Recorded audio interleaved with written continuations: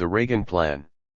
As part of the agreement brokered between the government of Lebanon, Israel, and the PLO, a multinational force, MNF, was to be deployed to assist in the PLO's evacuation. 69 On August 25, 800 U.S. Marines began to arrive in Beirut as part of this MNF, equipped for a non-combat role of assisting the Lebanese armed forces alongside French and Italian military personnel to aid in the withdrawal. The mandate of the MNF was limited in scope, not intended to last more than 30 days. Reporting on the deployment to congressional leaders, President Reagan wrote, "I want to emphasize that there is no intention or expectation that U.S. armed forces will become involved in hostilities. Our agreement with the government of Lebanon expressly rules out any combat responsibilities for the U.S. forces." 70 Acutely aware of domestic political pressure and congressional opposition to military deployments abroad, the president was wary of overextending the Marine mission and firmly rejected Israeli ambitions for grander designs in Lebanon. 71. Events in Lebanon had forced a reckoning with the very questions that Reagan had sidestepped when entering office. Secretary Shultz encouraged him to launch a diplomatic initiative to deal with the Palestinian question. On September 1, 1982, the president announced a formal peace plan from his Western White House in Santa Barbara, California. This was Reagan's first and only major speech on the Arab-Israeli conflict during his 8 years in office. Building on Jimmy Carter's Camp David framework, Reagan acknowledged that movement on implementing the Camp David Accords had been slow even as Israel had completed its withdrawal from the Sinai. Noting that the opportunities for peace in the Middle East do not begin and end in Lebanon, Reagan recognized that we must also move to resolve the root causes of conflict between Arabs and Israelis. In the president's view, the central question was how to reconcile Israel's legitimate security concerns with the legitimate rights of the Palestinians. 72 Secretary Shultz had already underscored the importance of a solution to the Palestinian problem in a meeting with Defense Minister Ariel Sharon several days before Reagan announced his plan. 73. Figure 6.1. U.S. Marines leave a utility landing craft during landing operations at the port. Beirut, September 1, 1982. Courtesy National Archives, Photo No. 330 CFDDNSN 83-05661. To expand on the foundations of Camp David, Reagan called for a transitional period of Palestinian self-government in the West Bank and Gaza to prove that autonomy posed no threat to Israeli security. Reagan's plan, like Carter's at Camp David, still fell short of statehood for Palestinians, but it explicitly countered Israeli claims of sovereignty. As the president remarked, "It is clear to me that peace cannot be achieved by the formation of an independent Palestinian state in those territories, nor is it achievable on the basis of Israeli sovereignty or permanent control over the West Bank and Gaza." 74 Rather, Reagan called for negotiations based on the principles of land for peace enshrined in UN Resolution 242. The president added a guarantee that the United States will oppose any proposal from any party and at any point in the negotiating process that threatens the security of Israel. America's commitment to the security of Israel is ironclad. And, I might add, so is mine. 75. In one of the most surprising elements of the speech, Reagan singled out the expansion of Israeli settlements over the Green Line. It was an issue that would emerge as the most contentious element of his proposal. The United States will not support the use of any additional land for the purpose of settlements during the transitional period, the president clarified. Indeed, the immediate adoption of a settlement freeze by Israel, more than any other action, could create the confidence needed for wider participation in these talks. Further settlement activity is in no way necessary for the security of Israel and only diminishes the confidence of the Arabs that a final outcome can be freely and fairly negotiated. 76 The president made it clear that while the United States would not support the establishment of an independent Palestinian state in the West Bank and Gaza, we will not support annexation or permanent control by Israel. When it came to Israeli settlements, Secretary Shultz later explained, their ultimate future must be determined in the course of the final negotiations. We will not support their continuation as extraterritorial outposts. 77. This middle ground between the curtailment of Israel's sovereignty and the prevention of Palestinian statehood reflected the new U.S. position on the fate of the settlements. In explanatory cables to world leaders, Schultz expanded on the central elements of the plan, particularly the issue of Palestinian autonomy. The term self-determination has, in the Middle East context, become a code word for the formation of a Palestinian state, explained the Secretary of State. We will not support this exclusive definition of self-determination. Nevertheless, the President is totally committed to the proposition that the Palestinians must have a leading role in determining their own future. Rather than statehood, American policymakers envisioned a joint association of the West Bank and Gaza with Jordan, a realistic and fair solution. 78. One of the architects of the Reagan Plan, Assistant Secretary of State Nicholas Valiades, later explained that no career experts working on it believed the Begin government would accept the plan. Rather, the hope was to get PLO Jordanian acceptance and put pressure on Israel to face an election and bring a more amenable labor government to power. 79. Growing directly out of Carter's diplomatic blueprint, the Reagan Plan was a startling departure for a president who had so strongly opposed his predecessor's approach. The shift betokened recognition that there would be a price to pay for a lack of engagement on the Israeli-Palestinian front. Israel's invasion of Beirut was viewed as a turning point.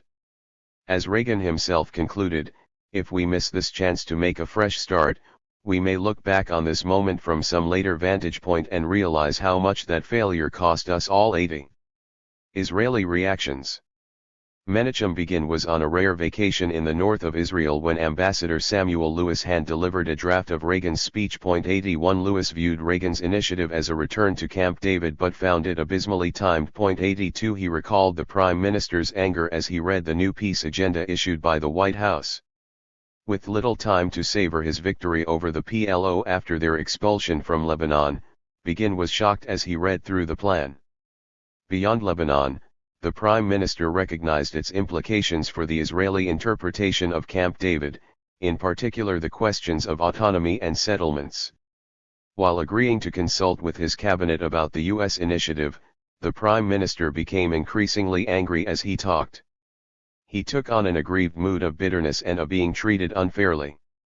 83. Begin's hope for a regional transformation along expansive Likud lines had been dashed.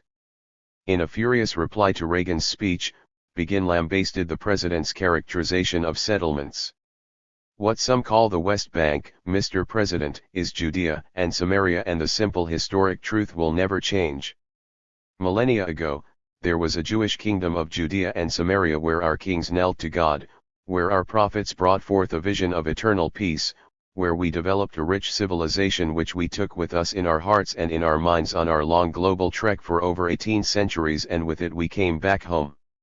King Abdullah of Jordan by invasion conquered parts of Judea and Samaria in 1948 and in a war of legitimate self-defense in 1967. After having been attacked by King Hussein, we liberated with God's help that portion of our homeland. The Palestinian state will rise itself the day Judea and Samaria are given to Jordanian jurisdiction. Then, in no time, you will have a Soviet base in the heart of the Middle East. For Zion's sake, I will not hold my peace, and for Jerusalem's sake, I will not rest. Isaiah, chapter 62, Menachem 84. Begin convened his cabinet on September 2, and they adopted a formal resolution that detailed several major points of opposition to Reagan's speech. Israeli officials categorically rejected the Reagan plan, offering a limited return to the moribund autonomy talks. 85. The grounds on which they would reconvene these autonomy negotiations disputed the rights of Palestinians in East Jerusalem to vote in any West Bank or Gaza election and precluded the possibility of Palestinian autonomy over land and water resources. 86. American intelligence officials had already warned that any initiative by the administration to revive the autonomy component of Camp David would be met by Israeli rejection. 87. The talks had run aground earlier in the year, after Alexander Haig's visit to Israel. Egyptian and Israeli differences over Palestinian self-determination were too entrenched, and the events in Lebanon had further buried the discussions.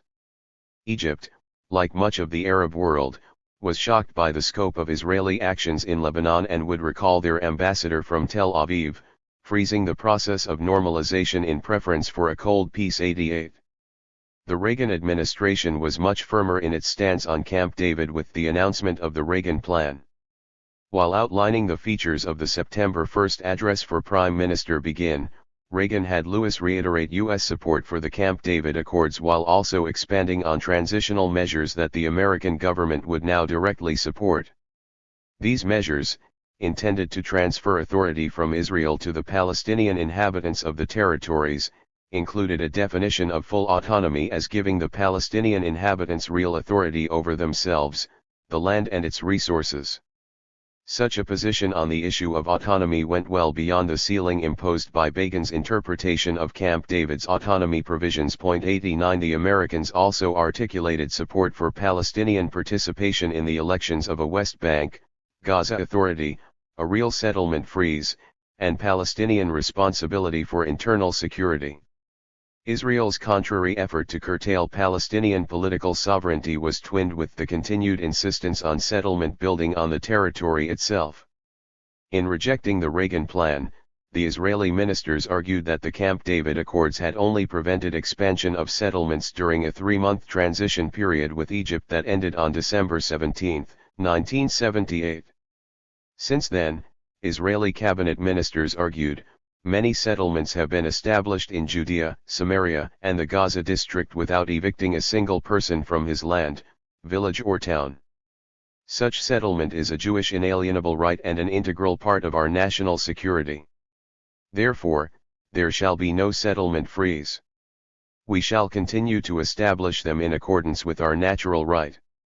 The officials closed by citing President Reagan himself, who announced at the time that the settlements are not illegal. 90. This defiant stance on settlements persisted throughout the 1980s, without any direct or substantive American intervention after the announcement of the Reagan Plan. The Carter administration had faced similar intransigence after the Camp David Accords, and Begin and Sharon had elicited sharper words from U.S. officials over settlement expansion. But the gap between the rhetoric in Washington and the reality on the ground in the West Bank underscored the weak nature of the opposition to what by the early 1980s had become an irreversible phenomenon of settlement expansion. 91. U.S. officials tried to coax Begin into a more amenable stance on sovereign control of the occupied territories. The official directive that Lewis delivered to Begin restated American opposition to the dismantling of existing settlements but also outlined clear opposition to Israeli control of the territories.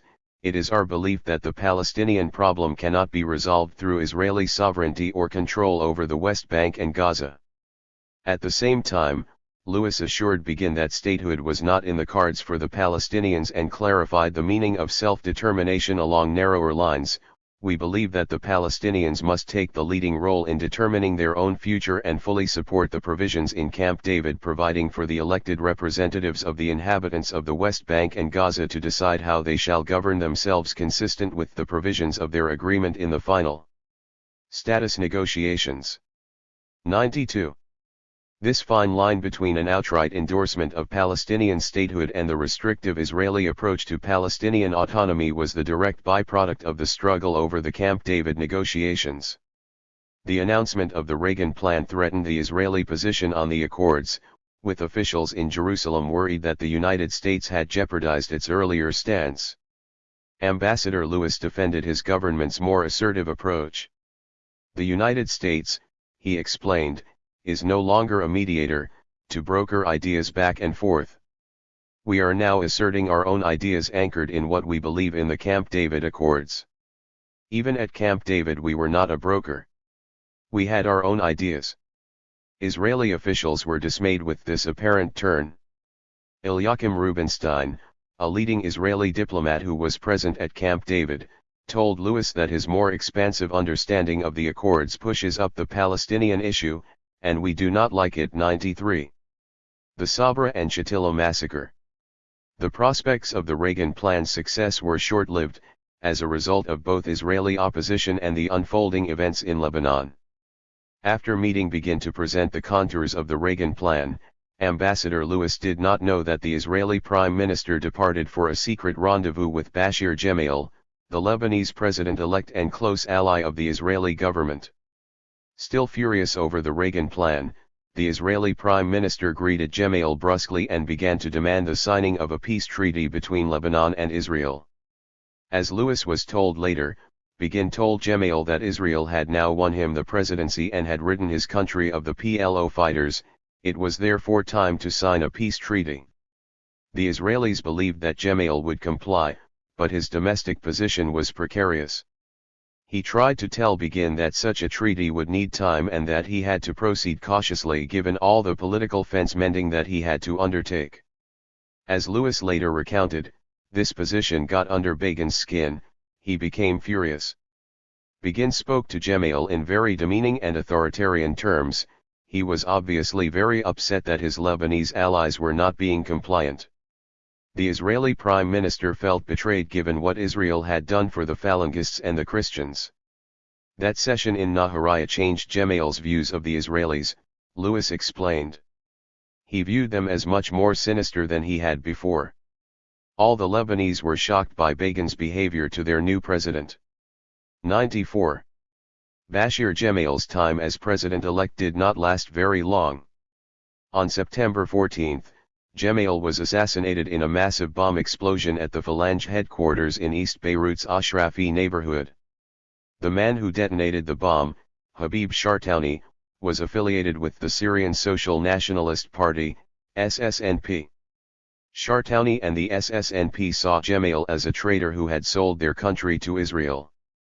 The close involvement of the Syrian intelligence services in the assassination shattered any remaining Israeli grand plans for the emergence of a Lebanese state remade under the leadership of a strong Christian ally.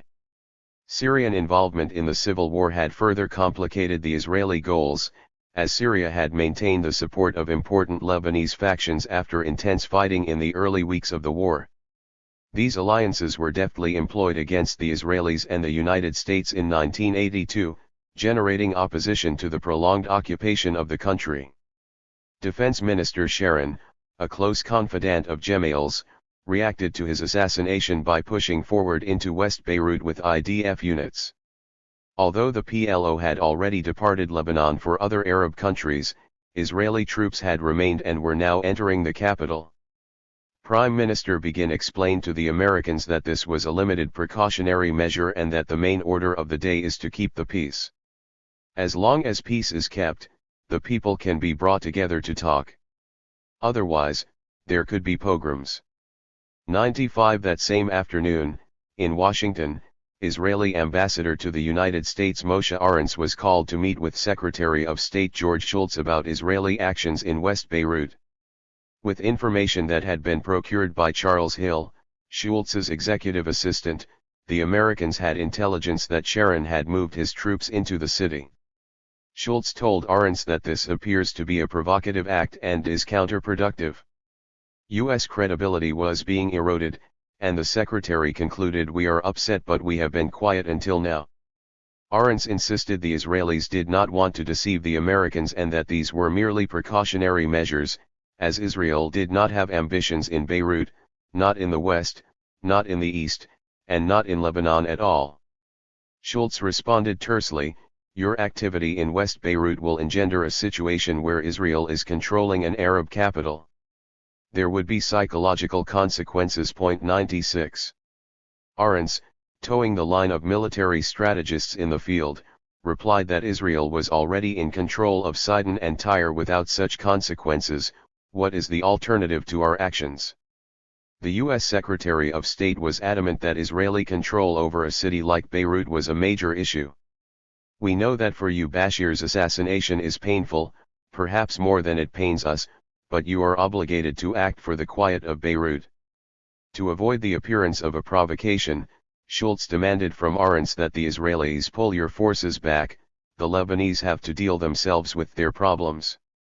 But as Arens insisted, in West Beirut there are 2,000 militants from Al-Murabitan, referring to a left-wing militia that had helped defend the PLO. It seems that there also remains the murderers of Bashir. 97. The Israelis were convinced that the Lebanese army was not capable of acting in their place to keep the peace. Schultz was not moved, adding that PLO members were no longer posing a challenge in Beirut and reiterated his strong sentiments to Arendt's point 98. With Schultz meeting Philippines President Ferdinand Marcos the next day, September 16, U.S. Undersecretary of State Lawrence Eagleburger continued the tense discussions with the Israelis over their consolidation of forces in West Beirut. Eagleburger read from talking points that described Israeli behavior as contrary to a series of assurances made by the Begin government, stressing that Israel's credibility has been severely damaged here in Washington by recent Israeli actions in West Beirut. Eagleburger told the Israelis that they must pull back and conveyed U.S. support for a Security Council resolution opposing Israel's actions. I want to reiterate strongly that the occupation by Israel of an Arab capital is a grave political mistake with far-reaching symbolic and concrete implications of the most dangerous sort. Arendts contested the American claim of Israeli deception and defended the IDF's moves as a prerequisite for maintaining order after Gemayel's assassination. Our common objectives are attainable, Arendts stressed, but we've got to work together and not at cross purposes. We should avoid this openly confrontational mode. If you think this will scare us, you're wrong. 99. For the Israeli ambassador, the U.S. approach to the Middle East was only conflating Lebanon's complexities with the Palestinian question. Before the Palestinian problem can be addressed, we've got to clear up the situation in Lebanon. First things first. Rather than tying these two things in a package, we should take them one by one, Arendts insisted, attempting to disentangle the two. Coupling the Lebanese situation with the future of Judea, Samaria, and Gaza may get you some short-run success, but in the long run we won't get anywhere. 100 In situating the events in Beirut as distinct from Reagan's approach to the peace process, Arendts was hoping to isolate the Palestinian question, when in fact the invasion centered on a military solution to the power of the PLO. Immediately after the PLO's departure, Secretary of Defense Weinberger had ordered the U.S. Marines back to their ships, as he had been anxious for the military to leave the country. Deeply cautious in the wake of the Vietnam War, the U.S. defense establishment resisted wars with no definitive end, a central tenet of Weinberger's Pentagon leadership. 101 The departure of the Marines also precipitated the rapid withdrawal of French and Italian forces, both of which had intended to stay longer. In this ensuing vacuum, Christian Falangist militias reeling from the assassination of their leader Bashir were free to terrorize Palestinian civilians who remained behind after the PLO's evacuation. The United States had guaranteed the safety of the civilians as part of the withdrawal agreement and yet was unwittingly complicit in the massacre that followed. Between the evening of September 16 and the afternoon of September 18, Christian Phalange militiamen launched an attack on defenseless Palestinian civilians in the Israeli-controlled Sabra and Shatila refugee camps. Marshaled at the Beirut airport, a major Israeli staging point, these forces were ushered through Israeli lines into the camps, which were surrounded by Israeli forces. Under the command of Eli Hobika, the Phalange militiamen raped, killed, and dismembered at least 800 women, children, and elderly men while Israeli flares illuminated the camp's narrow and darkened alleyways. 102 The Israeli cabinet had met on the evening of September 16 and officials were informed that Phalange fighters were entering the Palestinian camps. Israel's deputy prime minister, David Levy, worried aloud about the consequences of Phalange actions in the wake of Gemayel's assassination. I know what the meaning of revenge is for them. What kind of slaughter? Then no one will believe we went in to create order there, and we will bear the blame. 103 Sharon himself told cabinet members of the Phalange movements, stressing that the results will speak for themselves. Let us have the number of days necessary for destroying the terrorists. 104 This insistence that only terrorists were to be found in the camps belied the actual reality of those who had remained after the PLO evacuation. News of civilian deaths in the camps began to filter out to Israeli military officials, politicians, and journalists overnight. The following day, on September 17, Israeli Foreign Minister Yitzhak Shamir hosted a meeting with Habib's assistant Morris Draper, Sharon, and several Israeli intelligence chiefs. Shamir reportedly heard of a slaughter in the camps that morning, but he did not mention it to those assembled. Instead, the discussion focused on the Israeli insistence that terrorists who stayed behind in Beirut needed mopping up. Sharon browbeat Ambassador Draper, who demanded the IDF pull back from the areas it occupied in West Beirut so the Lebanese National Army could take over. Sharon exploded at Draper's suggestion, "I just don't understand, what are you looking for? Do you want the terrorists to stay? Are you afraid that somebody will think that you were in collusion with us? Deny it." "We denied it." Draper was insistent and pushed for definitive signs of an Israeli withdrawal. Sharon cynically told him, "Nothing will happen. Maybe some more terrorists will be killed. That will be to the benefit of all of us." 105. Draper warned Sharon that this prolonged presence would enable the Lebanese to go and kill the Palestinians in the camps. Sharon replied, "So, we'll kill them. They will not be left there. You are not going to save them. You are not going to save these groups of the international terrorism." Draper, swept up in Sharon's rhetorical onslaught, responded, "We are not interested in saving any of these people." Mr. Sharon declared, "If you don't want the Lebanese to kill them, we will kill them."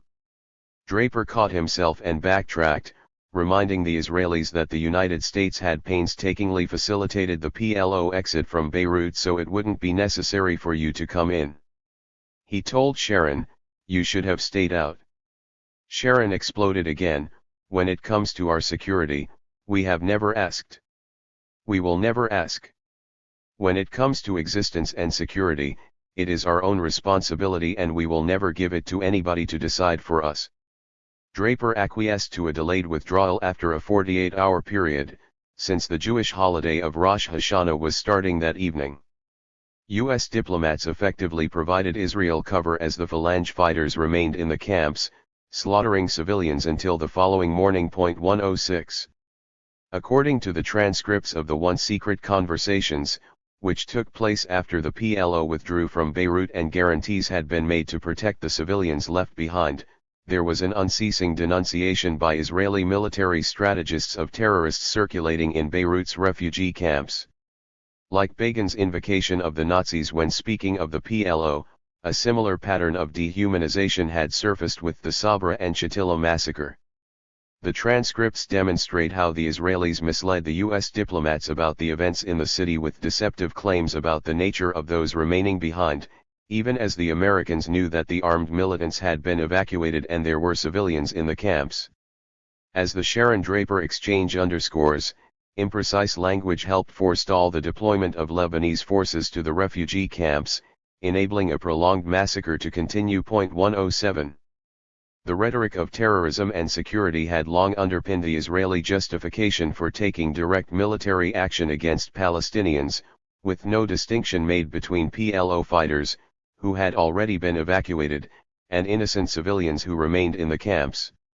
In the broader sweep of Israel's approach to the Palestinians, the 1982 invasion served to blur this distinction even further, linking a diplomatic approach to sidelining the Palestinian question that had taken hold at Camp David with the military approach of quashing Palestinian identity in a more permanent fashion.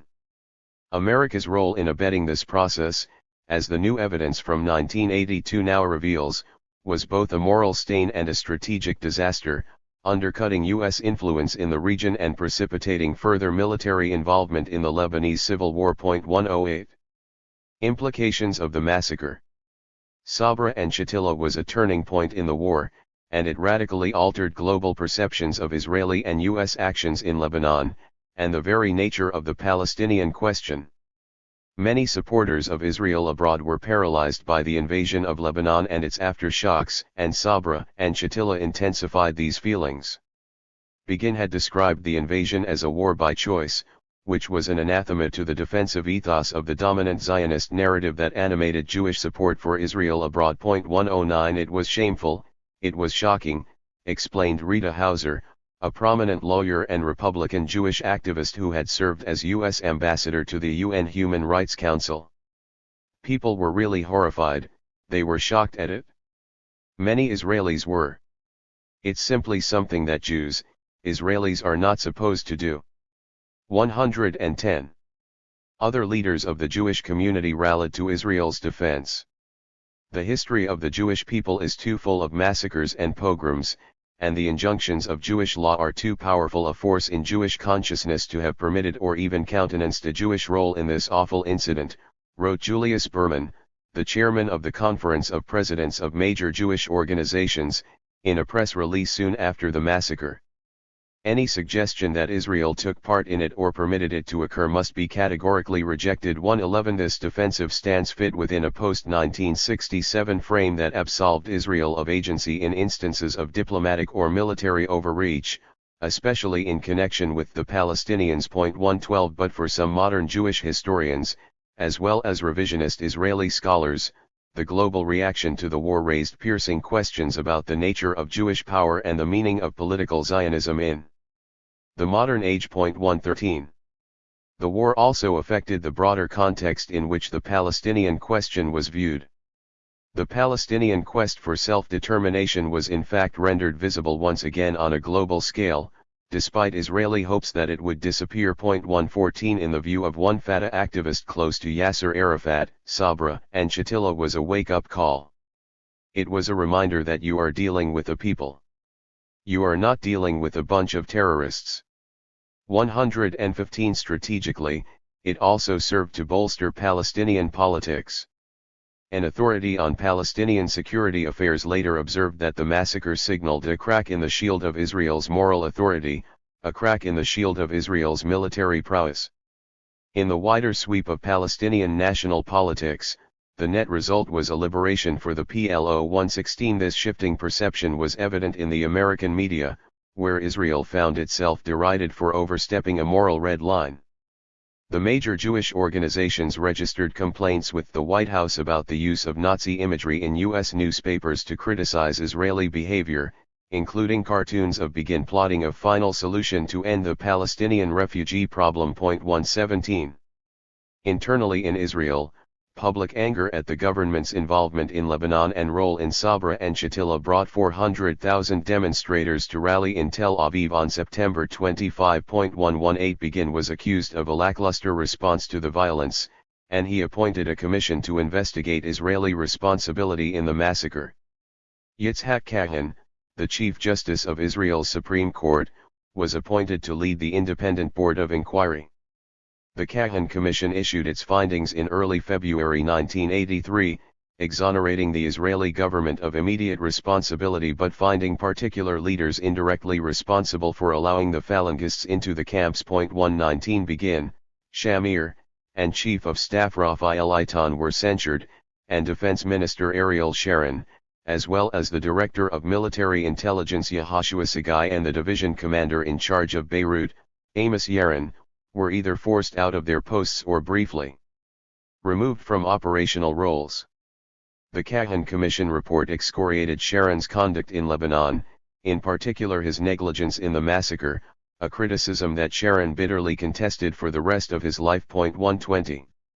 Sharon insisted that his actions were in line with long-standing Israeli policy toward the Christians in Lebanon.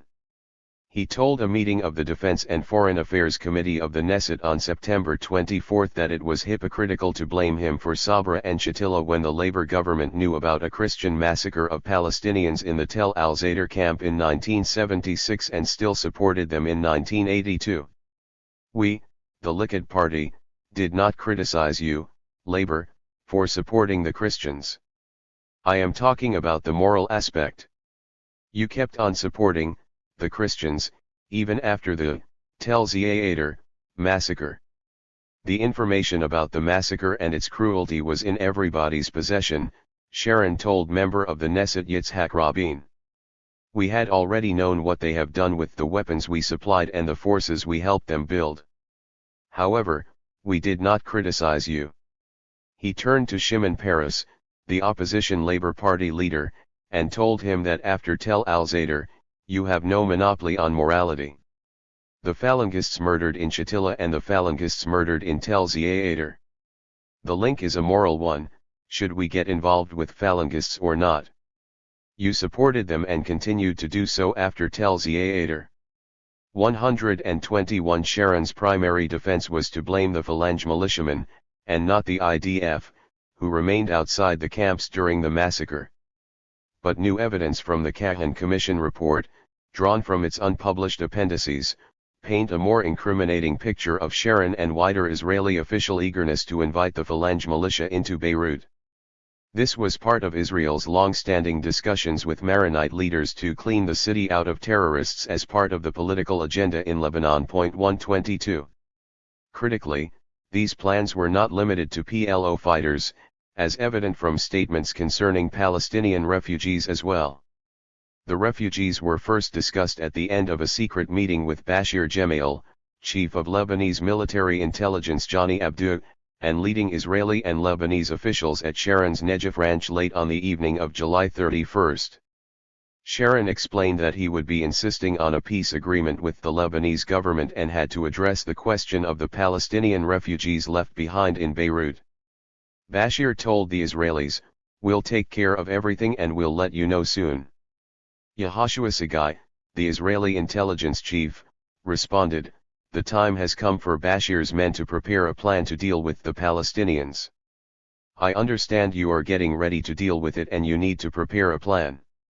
Sharon added a final note, "The Jews are weird but you must agree about the issue. We don't wish to stay there and take care of the issue." 123. By discussing the fate of Palestinians in such a manner, Sharon and the other Israeli officials invited Gemayel and the Phalange to do Israel's bidding in the refugee camps of Beirut. This pattern of countenancing violence and even possibly instigating a refugee exodus by destroying their homes extended back to early July, when, during a meeting between Sharon and Bashir Gemayel at the Lebanese forces headquarters in Beirut, Gemayel asked the Israelis whether we would object to him moving bulldozers into the refugee camps in the south, to remove them, so that the refugees won't stay in the south. According to notes on the meeting, the DM Sharon responded by saying that it was none of our business. We do not wish to handle Lebanon's internal affairs. 124. Yet such open talk of driving out Palestinians through violence and expulsion recurred in discussions just before the massacre. In a crucial meeting with Gemayel on September 12, 2 days before his assassination, Bashir told Sharon that conditions should be created which would lead the Palestinians to leave Lebanon. 125. Excerpts from the restricted testimonies of the Kahan Commission underscore that members of the Israeli military and intelligence organizations knew in advance what the Phalange were intending to do to the Palestinians. According to the testimony of Colonel Elkanah Harnoff, a senior Israeli military intelligence officer, the Phalange revealed that Sabra would become a zoo and Shatila Beirut's parking place. Harnoff added details about acts of brutality and massacres relayed to Defense Minister Sharon as early as June 23.126. On that same day, a report was passed to Foreign Minister Shamir and Defense Minister Sharon attesting to the Christians terminating 500 people in the evacuation of West Beirut.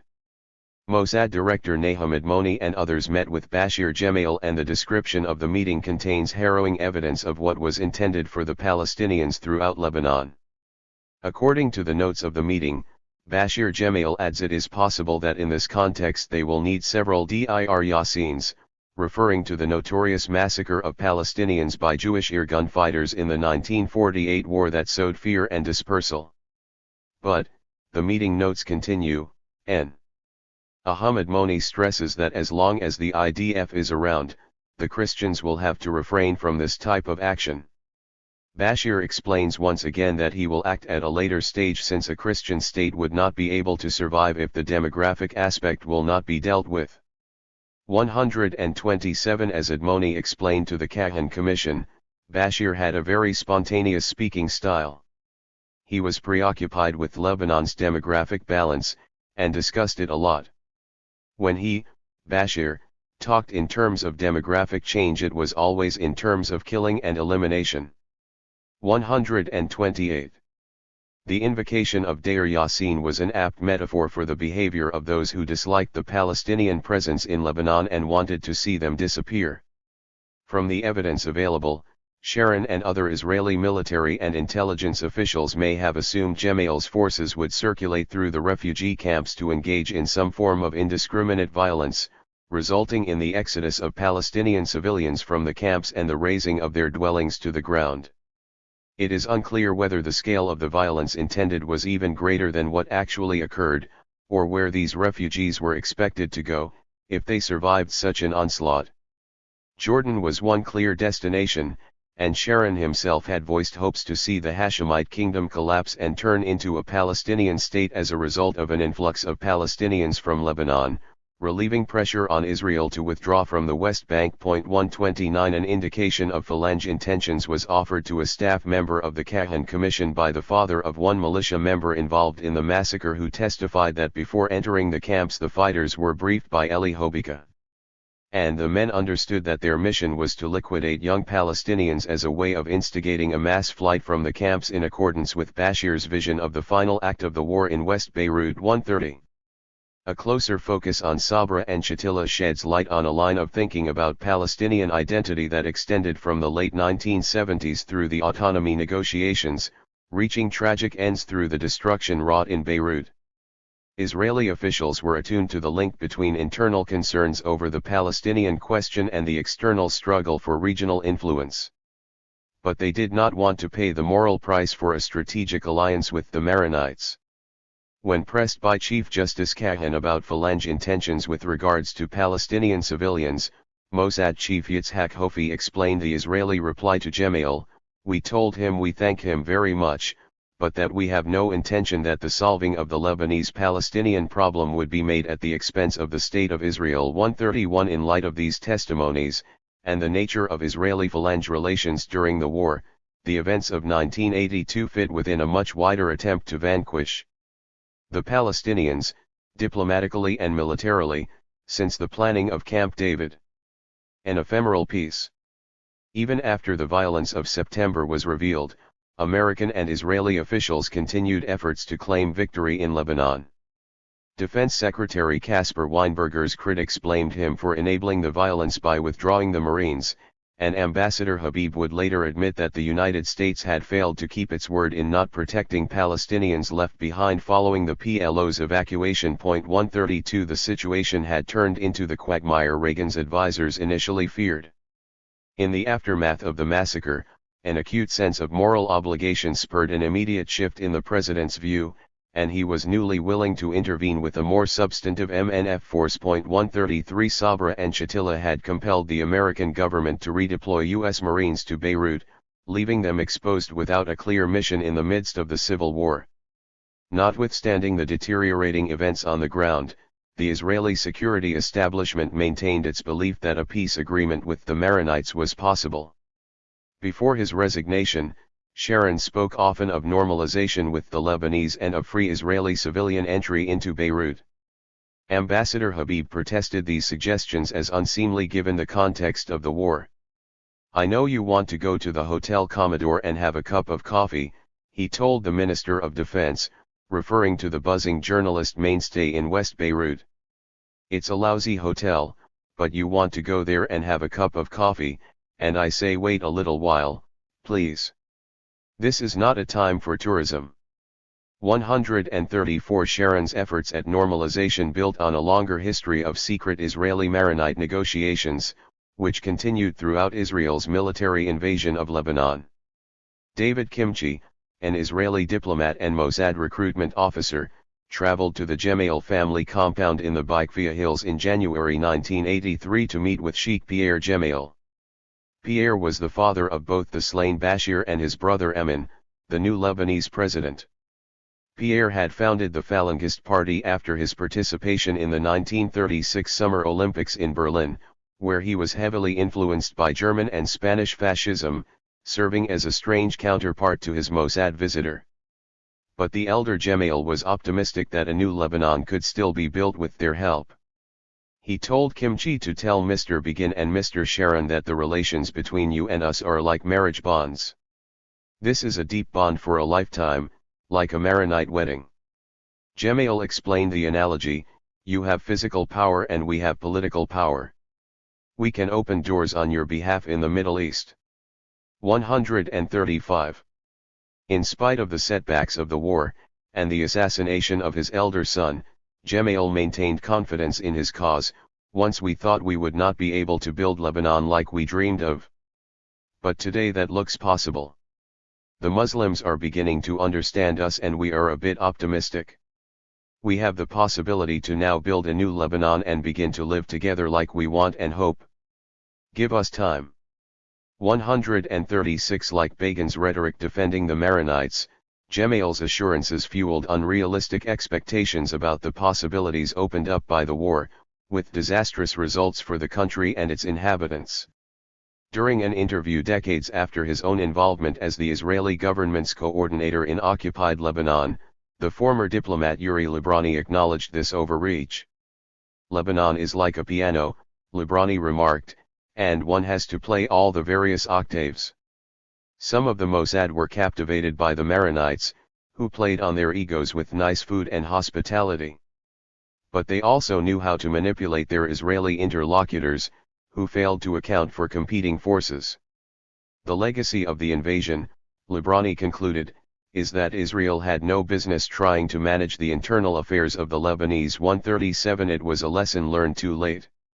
During the early part of 1983, the United States continued to back secret Israeli negotiations for a peace treaty with the Lebanese government. 138 The talks were held while Lebanon was subject to both Israeli and Syrian occupation, and U.S. diplomats often solicited Israeli negotiating positions before seeking approval from Beirut. 139 The Israelis wanted open borders with Lebanon and the establishment of diplomatic missions that would lead to a full peace. Lebanese negotiators were far more circumspect, initially attempting to limit the discussions to military matters. They viewed the negotiations as a joint effort with the United States, imposed as the only means of securing Israel's withdrawal. 140. There were also broader political aims driving Israeli efforts to force an unsustainable treaty on a reluctant and shaky Lebanese government. 141 In a declassified CIA intelligence analysis prepared for the agency's director, William Casey, on February 9, 1983, the CIA's Near East and South Asian experts provided the rationale for these negotiations. Beirut believes, probably correctly, that Tel Aviv is deliberately dragging them out to scuttle the Reagan initiative. The regional analysts surmised that a peace treaty with Lebanon would divert American attention from pushing the president's September 1982 peace plan, which had directly challenged the narrow Israeli view of Camp David and the Palestinian issue, eliciting so much anger from Prime Minister Begin. The CIA analysts also took stock of the domestic consequences of the invasion, which had driven the negotiations. Israeli political leaders, including Prime Minister Begin, probably have more reason than ever to secure major concessions on security and normalization now that the Sabra Shatila massacre report is in. They need to prove the Lebanese invasion was a profitable political gamble for Israel. 142. Lebanon's government, led by Amnon Gemayel, signed the peace agreement with Israel on May 17, 1983. 143 Primarily, as a leading study explains, the agreement declared an end to the state of war between Lebanon and Israel, forbade the presence of forces hostile to one in the territory of the other, implicitly, Syria and the PLO in Lebanon, established an American-led Joint Liaison Committee to oversee the normalization of relations, and called for a security region along the shared border. 144 Gemayel was a weak leader and was compelled to sign in order to end Israel's military intervention. Yet Israel did not achieve the full normalization it sought, and its efforts via a side letter from the Americans to link the IDF withdrawal with the Syrian pullout explicitly handed Syrian President Hafez al-Assad an unexpected veto. He had opposed the Israeli peace agreement from the start and was unwilling to give up any of Syria's newfound regional influence gained during the war. Habib, who had negotiated the agreement on behalf of the United States as Reagan's trusted lead regional diplomat, did not attend the signing ceremony and later remarked the accords weren't worth the paper they were written on. 145 He swiftly lost the confidence of the Syrians after the negotiations and resigned from his post. Begin's departure.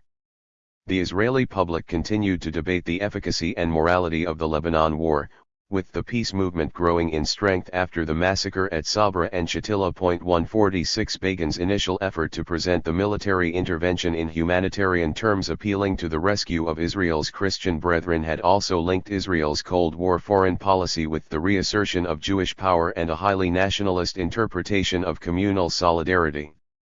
This approach implicated support for Israel with a right-wing Likud worldview. 147 During the war, Begin was widely maligned for yielding to Sharon's aggressive agenda and for the moralizing tone in which he presented Israeli aims. 148 The Israeli Prime Minister, whose own parents were killed by the Nazis, invoked the Holocaust and the suffering of Jews as a justification for his actions in Lebanon. 149 In response, the Holocaust scholar Zeev Mankowitz excoriated Begin for his misuse of Jewish history. In a scathing letter to the Israeli liberal daily newspaper Haaretz, Mankowitz wrote that Begin has lost touch with reality and is punishing phantoms born in the greatest tragedy that ever befell our people. Whatever its final outcome, the epitaph to be placed upon the war in Lebanon will read, "Here lies the international stature and moral integrity of a wonderful people. Died of a false analogy." 150. Beset with grief over the recent death of his wife, Eliza, and the terrible outcome of the Israeli invasion, Begin resigned from office in August 1983. Reagan, in a most gracious cable to his dear friend Menachem, wrote the departing leader that few men have so rightly worn the mantle of peacemaker as you. A half a century at the center of history is an extraordinary achievement. 151 The Israeli leader, a fixture of public and political life since before the birth of the state in 1948, was rarely seen in public again. 152 The Likud Central Committee selected Yitzhak Shamir to succeed Begin as prime minister. Shamir was also a disciple of the revisionist Zionist Zeev Jabotinsky and a former leader of the Stern Gang, who had a reputation for extremism and violence. Shamir was even more intransigent than Begin, having opposed the Sinai withdrawal, and was generally unreceptive to the idea of bargaining and compromise. 153 Moshe Arens, the ambassador to the United States and also a member of the right-wing Herut Party, was appointed defense minister to replace Ariel Sharon. 154 The new leadership was even less inclined to push forward on the political front, in particular when it came to the Palestinians. Alongside these political implications, the cultural consequences of Lebanon left an indelible mark on Israeli society. 155 For committed Zionists, the impact of the 1982 war was devastating. In Lebanon, the grandeur that started in 1967 was exploded, remarked the American-Israeli scholar and Rabbi David Hartman to the New York Times. The early naivete of the pioneers, all that is gone now. We have to find a way to reinstitute into Israeli society a sense of joy and vision now that we have gained some anchorage in reality. Israelis need music, Hartman concluded, and there is no music in the air now. There is just this invasion of reality. 156 Amos Oz, a leading Israeli writer and public intellectual, reflected some years later how the experience of the war shaped the nation's psyche. After Lebanon, we can no longer ignore the monster, even when it is dormant, or half asleep, or when it peers out from behind a lunatic fringe. After Lebanon, we must not pretend that the monster dwells only in the offices of Meir Kahane, or only on General Sharon's ranch, or only in Raful's carpentry shop, or only in the Jewish settlements in the West Bank. It dwells, drowsing, virtually everywhere, even in the folk-singing guts of our common myths. Even in our soul melodies. We did not leave it behind in Lebanon, with the Hezbollah. It is here, among us, a part of us, like a shadow, in Hebron, in Gaza, in the slums and in the suburbs, in the kibbutzim and in my Lake Kinneret. 157. For Oz, like many others who witnessed and wrote about the events of 1982 and its aftermath, the war represented a moment of rupture. Yet it also tended to direct attention inward, in some ways distancing Israeli society from reckoning with the Arab victims of state violence.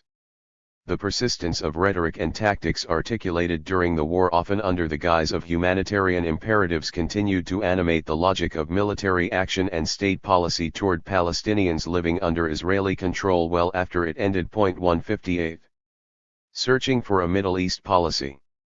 By the fall of 1983, the debilitating lack of movement in Lebanon, fraying relations with Jordan, and stalled negotiations over the fate of the Palestinians raised major concerns within the Reagan administration. There were serious challenges facing U.S. policy in the Middle East. George Shultz outlined his worries to the president: "We need to take a hard look at emerging signs of serious danger for us and for our friends in the area." Shultz was especially concerned about policies toward settlements on the West Bank, and toward the human condition of Palestinians both in the occupied territories and in Lebanon. 159 Shultz's warnings coincided with a series of important NSC meetings and critical administration directives that attempted to provide a new coherent policy for the region. The resulting strategy emphasized the prevention of Soviet hegemony and the protection of adequate U.S. access to Gulf oil reserves as the primary objectives of American policy in the Middle East. 160 Another major concern was ensuring the security of Israel and obtaining a resolution of the Palestinian problem, and Reagan believed that the United States was well suited for both tasks. But the president's accompanying statement on cooperation with Israel once again threw into relief the inevitable dilemma that would result from his approach. "I acknowledge that our ability to defend vital interests in the Near East and South Asia would be enhanced by the resolution of the Arab-Israeli conflict," Reagan affirmed. Nevertheless, in recognition of Israel's strategic location, developed base infrastructure, and the quality and interoperability of Israeli military forces, we will undertake to resume cooperative planning with Israel, expanding on the work begun earlier. 161 In choosing to renew strategic cooperation with Israel, Reagan understood that he could further undermine America's credibility with Arab states, as Lebanon had so clearly demonstrated. The president's national security advisor, William Clark, stressed the importance of fully restarting strategic cooperation with Israel and saving face with the Arab world. Under the rubric of collaborating to defeat Soviet aggression, Clark believed Israel would not question U.S. latitude on issues where U.S. and Israeli interests do not coincide, namely equipping moderate Arab states as part of parallel strategic alliances. 162 The approach demonstrated the paramount importance of the Soviet threat, which remained the dominant prism through which Reagan viewed the Middle East. But the flawed logic of such an arrangement was clear in Lebanon, where a strengthened U.S.-Israel alliance did not coexist with support from Arab states. The ongoing Israeli occupation of the country had in fact engendered a great deal of opposition in the region, growing swiftly in the wake of the May 17 agreement, which had enabled a security region along the border. 163. Any gain from the short-lived calm that had been brokered in the Lebanese-Israeli peace treaty soon gave way to further violence. As predicted, Israeli forces began to leave the Shouf Mountains above Beirut in the fall of 1983, triggering a power vacuum. U.S. troops remained in place, exposed to attacks near the airport and drawn into the fighting alongside Lebanon's Christian militias. Local opposition among Lebanon's disaffected Shia population led to targeted strikes against American installations. These attacks were mostly the work of an emergent paramilitary group, Hezbollah. In April 1983, a suicide bomber killed 63 people, including several key CIA operatives, soldiers, and Marines, in a targeted attack on the U.S. Embassy in Beirut. 164. On October 23, 1983, in the single deadliest attack against the U.S. Marine Corps since World War II, an enormous explosion ripped through the U.S. Marine barracks at the Beirut International Airport, killing 241 American servicemen. 165 minutes later, a second suicide bomber hit the French military barracks in the Drucker building, killing 58 paratroopers in France's single worst military loss since the Algerian War. These attacks led to open warfare with Syrian-backed forces and, soon after, the rapid withdrawal of the Marines and multinational forces to their ships, accelerating the end of U.S. and European involvement in Lebanon. Despite Reagan's pledge to retaliate against the perpetrators, and not withdraw until the mission was complete, American troops departed within months. 166 In the words of U.S. Ambassador Samuel Lewis, America left the country with our tail between our legs. 167. The possibility of Lebanese unity quickly crumbled as the Syrian army filled the void left by the departing multinational forces, which evacuated by March 1984. Soon after, Amin Gemayel abrogated the May 17 agreement that had been signed with Israel and turned to Syria for support. Israeli forces partially withdrew 25 miles north of Israel's border with Lebanon, using General Saad Haddad's South Lebanon Army, SLA, as a proxy to control the area alongside its own forces. This marked the onset of a prolonged de facto partition of Lebanon between Israeli and Syrian spheres of influence. The regional implications of this partition, as CIA analysts predicted in a prescient report, affected the Palestinians as well. Ultimately, as the CIA argued, a prolonged stalemate in Lebanon will tend to detract attention from other Levantine issues, particularly the Palestinian Problem 168. For Israeli leaders, despite the setbacks of the invasion, there was interest in keeping the Palestinian question isolated from developments in the territories themselves. But this could not prevent the transformation of the Lebanese occupation into a recurring source of violent conflict as well as political dissent within Israel.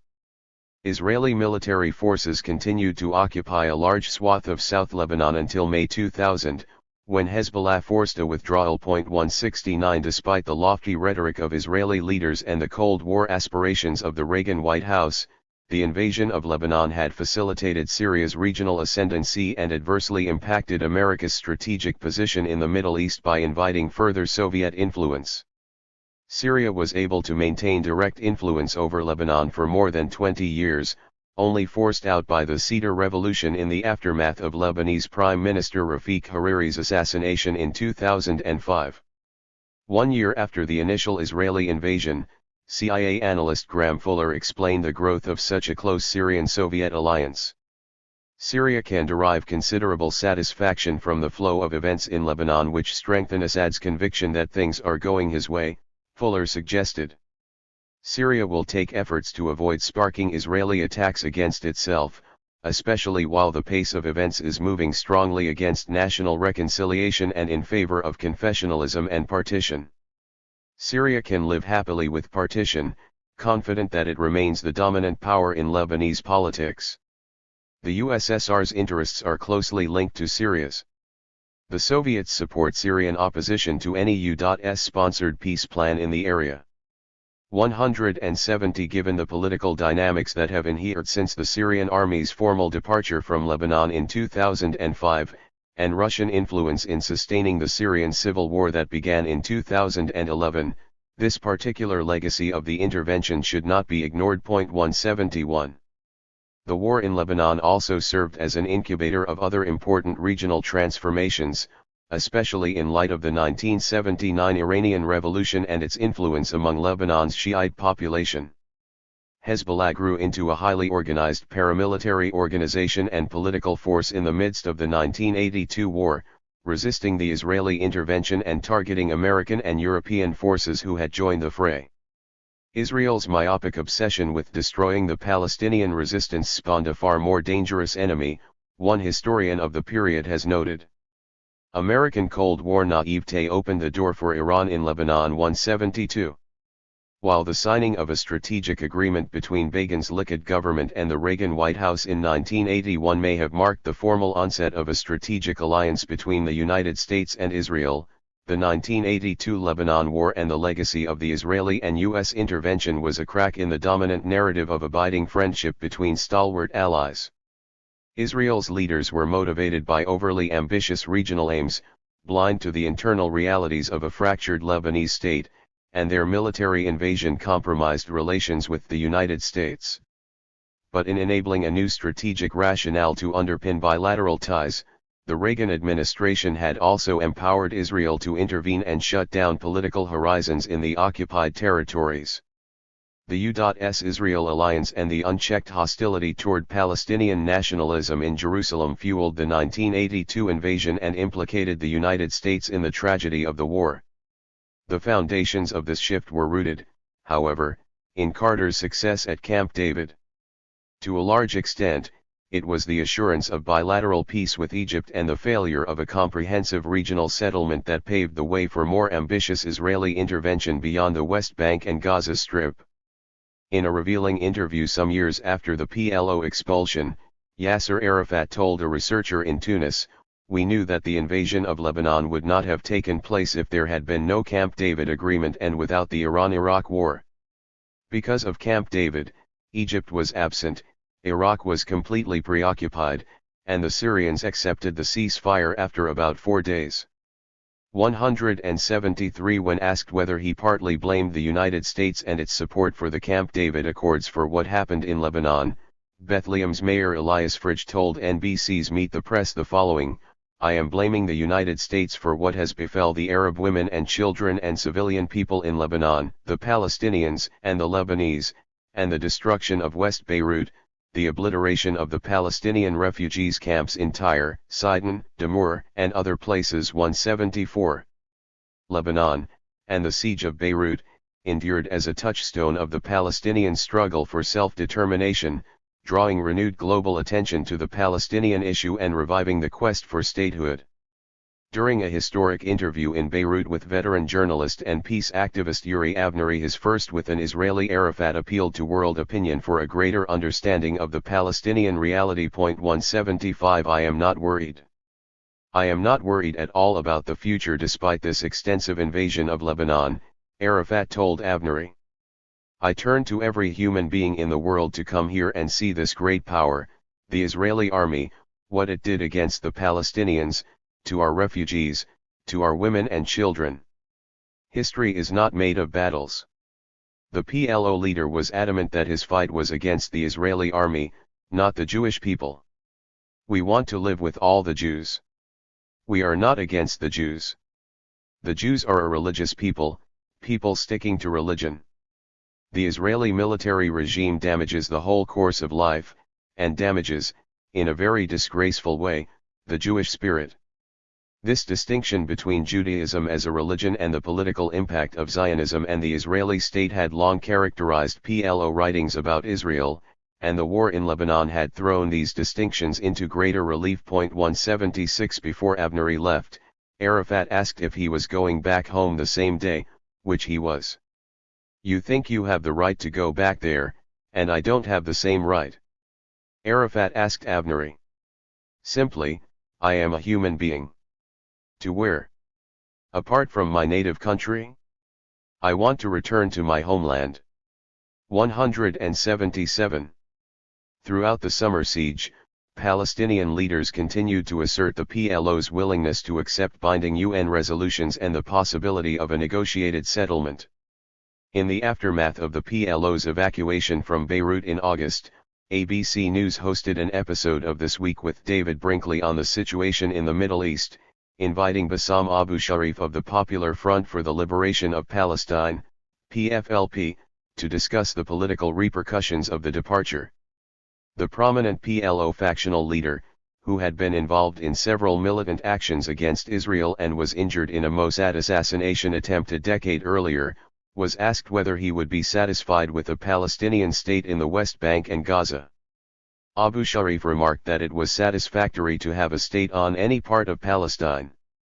In a follow-up, he was asked, does that mean that the Palestinians, in your view, the PLO, in your view, can accept the simultaneous existence of Israel as a Jewish state? Abu Sharif replied, this is the PLO program.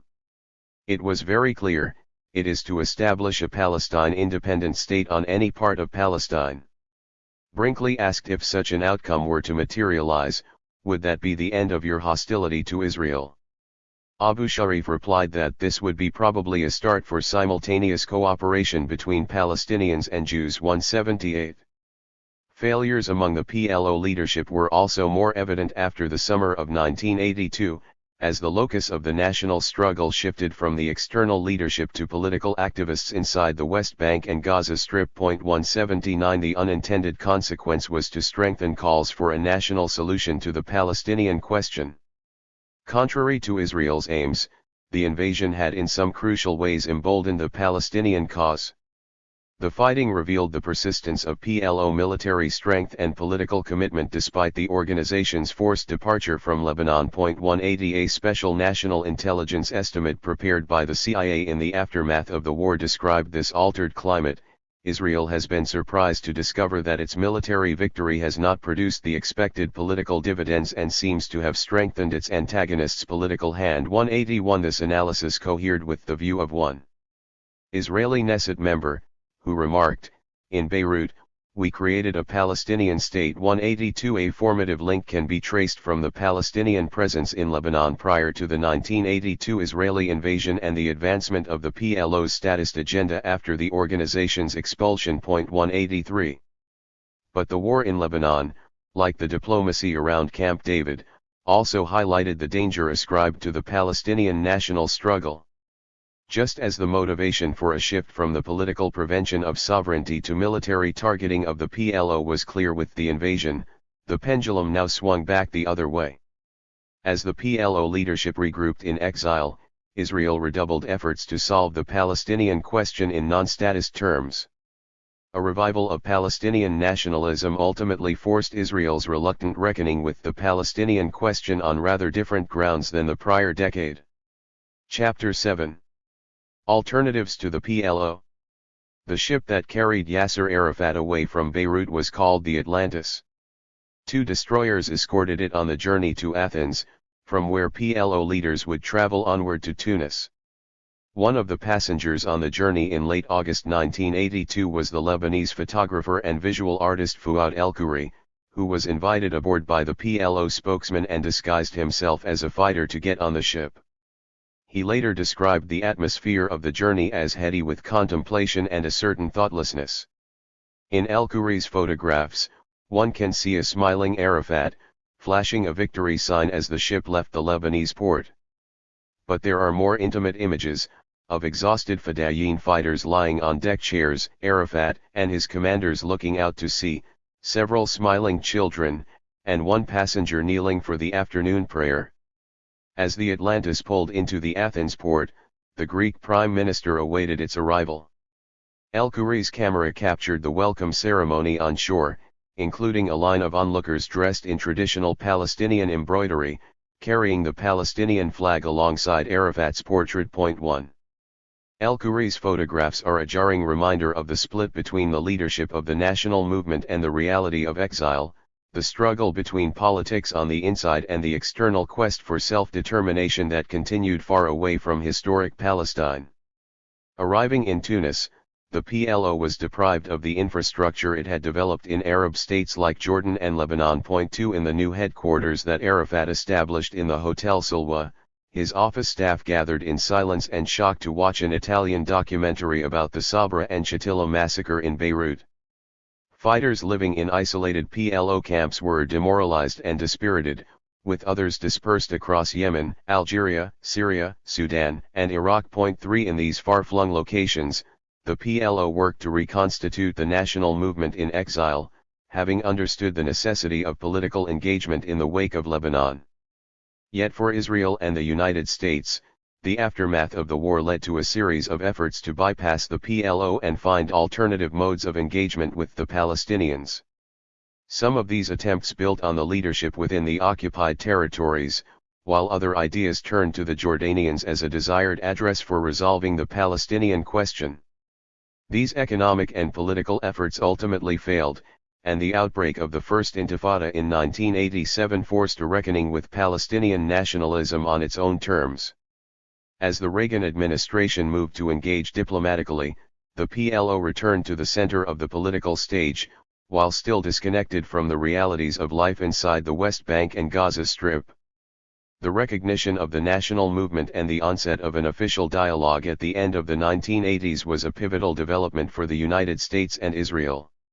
It was also a milestone for the PLO, which had fully embraced a statist platform after years of an internal struggle over national aims. Bypassing the national movement.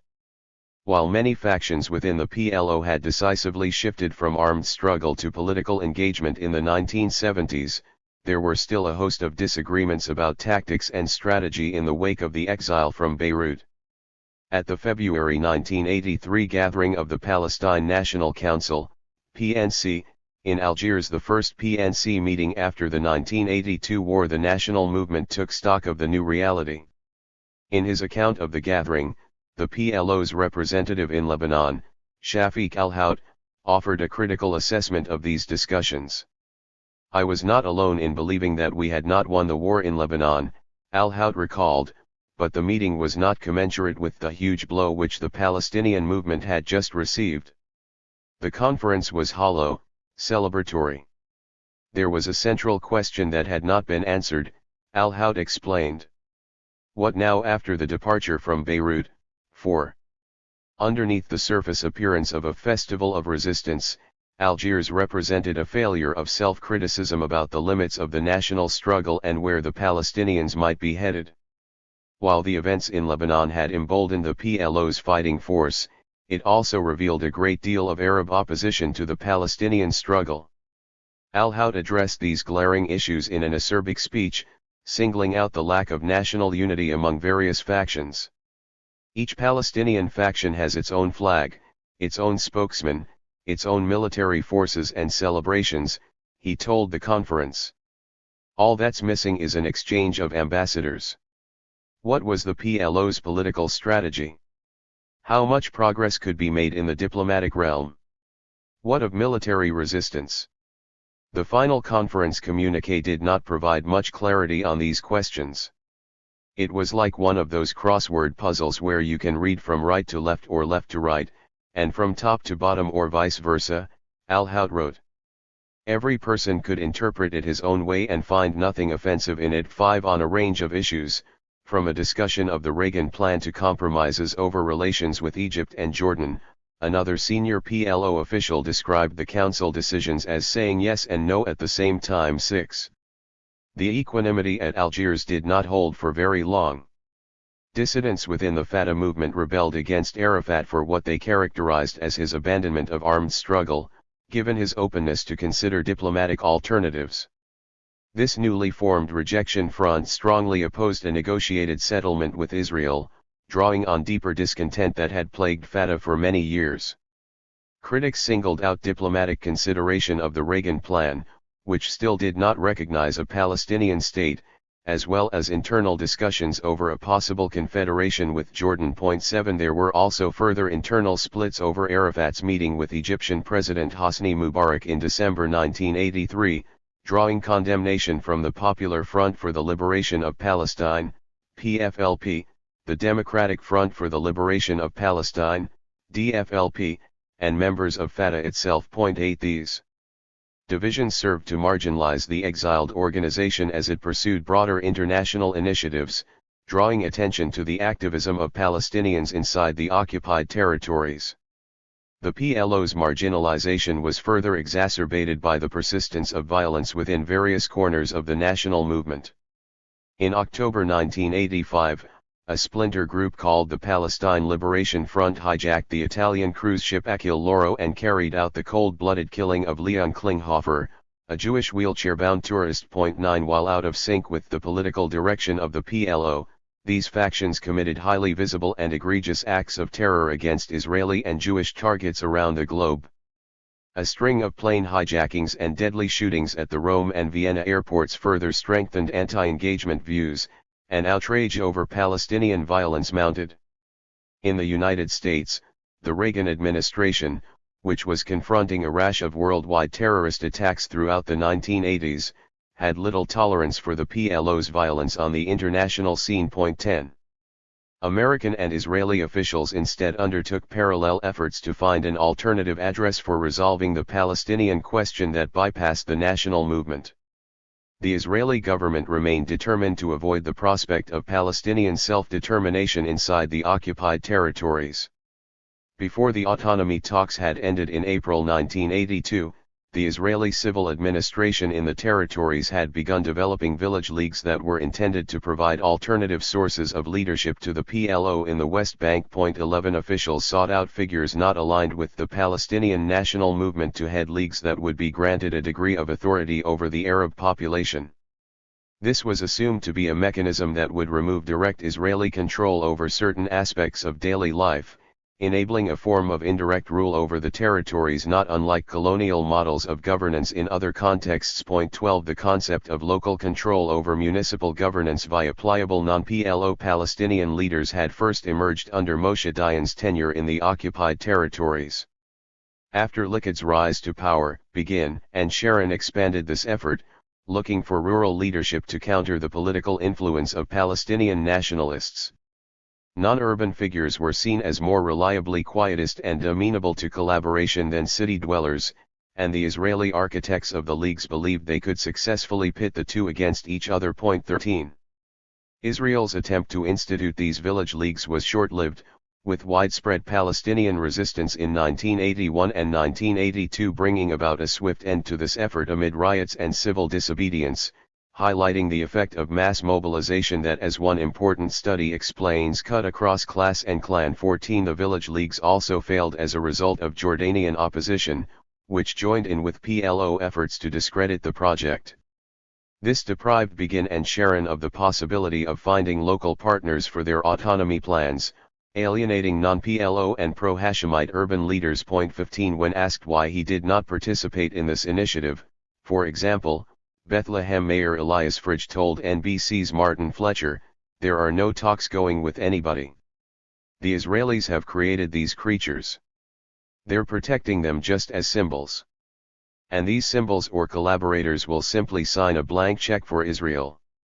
Fridge compared the efforts on the part of the Israelis to pursue village leagues as akin to the failed autonomy talks. Those talks, Fridge explained, were devoid of content. Israel is not giving us anything whatsoever. Israel wants the land. It is talking of an autonomy where Mr. Begin says will never lead to self-determination, will never lead to statehood. Harkening back to the language of Camp David, the Bethlehem mayor insisted that the real meaning of the agreement was full autonomy for Palestinians, akin to the Egyptian formula suggested during the autonomy negotiations, not the model being proffered by Israel. "We have not fought for 60 years to accept a very limited, powerless administrative council without doing anything," Fridge declared. Point 16. The Jordanian Option and Quality of Life Initiatives. A search for alternative approaches to the Palestinian question also featured in Washington. Reagan had won re-election handily in 1984, and the administration de-emphasized a return to comprehensive diplomacy in the region during his second term. At a news conference in the spring of 1985, the president was asked pointedly about the seeming lack of interest in restarting the peace process. Having unveiled an ambitious peace plan in September 1982, Reagan now seemed to have stepped back. He responded by insisting it was not a policy of disengagement. "Our proposal, in the very beginning, was that we did not want to participate in the negotiations," Reagan explained. "It wouldn't be any of our business to do so, but that we'd do whatever we could to help bring the warring parties together and, in effect, you might say, continue the Camp David process." 17 Instead of reviving a full-scale peace initiative, U.S. policymakers focused on more limited programs to alleviate hardships in the West Bank and Gaza Strip, repositioning the Palestinian issue in humanitarian terms. Diplomatically, U.S. officials also explored what was known as the Jordanian option, an effort to conduct peace talks with King Hussein over the fate of the Palestinians. This was intended to circumvent the PLO and build a moderate Palestinian infrastructure under the aegis of an Israeli-Jordanian arrangement. Point 18. Reagan's electoral victory in 1984 coincided with a political realignment in Israel, where a standoff between the Labor and Likud parties had resulted in a unity coalition with a rotation in the premiership.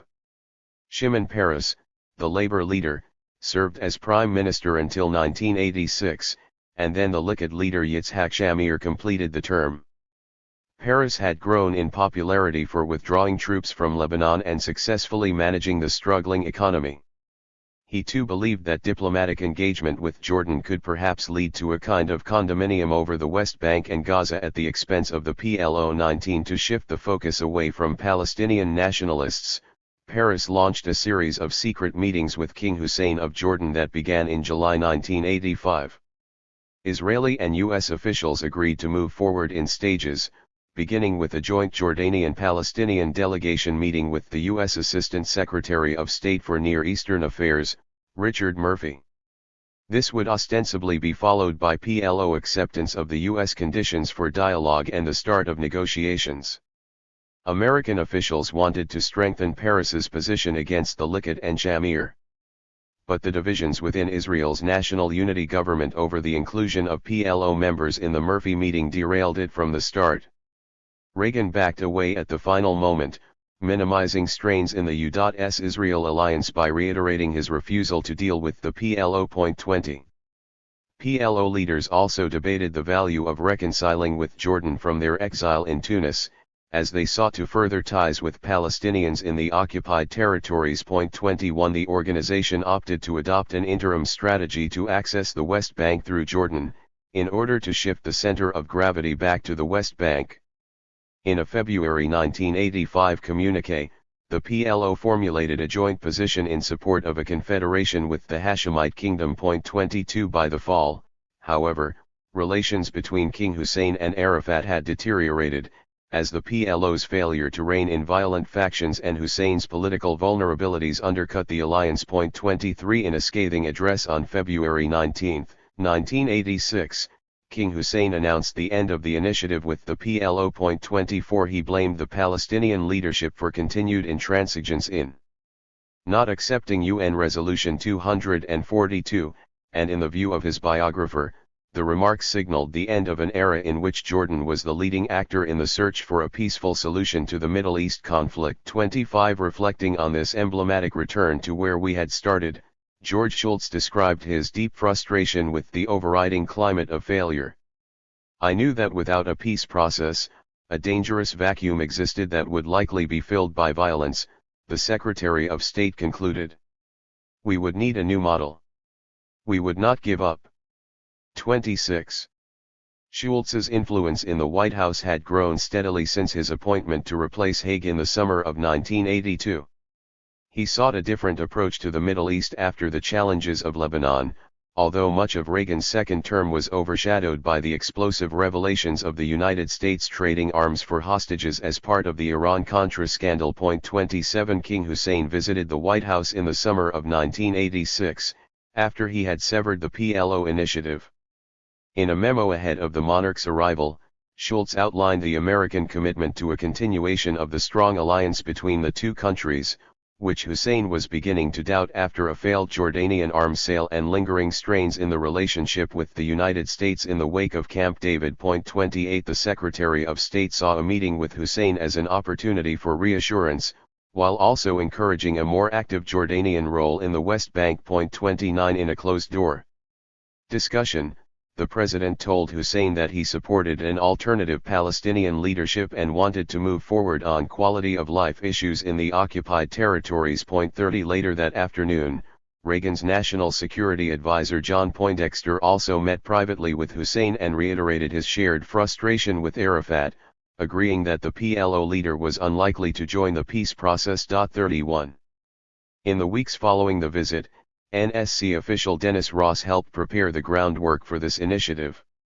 Ross had served under Paul Wolfowitz at the State Department's policy planning staff, and was put in charge of Near East and South Asia affairs at the NSC in June 1986. 32 In a cable composed by Ross, Poindexter encouraged Secretary Shultz to help King Hussein in his effort to close all doors to Arafat and provide money to build a moderate Jordanian position on the West Bank. Poindexter sensed there could be problems with this approach. I realize supporting the king's efforts to undermine Arafat and nurture an alternative leadership may be controversial.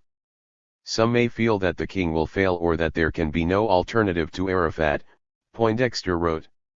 I am concerned that if we look lukewarm in our support we will guarantee his failure, and I am convinced that Arafat is incapable of ever negotiating peace with Israel. 33 Even though other policymakers and external critics had repeatedly stressed the importance of dealing with the PLO leadership directly, the NSC chief had other ideas.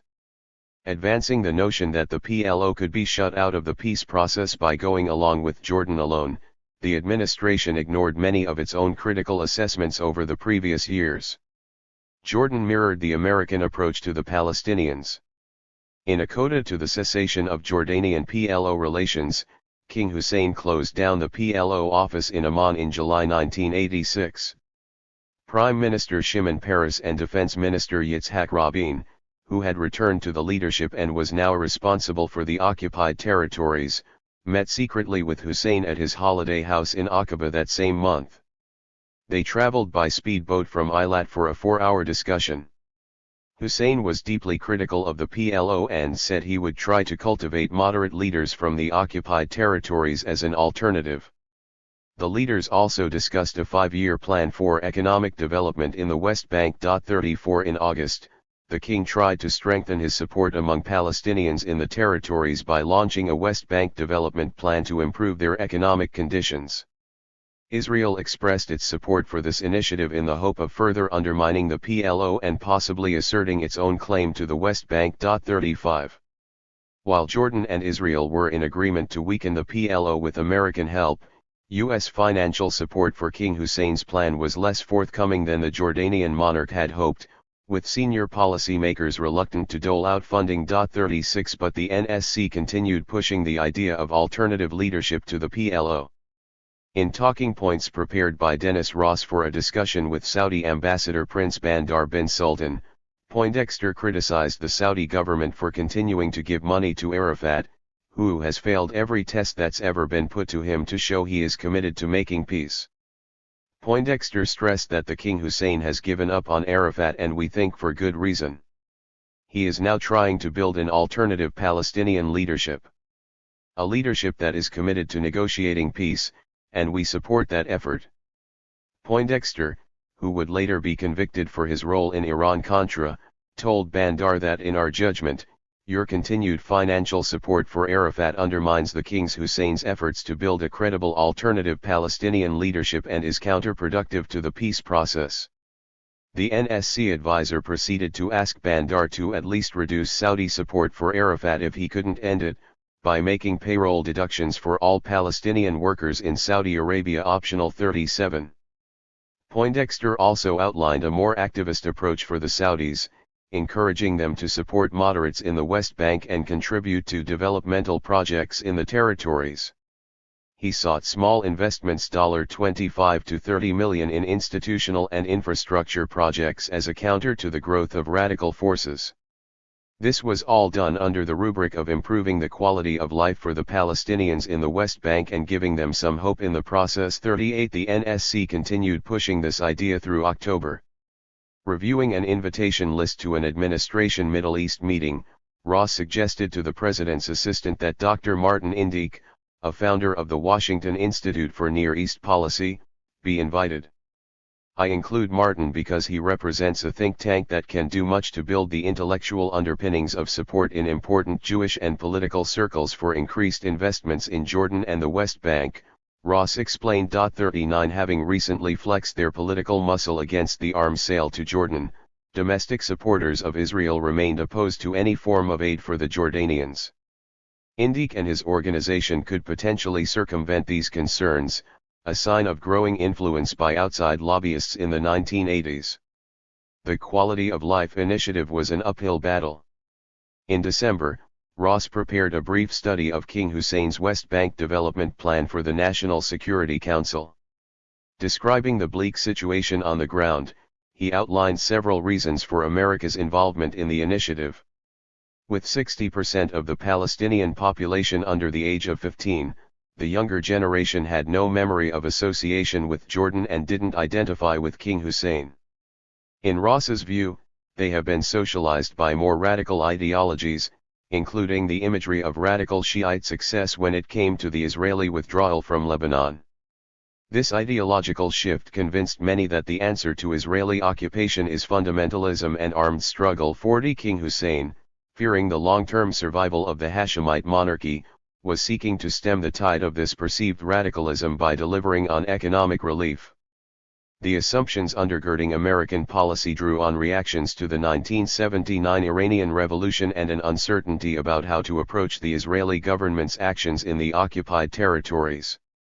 If extremism took root in the West Bank, Ross argued, it would prompt Israel to act, making it more likely that Sharon, Eitan, and others will gain more clout and pursue their objective of depopulating the West Bank of Arabs. Sensing the threat this would pose to Jordan's stability, Ross wrote, Hashemite rule in Jordan is probably not sustainable in a circumstance where the Palestinians on the West Bank move to the East Bank and fundamentally alter the demographic balance in the country. Re-establishing Jordanian influence in the area, Ross argued, will ensure that Palestinians in the West Bank stay put, and it may in time also create a more moderate constituency prepared to join with the king in negotiations with Israel. Ross acknowledged that this might be a long shot but felt that the Quality of Life initiative was still well worth the investment of American funds and could have a profound effect. 41. Ross concluded his assessment with a premonitory note, the monies involved may not be great, but their effects could be. And these effects should be measured not only in terms of what they positively produce but also in terms of the negative developments that they prevent. The NSC staffer was paying attention to the rumblings in the territories themselves.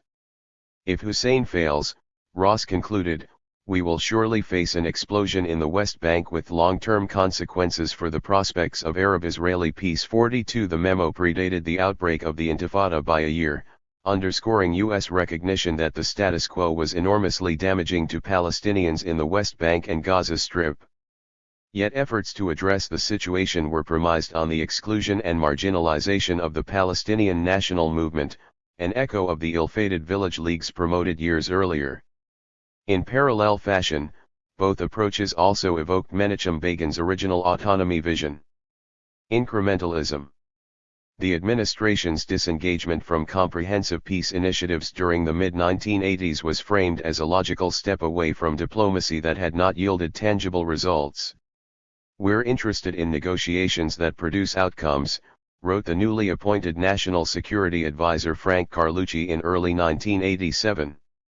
The U.S. does not need more unrealized expectations or perceived failures in the Middle East. 43. On February 13 of that year, senior members of the administration gathered for a National Security Planning Group meeting with President Reagan in the Situation Room. 44. Carlucci, using talking points prepared by Dennis Ross, presented the building blocks of strategy for a new U.S. approach to peacemaking in the region. In Carlucci's view, the hallmark of our approach right now should be incrementalism. We need to develop a systematic, tempered approach to rebuilding credibility. We should move in a low-key way on the peace-seeking process. The Middle East required U.S. involvement that was measured but substantive in nature. Frustrated with the pattern of inaction, Carlucci called for more momentum in order to counter an image of drift on the Palestinian issue. 45. To assess the state of U.S. policy at the time, the President issued a National Security Study Directive, which was sent off to the State Department, the Department of Defense, and the CIA. Among the series of questions posed to Middle East staffers, one in particular concerning Jordan revealed the shift in Reagan's thinking. How can we strengthen Jordan's role in the peace process and its efforts to assert leadership on the Palestinian question?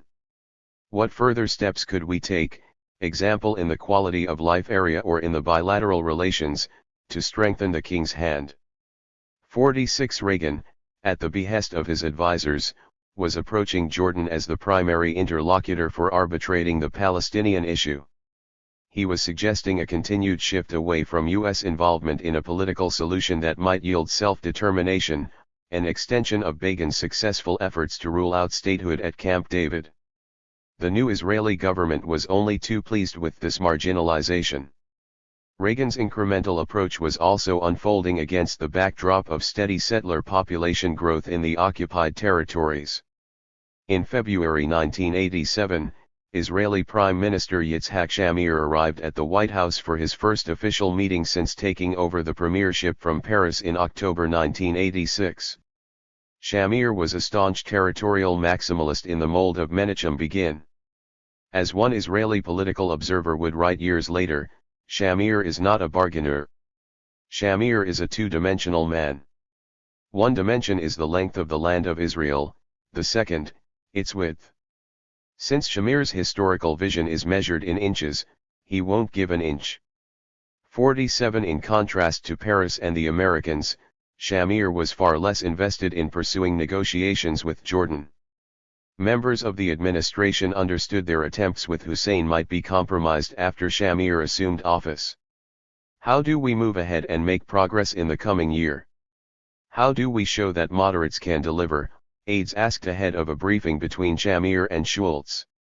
Quality of life is the one concrete thing we have going in the peace-seeking process.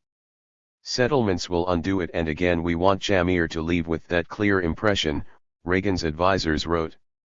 We also want Shamir to leave knowing that partnership requires sensitivities to each other's needs, something that means Israel should be mindful of our need to support Arab moderates resisting radicals and fundamentalists. 48 U.S. officials were clearly aware that the continued Israeli opposition to the arming of moderate allies as well as the expansion of settlements would ultimately undermine American policy in the region. There was also a domestic American context the administration needed to account for, in light of the earlier battles with pro-Israel advocates over arms deals with Arab states. In the one-on-one meeting with Shamir, Reagan emphasized strengthened cooperation between America and Israel but made it clear that the United States will provide limited arms sales to Arab friends. Don't expect you agree, but do expect no campaign against us. 49 The president stressed positive developments with King Hussein and then concluded the brief meeting with a most astonishing compliment to Shamir, impressed you have been able to hold line on new settlement activity against political pressure. Tell me your secret.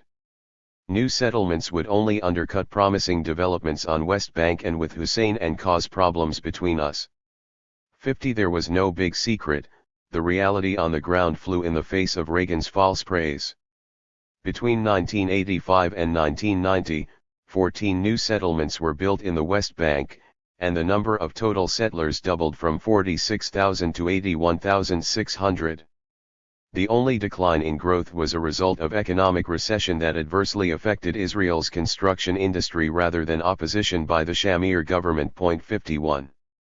Shamir himself confirmed his maximalist position in an interview with the Israeli newspaper Ma'ariv after his electoral defeat in 1992.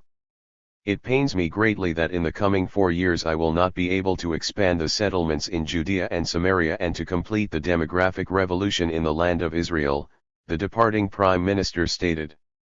I know that others will now try to work against this.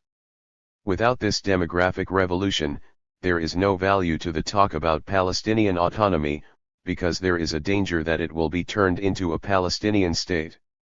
What is this talk about political settlements? I would have carried on autonomy talks for 10 years, and meanwhile we would have reached 500,000 people in Judea and Samaria. 52 Despite Reagan's claims to the contrary in his personal meeting, Shamir was among the most active agents of settlement expansion in Israeli history. In light of the dire warnings about the consequences of settlement expansion going back to the Carter White House, Reagan's continued neglect of this issue was startling. The problem had been recurring throughout his presidency, and leading members of the administration had been attentive to the issue. One of the strongest voices against Israeli settlement expansion in the 1980s was Reagan's vice president, and the future president, George Herbert Walker Bush. As early as August 1983, in a meeting with Israeli ambassador to the United States Meir Rosenay, Bush criticized Rosenay's claim that Jews should be permitted to live in Judea and Samaria. You will have a hard time selling your position here, Bush told Rosenay. The U.S. is the most moderate in the world in its position on settlements. The president is a friend of yours, but he thinks settlements are not conducive to peace. 53. During this same meeting, Israel's deputy chief of mission and future prime minister, a young Benjamin Netanyahu, argued with Bush that settlements were not the real issue. There's a disparity between Arab rhetoric on settlements and the real interests of the Arab neighboring states. The real difficult decision that they have to make is to accept that Israel is a fait accompli. Bush was skeptical of Netanyahu's hyperbolic warnings. Even the nuttiest Arabs like Gaddafi recognize that Israel is here to stay. The PLO are dumb not to change their charter to strike out their call for the elimination of the Zionist entity. If they did so, we would talk to them. They are like those in Taiwan who still talk of liberating the mainland. Netanyahu disagreed. Israel's survival, he told Bush, would be in grave doubt if we relinquished control of Judea and Samaria. The settlements there are a sign of Israel's presence. 54. Bush was not impressed, pushing the Israelis to admit how many more settlements they would be establishing. Rosenay avoided the question and spoke of Arab mistreatment of the Palestinians. The Arabs, indeed, have been brutal in their treatment of the Palestinians, Bush shot back. The U.S. gives more aid to the Arab refugees than the Arab states do. Nevertheless, the settlements are not conducive to peace. Is there any country in the world which supports your settlements policy? He asked Rosenay. We support the peace treaty, but we do oppose settlements. Don't be under any misapprehension about it, Bush continued. You are up against a stone wall in trying to change the views of the president on this issue. The main question remains, what can be done for the Palestinians, for they at present have no place to go. What is the Israeli solution to the problem of the Palestinians? Rosenay argued that if they would have sat down and negotiated on Camp David, Israel would have established an autonomy council, but they have refused to do so. 55 Given Shamir's open admission of his own views concerning autonomy, it is difficult to believe that Rosenay's stance reflected any genuine desire to resolve the Palestinian question beyond a restricted version of autonomy. Begin's political vision still triumphed, even in the face of critics who understood that its underlying aim was to suppress Palestinian self-determination. Israeli alternatives. Although Shamir continued voicing opposition to direct talks with Jordan, Israel's efforts to engage the Hashemite kingdom diplomatically remained in play. King Hussein met secretly with Paris in his new role as foreign minister, and they finally reached an agreement in London on April 11, 1987. The London document outlined the basis of an international conference to coordinate bilateral negotiations between Israel and Jordan based on UN Resolutions 242 and 338, shutting out the PLO in the process. 56 Shamir, excluded from the talks by Paris, rejected the document out of hand. 57 King Hussein was embittered by the internal Israeli disagreements and the lack of US support, leading to his complete disengagement from diplomacy on the Palestinian question. Ironically, Likud politicians were more willing to engage with the Palestinians directly than Labour Party leaders. Secret discussions in 1987 suggested that there were alternative voices advocating for direct contact with the PLO rather than attempting efforts with Jordan. Moshe Amarav, a Likud member close to Prime Minister Shamir, held 10 meetings with prominent Jerusalem-based Palestinian nationalist leaders Sari Nusseibeh and Faisal Husseini in his Jerusalem home in the summer of 1987. 58 They were the first Palestinians to meet with members of the Israeli right-wing government. Amarav sought out the possibility of a historic agreement between Israel and the PLO, asserting the right of both people to the land in his report to Shamir.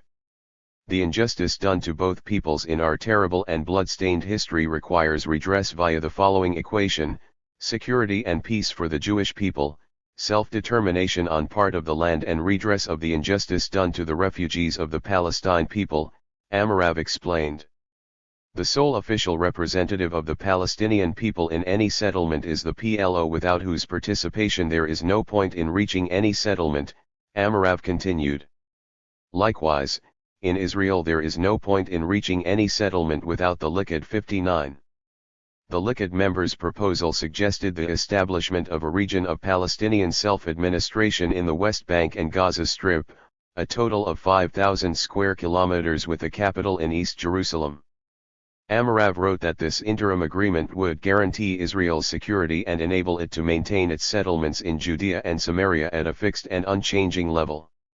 Suggesting that such an arrangement could advance the establishment of Palestinian self-administration which would wield powers approaching those of a state within 1 year, Amarav also left open the possibility of halting negotiations and leaving the situation as it stands. His proposal for an interim solution included a Palestinian flag, anthem, stamps, and currency. In outlining the conditions for these negotiations, which were to be held in secret and hosted by Egypt, the Likud members' proposal included provisions for the recognition of the right of Palestinian people not as refugees, but as a people, to statehood, recognition of the PLO as the representative of the Palestinian people, and cessation of any further Israeli settlement in the territories. In turn, the PLO would have to recognize Israel's existence within the 1948 borders, meaning pre-1967, and call for a cessation of all hostile or terrorist actions everywhere. 60. As a bookend to the decade-long diplomatic effort initiated under Carter, the Amarav Plan contains some promising elements. Primarily, Amarav recognized the centrality of resolving the Palestinian question with statehood, attempts to reach a settlement that do not include the Palestinians as a major partner to the negotiations or whose outcome is not the establishment of an independent Palestinian state are doomed to failure. 61. But Amarav also put forward some of the more limiting principles of the autonomy negotiations, like an interim arrangement and the option of formalizing the status quo, as well as overall Israeli sovereignty in the occupied territories and Jerusalem. Amarav planned to travel to Geneva to present the working paper to Yasser Arafat, but on the eve of his trip, Israeli Air Force jets bombed the Lebanese Palestinian refugee camps in Saydaz and El Hilway district, killing 50 of Arafat's supporters. Faisal Husseini was arrested for pro-PLO activities and jailed without trial. 62 The main conduit for the talks suspected that Defense Minister Yitzhak Rabin of the Labour Party, who favored the Jordanian initiative, was responsible. Amarav backed out of the trip to Geneva and a peace activist went in his place, but Arafat would only accept an official overture. The story broke in the Israeli press and upset King Hussein, who believed Israel had promised to quash pro-P.L.O. Palestinians. Several days later, masked men on Birzeit University's campus clubbed Nasiba, while Husseini was rearrested, and hardline Likud members moved to expel Amarav from the party.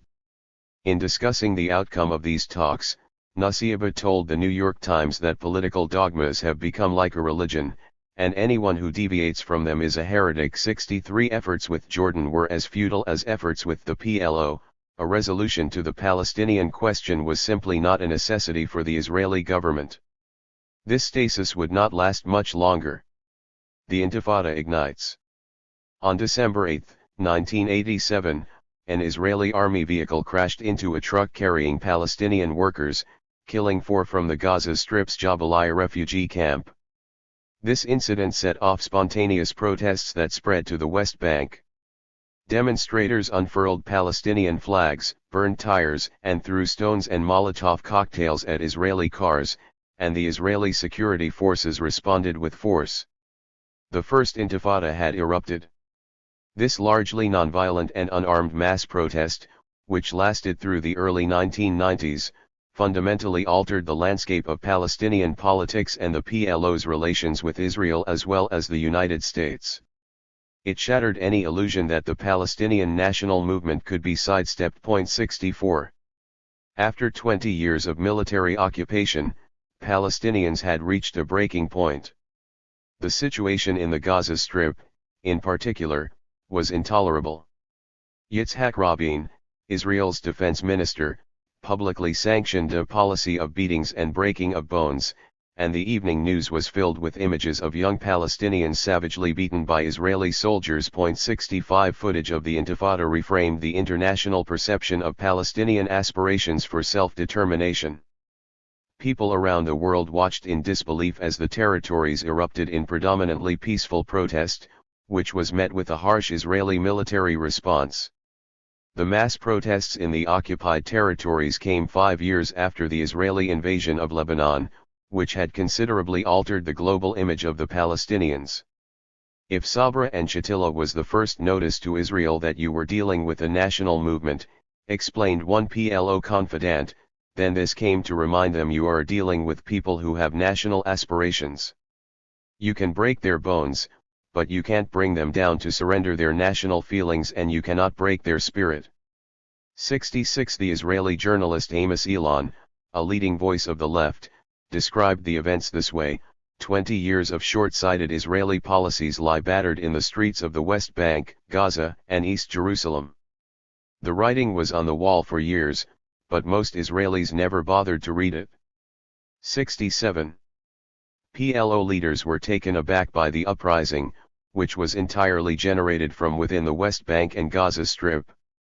The Tunis exiles had long realized that in order to safeguard their leadership role of the Palestinian struggle, they would need to do so through the occupied territories. Abu Jihad, the head of the Fatah movement's armed wing, had argued along those lines well before the 1982 war. He recognized that there was no future for guerrilla warfare or a para-state in Lebanon, and the center of gravity had to move to the West Bank. From his base in Amman and then in Tunis, Abu Jihad had worked to rebuild the infrastructure for a popular unarmed uprising through grassroots organizing of Fatah cells. His cadres exported the revolutionary movement into the occupied territories even after Israeli commandos assassinated him in April 1988. 68 Hamas, the Islamic resistance movement, was also established with the outbreak of the Intifada to act as a counterweight to the PLO. 69. Seeing an opportunity to capitalize on popular discontent, the PLO began to play an active role alongside the newly formed Unified National Command inside the territories. 70 Among the 14 demands outlined by West Bank and Gaza Palestinian leaders on January 14, 1988, was a call to abide by the Fourth Geneva Convention, a demand for the cessation of settlement activity and land confiscation, and the removal of restrictions on political contacts between inhabitants of the territories and the PLO, in order to ensure a direct input into the decision-making processes of the Palestinian nation by the Palestinians under occupation. 71 The central political platform that emerged from these protests was a call for self-determination and the establishment of an independent Palestinian state. Israeli leaders remained opposed to granting Palestinians political rights and continued to undermine their collective efforts during the Intifada. 72 Defense Minister Rabin, convinced he could end the uprising through military means, ordered the IDF to crack down even more forcefully. Thousands of Palestinians were arrested, but the uprising persisted. Some officials gradually began to rethink the government's approach to the Palestinians. In an attempt to quell the unrest, Foreign Minister Peres floated a Gaza-first idea to dismantle settlements and embark on a peace settlement, but Shamir was adamantly against territorial concessions and rejected the initiative. 73 The Prime Minister later wrote in his memoirs that the Intifada changed nothing in our basic situation and proved to me once more that the conflict was not over territory but over Israel's right to exist. He defended the government's response as a necessary means of protection, observing that no one in Israel was more aware of the moral and physical dilemmas involved than the young soldier patrolling the alleys of camps, interrogating frightened inhabitants, subduing rioters, helping to haul thousands off to detention, shooting only when he had to, and facing trial himself if he erred and shot too soon. 74. Supporters of Israel abroad, reeling from the images on nightly television, struggled to articulate a unified response to the unfolding events. The detrimental impact of the occupation, which had largely failed to penetrate the consciousness of most Israelis and their supporters in the United States, was now indisputably apparent. 75 As one Israeli journalist wrote, the occupation has held 1.5 million Palestinians as pawns, or bargaining chips, and as a source of cheap menial labor, while denying them the most basic human rights. The pawns have now arisen to manifest their frustration, their bitterness, and their political will. 76 Many American Jews were shocked to see the proverbial David and Goliath image of Israel and the Arabs turned so blatantly on its head. 77. Several prominent leaders of the community spoke out against Israeli Prime Minister Yitzhak Shamir on the eve of another visit with Reagan in an open letter to the New York Review of Books. Shamir was deeply opposed to negotiations with the Palestinians and remained a strong advocate of Israeli settlements in the occupied territories. Even the mounting protests did not diminish his commitment to this agenda. The critical language of the open letter reflected an American Jewish fracturing that had started in the wake of Prime Minister Menachem Begin's election in 1977, by our own choice, and by the world's insistence, we Jews are one family. We therefore say to you, the most high-placed of our brothers, that your ideology about the undivided land of Israel is harmful to the Jewish people. It makes peace negotiations impossible. It casts the Jews in Israel, and those who care about them all over the world, in the impossible position that the Jewish state can live only by forever repressing the Palestinians. 78. Jewish leaders had hit upon the central fault line animating the relationship between their respective communities and the Israeli state. They described a mounting division, which had a global reach. We are divided at this moment between the proponents of ideological intransigence and those who believe in moderation. The majority of Jews in the world belong to the moderate camp. May we respectfully remind you, Prime Minister Shamir, that you are coming to Washington these fateful days not as party ideologue but as the representative of the whole House of Israel. 79. Claiming both membership in the family of the Jewish people and belonging to the moderate camp, these communal representatives publicly voiced the dissonant feelings that had been growing steadily since the first victory of the Likud party over Labor in 1977. Confronting the Intifada and the Shamir government's intransigent reaction to the violence underscored the impossibility of such a position 10 years later. How might they and their constituents reconcile support for the State of Israel with an increasingly reactionary government and the demands of the Palestinian national movement? Schultz's gamble. The political crisis around the Intifada was not limited to Israelis or the Jewish diaspora. U.S. policymakers were increasingly concerned about the impact the uprising was having on American interests in the region as well. Initially, the unrest in the territories was met with a tempered call in Washington for re-engagement with diplomatic negotiations.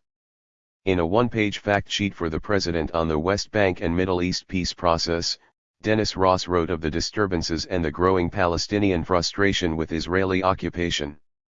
Our approach to the peace process has been guided by the principle that we must give the Palestinians a reason for hope, not despair.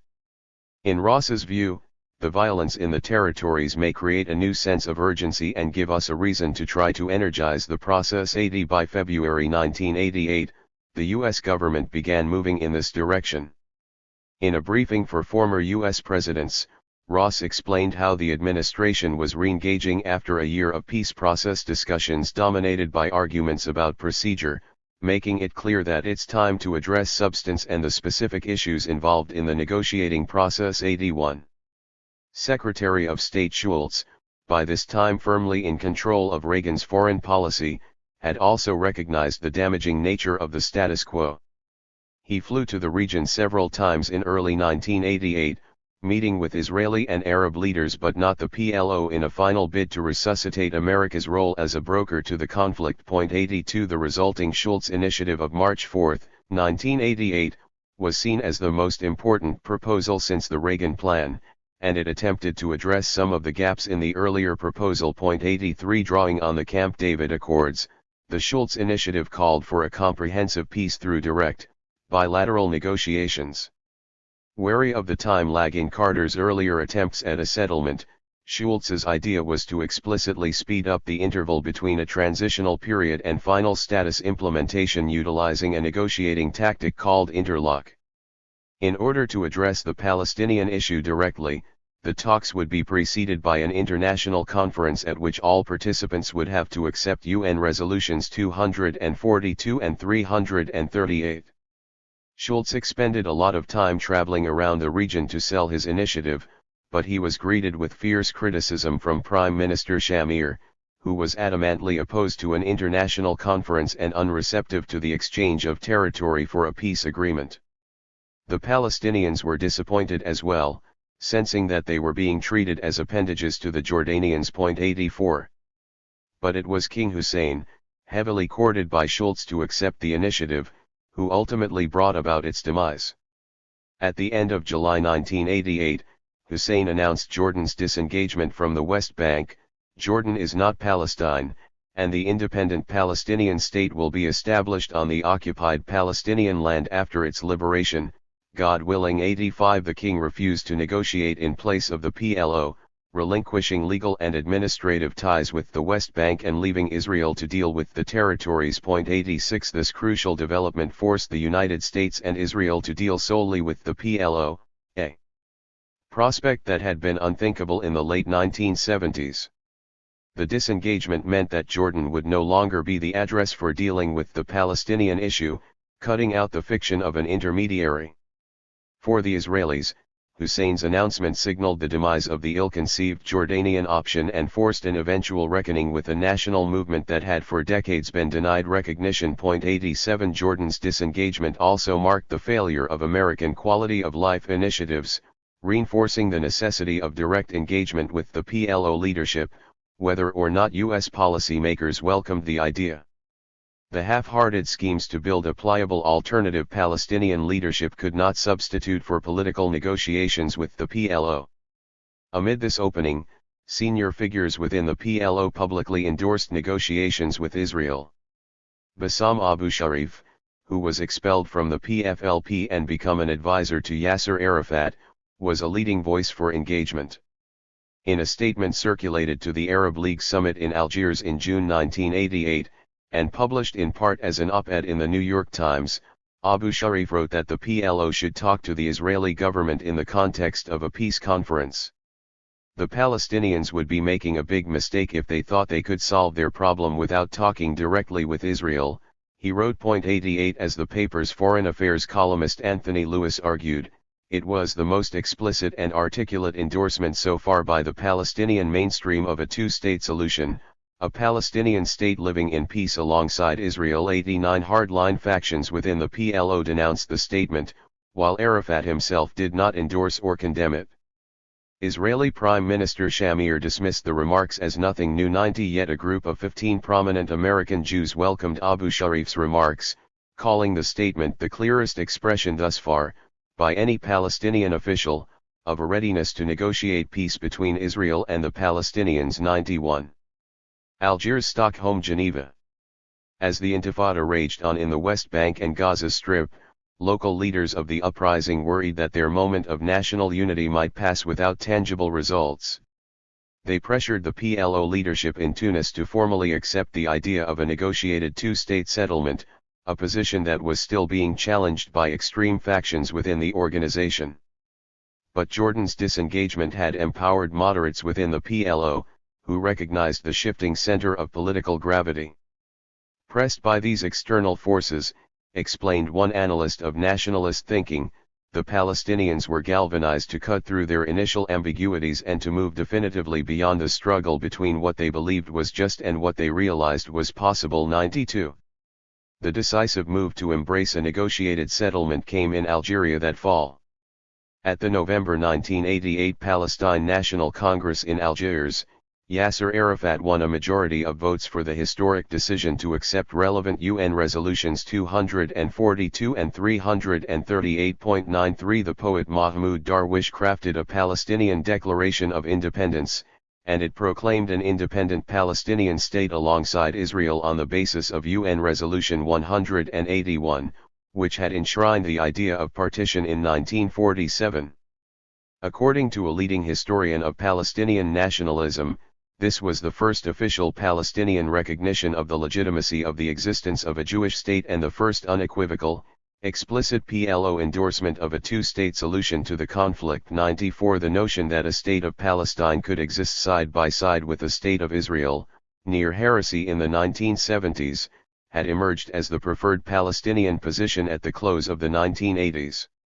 In light of these developments, U.S. officials slowly entertained an official dialogue with the PLO.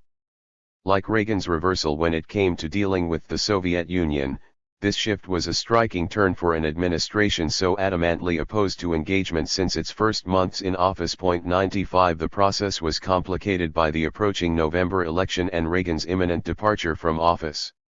It was also subject to internal debate, which included Secretary Schultz's denial of Yasser Arafat's request for a visa to travel to the UN General Assembly in New York to deliver an address about engagement. Schultz was nervous about provisions calling for Palestinian self-determination, as the United States moved closer to endorsing political rights but would not cede the idea of a state. 96 The arguments that had first confronted Carter in the late 1970s persisted a decade later. Swedish government officials spearheaded the initiative that ultimately bridged the gap between the United States and the PLO. In the spring of 1988, Swedish Foreign Minister Sten Andersson reached out to a small group of prominent American Jews and arranged meetings with PLO leaders to formulate a statement demonstrating the Palestinian commitment to a peace deal with Israel. These leaders included Rita Hauser, the New York lawyer who had served as ambassador to the UN Human Rights Council, Stanley K. Scheinbaum, an economist and human rights activist, and Drora Kass, the director of the International Center for Peace in the Middle East. 97 Initially, the Swedish initiative was focused on Israel, but the Shamir government's negative reaction led to Anderson's realization that the way to engagement was through the United States. Hauser, who was instrumental in the talks, recounted Anderson's desire for American Jews to act as a bridge between the United States, Israel, and the PLO. When I talked to Sten, Hauser recalled, the only way to break this would be if the Americans recognized the PLO, then the Israelis would have to follow suit. It was ridiculous. It should have been the other way around. But that's the way it was. 98. Anderson was deeply affected by the violence of the Intifada, having traveled to Israel and the Palestinian territories in March 1988. Austria's former chancellor, Bruno Kreisky, who had engaged extensively with Arafat and the PLO, also encouraged Anderson's efforts. The Swedish foreign minister wrote a letter of condolence to Arafat after the Mossad's assassination of Abu Jihad, Fatah's military commander and Arafat's chief deputy. In the note, Anderson recalled sending his son to an Israeli kibbutz in the 1960s, an experience that opened his eyes to the plight of the Palestinians. 99 After Arafat's positive response and thanks, Anderson wrote again telling the PLO leader of his interest in facilitating a dialogue with members of the American Jewish community as a means of securing U.S. engagement with the organization. The ensuing meetings between American Jewish figures and the PLO leadership in Stockholm proved crucial in paving the way for Secretary of State Shultz to develop an American position on substantive discussions with the organization. Rita Hauser later described her own evolving perception of the PLO in the course of the secret talks. At 2 o'clock in the morning my phone would ring, and I would joke to my husband, "Oh, it's the PLO." The first time that they came on I was a little frightened. At this point the PLO was seen as a terrorist organization, all that kind of stuff. And they were, you know, nice enough guys, human beings, and wanting to move in this direction, very much so. 100 Hauser and her fellow Jewish leaders were subject to withering criticism in the course of the Stockholm talks, most notably from the Israeli government and staunch supporters of Israel in the United States. Yet they persisted in their meetings. 101. Shultz's requirements for opening a dialogue included the PLO's acceptance of UN Resolutions 242 and 338, recognition of Israel, and the renunciation of terrorism, conditions that would meet the requirements of Kissinger's non-engagement promise of 1975. The Swedish foreign minister was in constant contact with Shultz, who gave the green light for this endeavor. Unbeknownst to the participants at the time. 102 They served as the necessary interlocutors to smooth the way for an official PLO dialogue and acceptance of the organization by the U.S. government. As it turned out, Shultz's stipulations were not a simple requirement to meet. Traveling to Geneva instead of New York to deliver his highly anticipated General Assembly address, Yasser Arafat publicized the political decisions first taken by the Palestinian National Council in Algiers. He affirmed UN Resolutions 242 and 338, calling for the establishment of a state of Palestine based on international legitimacy embodied in UN resolutions since 1947 and the ability of the Palestinian people to enjoy the rights of self-determination, political independence, and sovereignty necessary over its land. 103 As for renouncing terrorism, Arafat said the following: As the leader of the Palestine Liberation Organization, I declare one more time, I condemn terrorism in all its forms. At the same time I salute all those I see before me in this hall, whose interrogators and occupiers accused them of terrorism during the battles to liberate their countries from the fires of colonialism. They are all honest leaders of their peoples and faithful to the principles and values of freedom and justice. 104. Shafiq al-Hout, the leading PLO official in Lebanon and a close advisor of Arafat, described the enthusiastic applause that broke out around the hall. It seemed to me as if a great weight had been lifted from his Arafat's chest. As far as he was concerned, it left no excuse for the United States to keep the PLO on its list of terrorist organizations. 105. Arafat's speech reflected a deep-seated tension within anti-colonial movements of the 20th century. The use of violence for political ends had limited currency after the age of decolonization. In Al-Hout's view, the Geneva Address was therefore a monumental development.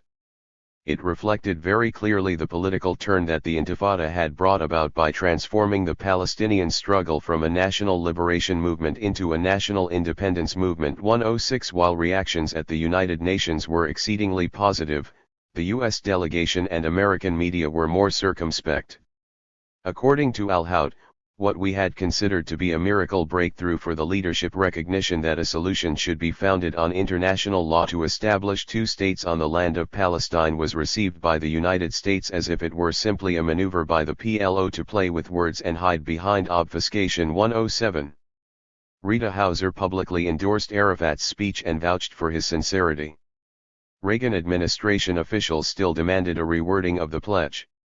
Having failed to repeat verbatim the magic words of Schultz's precise statement on renouncing terror rather than condemning it, Arafat finally met the American conditions in a follow-up press conference on December 14, 1988.108. Palestinian interlocutors were divided on whether to issue a restatement meeting Schultz's demands. Several Palestinian businessmen worked quickly to provide the PLO leader with a replica of the text prescribed by the U.S. State Department, assisted by Anderson's Swedish aides. 109. At the Geneva press conference, Arafat read out a statement before the cameras as Schultz and his advisors watched live from the State Department. Self-determination means survival for the Palestinians, Arafat explained, and our survival does not destroy the survival of the Israelis, as their rulers claim. The insistence on a possible future for both Palestinians and Israelis was the culmination of efforts toward a two-state solution that had been extended for more than a decade. As for terrorism, Arafat continued, I renounced it yesterday in no uncertain terms, and yet, I repeat for the record, I repeat for the record that we totally and absolutely renounce all forms of terrorism, including individual, group and state terrorism. 110. The PLO leader responded directly to critics who continued to marginalize or dismiss the national movement, insisting that the remaining matters should be discussed around the table at an international conference. Let it be absolutely clear that neither Arafat, nor anyone else for that matter, can stop the Intifada, the uprising, concluded the PLO leader. The Intifada will come to an end only when practical and tangible steps have been taken towards the achievement of our national aims and establishment of our independent Palestinian state. 111. Arafat's insistence on statehood, however, was a one-sided pledge. Israeli and American officials remained opposed to such an outcome, a reminder that the quest for self-determination did not inevitably lead to national sovereignty. Secretary Schultz and President Reagan both affirmed the onset of a PLO dialogue as a step toward direct negotiations with Israel and a comprehensive peace in the Middle East. But statehood was explicitly not endorsed. Nothing here may be taken to imply an acceptance or recognition by the United States of an independent Palestinian state, Schultz declared. The position of the United States is that the status of the West Bank and Gaza Strip cannot be determined by unilateral acts of either side, but only through a process of negotiations. The United States does not recognize the declaration of an independent Palestinian state. 112. Reagan added assurances to Israel in his remarks, noting the United States' special commitment to Israel's security and well-being remains unshakable. Indeed, a major reason for our entry into this dialogue is to help Israel achieve the recognition and security it deserves. 113. The leading Palestinian interlocutor with the United States, the Palestinian-American academic Dr. Mohammed Rabi, was bitterly disappointed by these official reactions. He saw the statements as in violation of both the letter and the spirit of the Stockholm Agreement and felt they undercut efforts he had undertaken with former NSC advisor William Quandt to start a meaningful dialogue. 114. In Rabi's view, the statements reinforced PLO suspicion and deepened its mistrust of U.S. intentions. 115. Others were more upbeat about the developments. Mahmoud Abbas, the leading PLO proponent for negotiations, recalled the recognition with pride in his memoir, "An important victory was won. We had surmounted an obstacle that had been placed in our path by Henry Kissinger 14 years previously." 116 For Abbas, the onset of a dialogue with the United States was vital. It meant that we, the PLO, had definitely become an official and integral part of any dialogue on the Middle East conflict. If America was serious about achieving a comprehensive peace settlement, then Israel would recognize our existence, one way or another. 117. Schultz designated the U.S. ambassador to Tunisia, Robert Pelletreau, as the authorized lead channel for the official dialogue with the PLO. On December 15, Pelletreau called the British ambassador in Tunisia to ask for the organization's telephone number. The following day, members of the PLO Executive Committee met with the American delegation at a guest palace in Carthage. Pelletreau welcomed the start of the dialogue, although substantive issues would be postponed until a new U.S. administration took office on January 20, 1989.118. After so many years of officially shutting out the PLO, even as secret talks and coordination in Lebanon had bypassed Kissinger's ban, the U.S. government had finally legitimated the national vanguard of a leading revolutionary movement. In handwritten notes from a meeting with President Reagan soon after the dialogue had started, National Security Advisor Colin Powell scribbled, "Reaction to PLO decision, American Jewish community resigned to it. Israelis unhappy, Samir bitter and sad." 119 It was a sober reminder of just how much distance had been traveled from Carter's earliest efforts to engage the Palestinians, followed by Reagan's own strong opposition to the PLO throughout the 1980s. By the end of 1988, the PLO had achieved the international recognition that had eluded the national movement for so long. The failed attempts to bypass Palestinian nationalism in the 1980s had actually served to legitimate the organization and force Israel, the United States, and the wider Arab world to reckon with their quest for national self-determination. This recognition was also the culmination of years of diplomatic efforts, armed struggle, and back-channel negotiations. After a decade of internal debate, the PLO had managed to reposition itself at the forefront of the national struggle, reconciling warring factions and garnering official status from the U.S. government. It was a great surprise that such a shift took place in the last months of a Republican administration ideologically opposed to Palestinian nationalism, viewing the PLO as a Soviet proxy. Reagan himself had a lingering aversion to the entire region, which he recounted in his memoir, "Although we had moments of progress, and at times we managed to bottle up at least temporarily the savagery that forever lies beneath the sands of the Middle East, the region was still an adder's nest of problems when I moved out of the White House 8 years later. And along the way it had been the source of some of my administration's most difficult moments."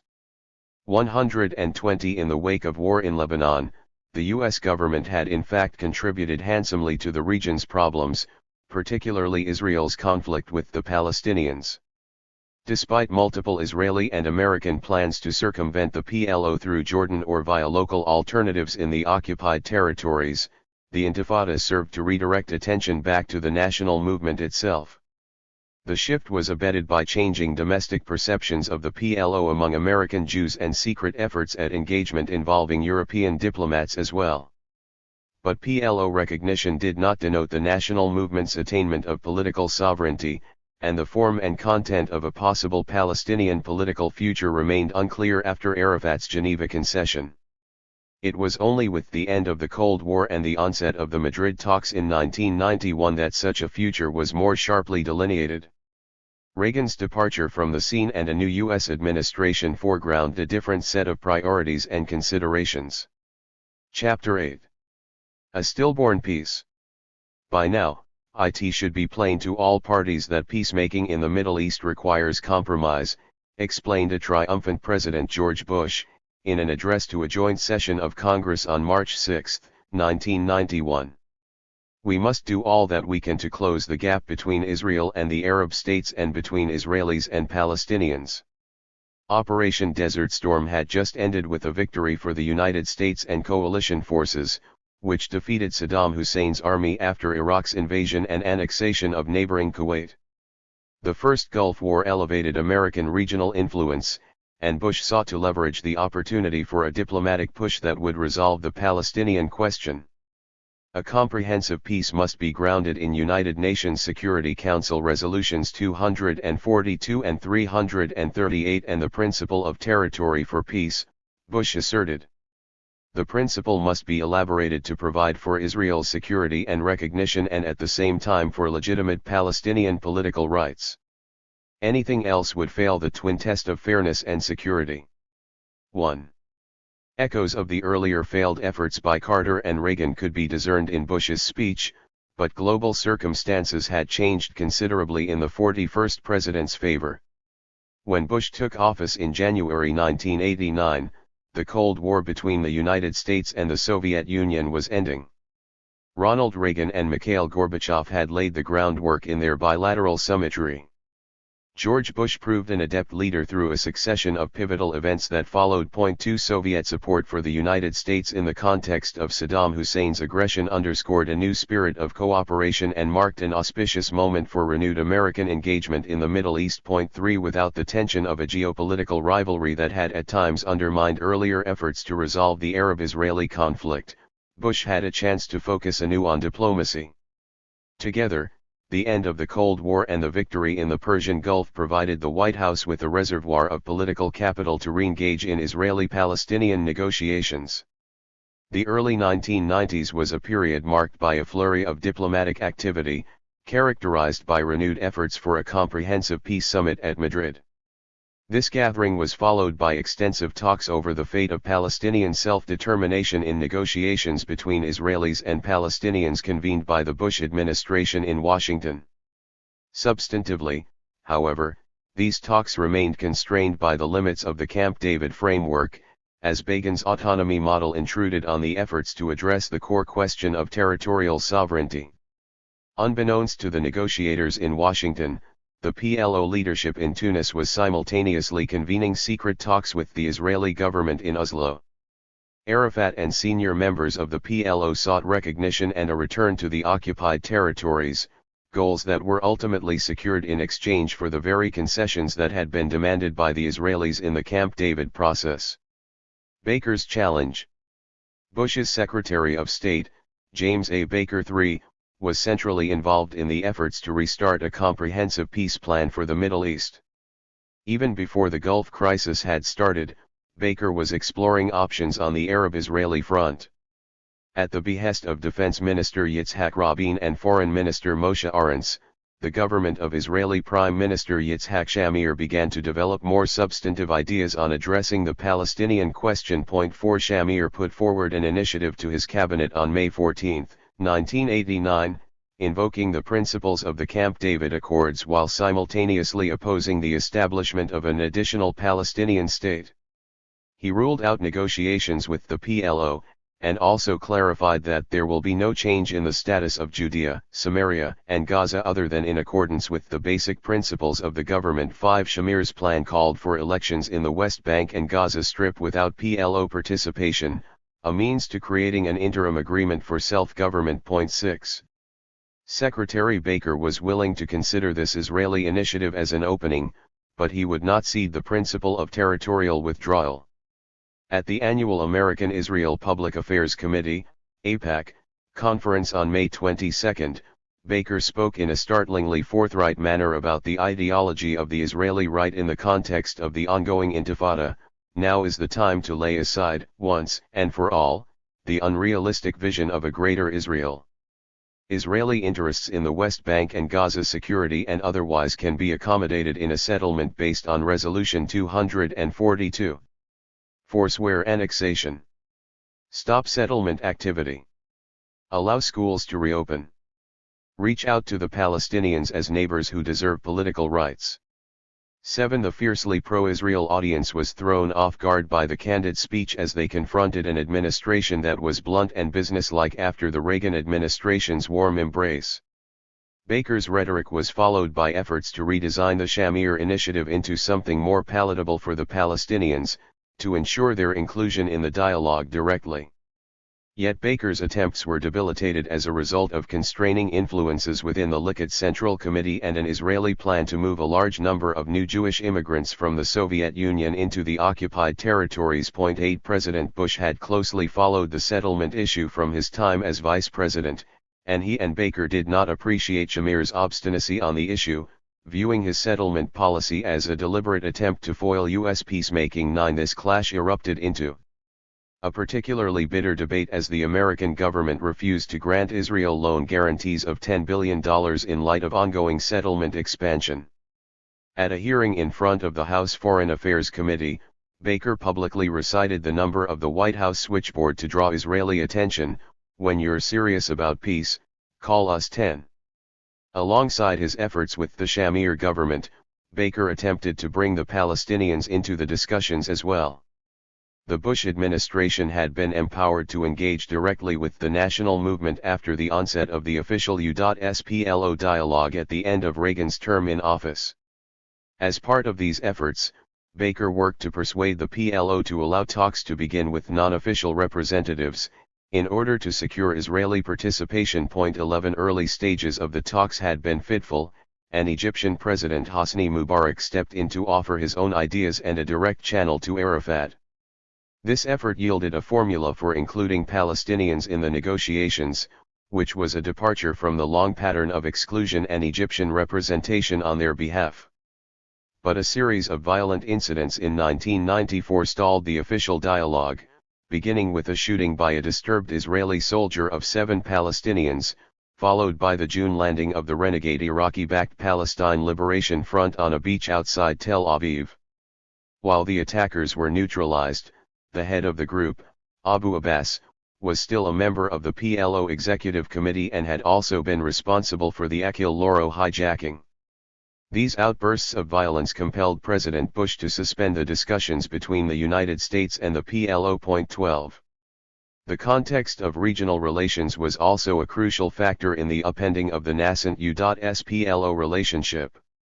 Soviet patronage in the Arab world had ceased with the end of the Cold War and was accompanied by a rise of anti-American sentiment in Baghdad.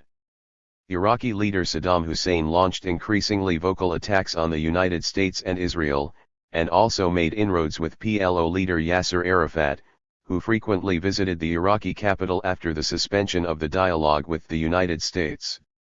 In the wake of the August 1990 invasion and annexation of Kuwait, Saddam attempted to link his actions with Israel's occupation of Arab territories, eliciting support from many in the Arab world. 13 The PLO's support for Iraq in the ensuing Gulf War was particularly damaging to Arafat's position, compromising the political gains that had been achieved in the Intifada. Despite acrimony with the PLO, Baker made several trips to the Middle East in the wake of the coalition victory, seeking to transform U.S. military alliances into a platform for an international peace conference to revive his previous efforts on the Arab-Israeli front. The Madrid Conference. The venue for restarting Arab-Israeli peace talks was to be in Madrid, Spain, at a major conference co-sponsored by the United States and the Soviet Union between October 30 and November 1, 1991. It was the first official face-to-face gathering that included representatives from Israel, Lebanon, Syria, Jordan, and the Palestinian territories. Saddam's defeat in the Gulf War and the end of the Cold War had reshaped regional politics, leaving Soviet clients like Syria without an interlocutor to counter American influence. The Palestinians attended as part of a joint Jordanian delegation that was coordinating closely with the PLO leadership in Tunis. While the Gulf War had discredited the PLO, the leadership acquiesced to a diminished role and used the Jordanian umbrella to exert its own influence behind the scenes. 14 Local officials in the occupied territories, who had gained political influence and popularity over the course of the Intifada, joined with leading figures in the Palestinian diaspora to continue constructive engagement with the Bush White House, which had been ongoing since 1989. 15 In turn, these new figures, including Faisal Husseini as coordinator of the joint delegation and Hanan Ashrawi as the public spokesperson, helped project what one Madrid observer called a new image of Palestinian nationalism. 16.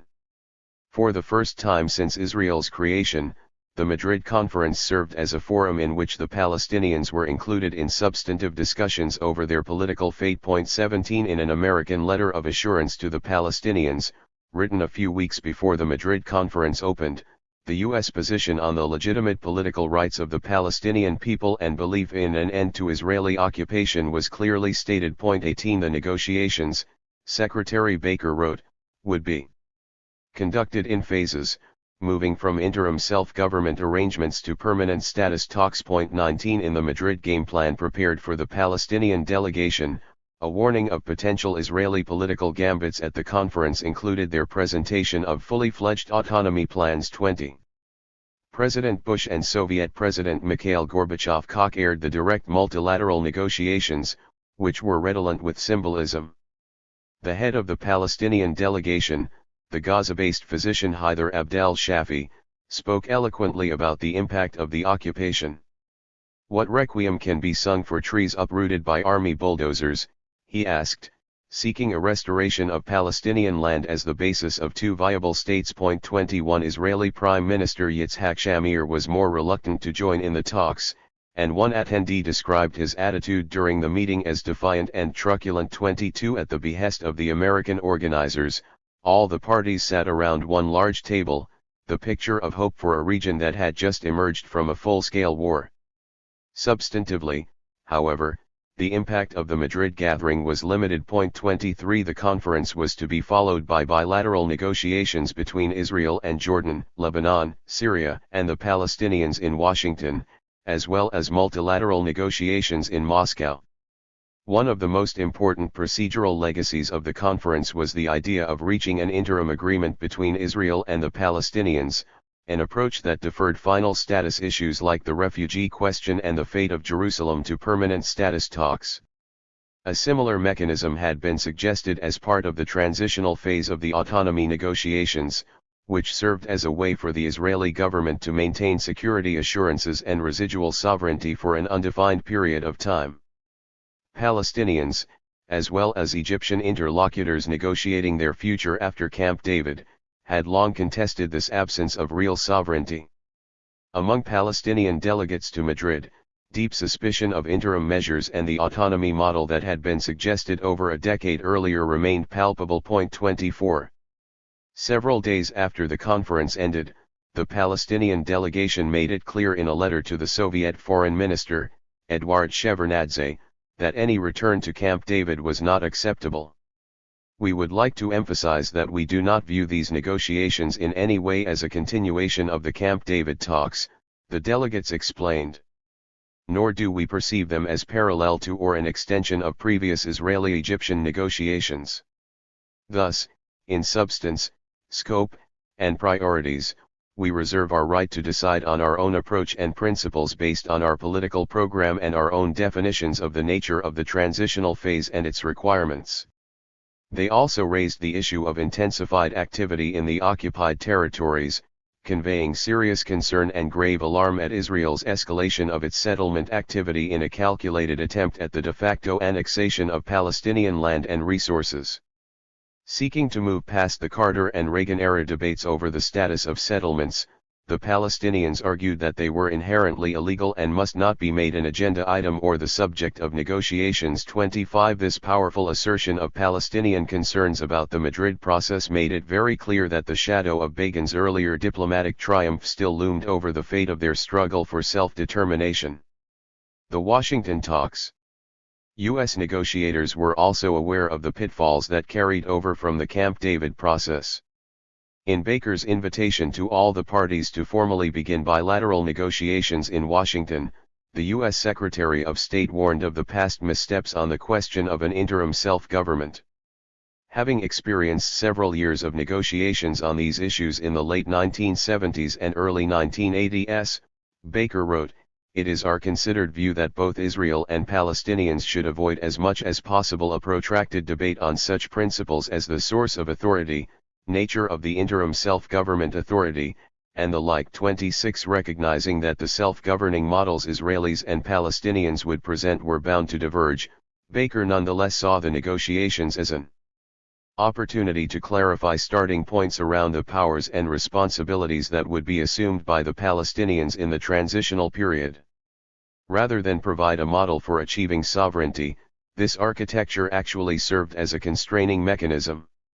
By focusing the discussion on interim self-government arrangements, which the Shamir government had insisted upon, final status issues were deferred to later talks. These included the end of the military occupation, the settlements, the status of Jerusalem, the refugees, control of land and water, and the question of sovereignty. Unlike the bilateral tracks that had started in the wake of Madrid with Syria, Lebanon, and Jordan intended to resolve final status issues between the parties, the Israelis and joint Palestinian delegation began a prolonged discussion over interim arrangements. Before the discussions even began, Palestinians expressed concern over the imbalance in this architecture. It appears that Israel is attempting to carry out unilateral steps to impose its own version of a de facto autonomy, the Palestinians wrote to the Madrid co-sponsors. Such moves are seriously prejudicial to the process itself and seek to predetermine the outcome of the negotiations. 27. For the Shamir government, a prolonged discussion over interim arrangements worked to its advantage. Israeli negotiators could focus on temporary measures that might possibly lead to greater local jurisdiction and alleviate pressure in the territories, rather than discuss territorial withdrawals or the possibility of Palestinian sovereignty. There was a stark parallel with Begin's offer of limited autonomy to the Arab inhabitants of the land while continuing to assert territorial control and an insistence on the Jewish right to settle in Judea and Samaria. As one advisor to the Palestinian delegation in Washington later explained, he and his colleagues found themselves in a straitjacket, only permitted to quibble over the details of the 1978 Interim Self-Government Autonomy Plan 28. Like Camp David, the bilateral discussions excluded the core issue of Palestinian acquisition of sovereignty over the occupied territories. This time, however, Palestinians were participating in the process itself and had a foreboding sense that the outcome had been foreclosed. As Hanan Ashrawi remarked to U.S. diplomats in one early meeting, "We do not want to be frozen in autonomy." 29. There were many reasons why sovereignty remained off the table in the Washington talks, from Israeli concerns over security to American unease with the possibility of actual statehood. Yet the deferral of this central issue was not merely a theoretical point of debate. During the early 1990s, the territory upon which such sovereignty might be achieved was simultaneously being transformed by the occupation itself. Settlement expansion, which had grown exponentially since the Camp David Accords, continued in the wake of Madrid. Palestinian negotiators raised the issue of the Shamir government's ongoing activity directly with the Americans in the Washington talks, pointing to the impact of further building on water rights, transportation, and infrastructure needs. As the Palestinian delegate Ghassan Khatib told U.S. negotiator Alan Critchko, it would be impossible to deal with the future Palestinian Authority while settlements are expanding. Critchko's reply, echoing the sentiment of many U.S. diplomats who had negotiated before him, was to focus on the realm of the possible. This is a political point, not a practical point. A couple more settlements won't make a difference. 30 Palestinian participants begged to differ. One told the Americans that they must freeze the status of the disputed property before new faits accomplis are created, while another added that this is the ABC of good faith and fair dealing.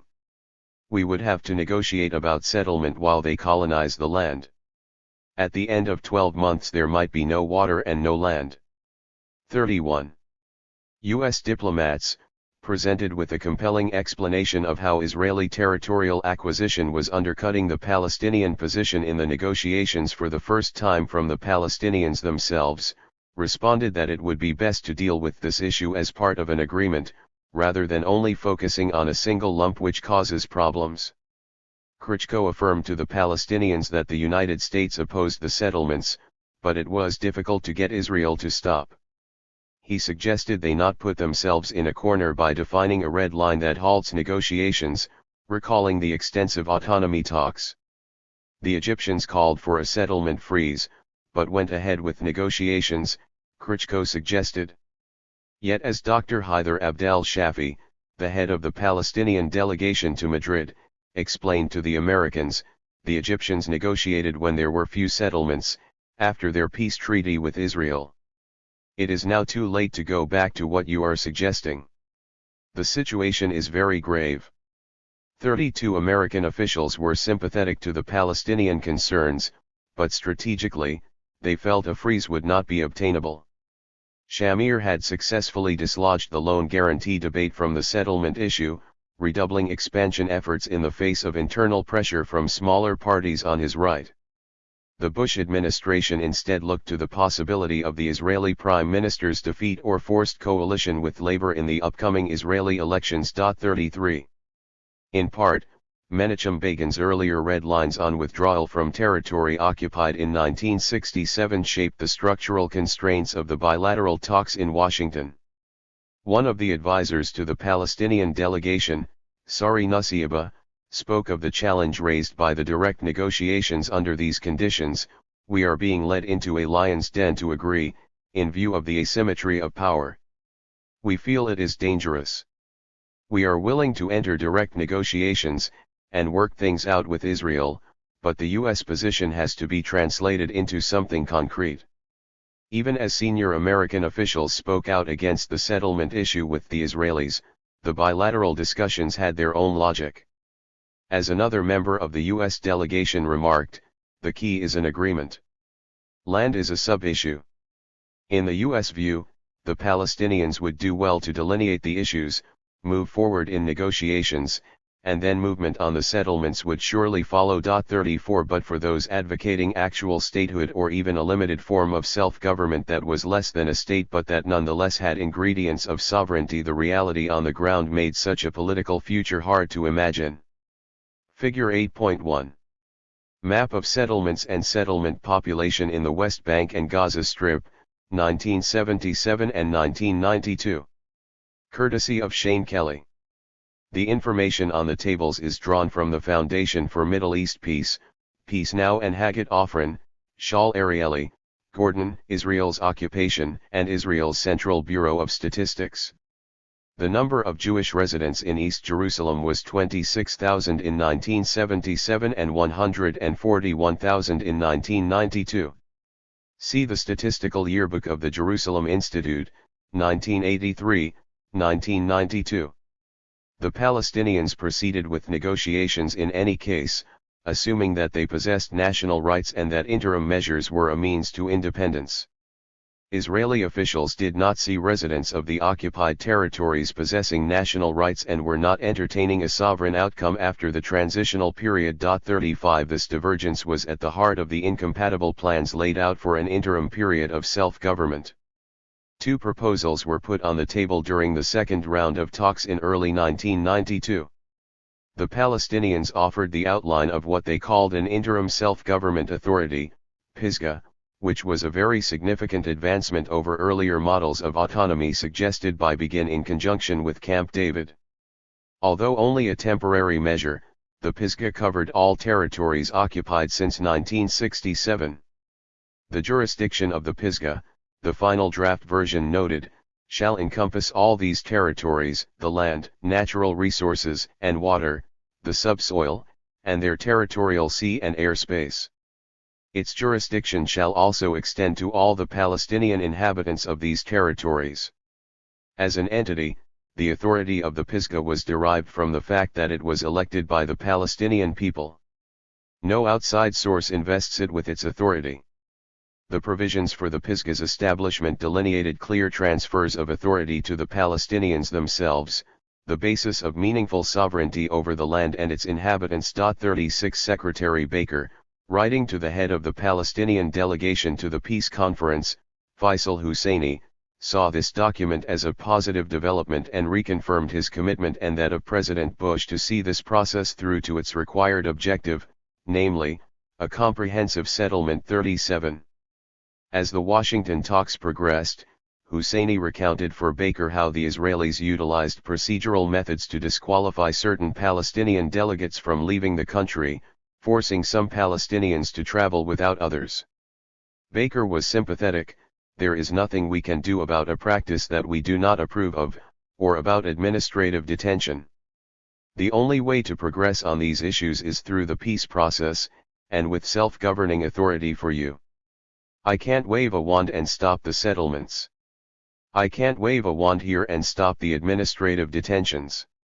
Baker was adamant that the Palestinians forge ahead with substance, but that they needed to be strategic to preserve the self-governing arrangements. If you insist on settlement first, Baker told Husseini, that is dumb, because you won't get a settlement freeze. 38 The Palestinian delegation had little room to maneuver, constrained by Israeli actions on the ground, the demands of intensive diplomacy in Washington, and the need to maintain credibility with their own populace. But however narrow a space in which they were operating, the Washington talks underscored the necessity of direct participation by the Palestinians themselves, as agents attempting to secure a viable political future. A return to autonomy. The Israeli proposal on self-rule, delivered on February 20, was a world away from the Palestinian document. It was a startling return to Begin's autonomy plan. Revealingly titled Ideas for Peaceful Coexistence in the Territories During the Interim Period, the draft spoke of the establishment of interim self-government arrangements for the Palestinian Arab inhabitants of the territories.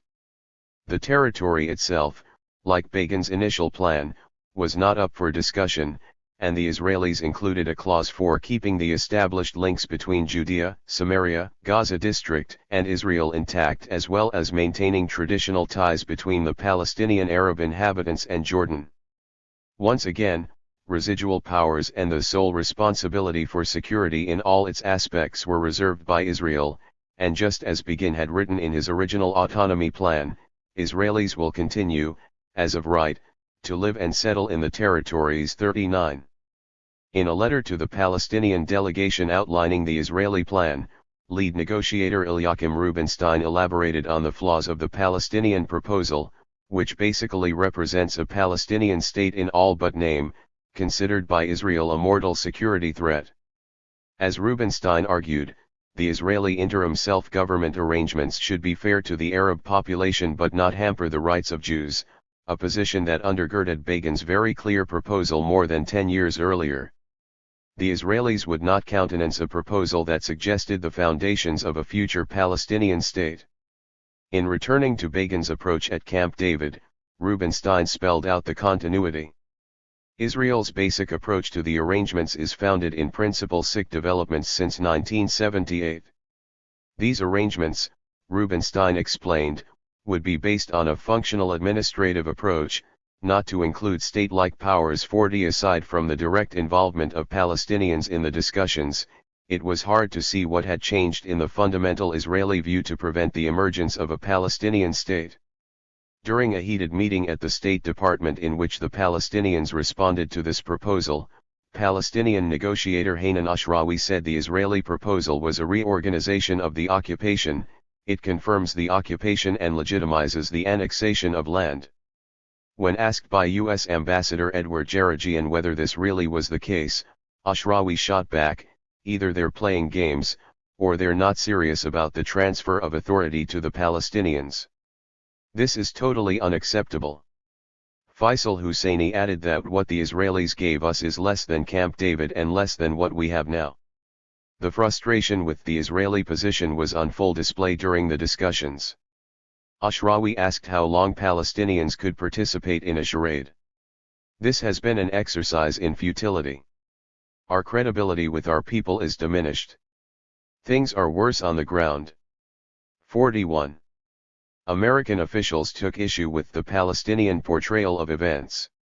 U.S. diplomat Daniel Kurtzer told Ashrawi she was posturing and that as long as the Palestinians were in negotiations, see what's there.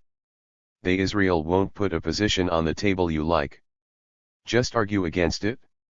Elias Samber, one of the Palestinian representatives, protested that the problem was that land is completely absent from their presentation. Kurtzer stated, so make it present. Work on a way you can effectively exercise authority over the land. The constraints under which Baker was operating continued to play a central part in the U.S. approach. The Secretary of State was treading carefully, mindful of looming Israeli elections and the possibility the Likud government would be replaced by a more reasonable labor alternative. If it is perceived in Congress that the secretary has played into a Palestinian strategy to stop settlements and to get a settlement freeze, he's finished, Kurtzer explained. Ashrawi interjected, conversely, if we negotiate with the settlements continuing, we're finished. 42. At the end of the meeting, frustrated by the narrow Israeli position and the demands of the U.S. negotiators, Ashrawi articulated one of the core elements of her opposition to the Israeli proposal: their position is racist.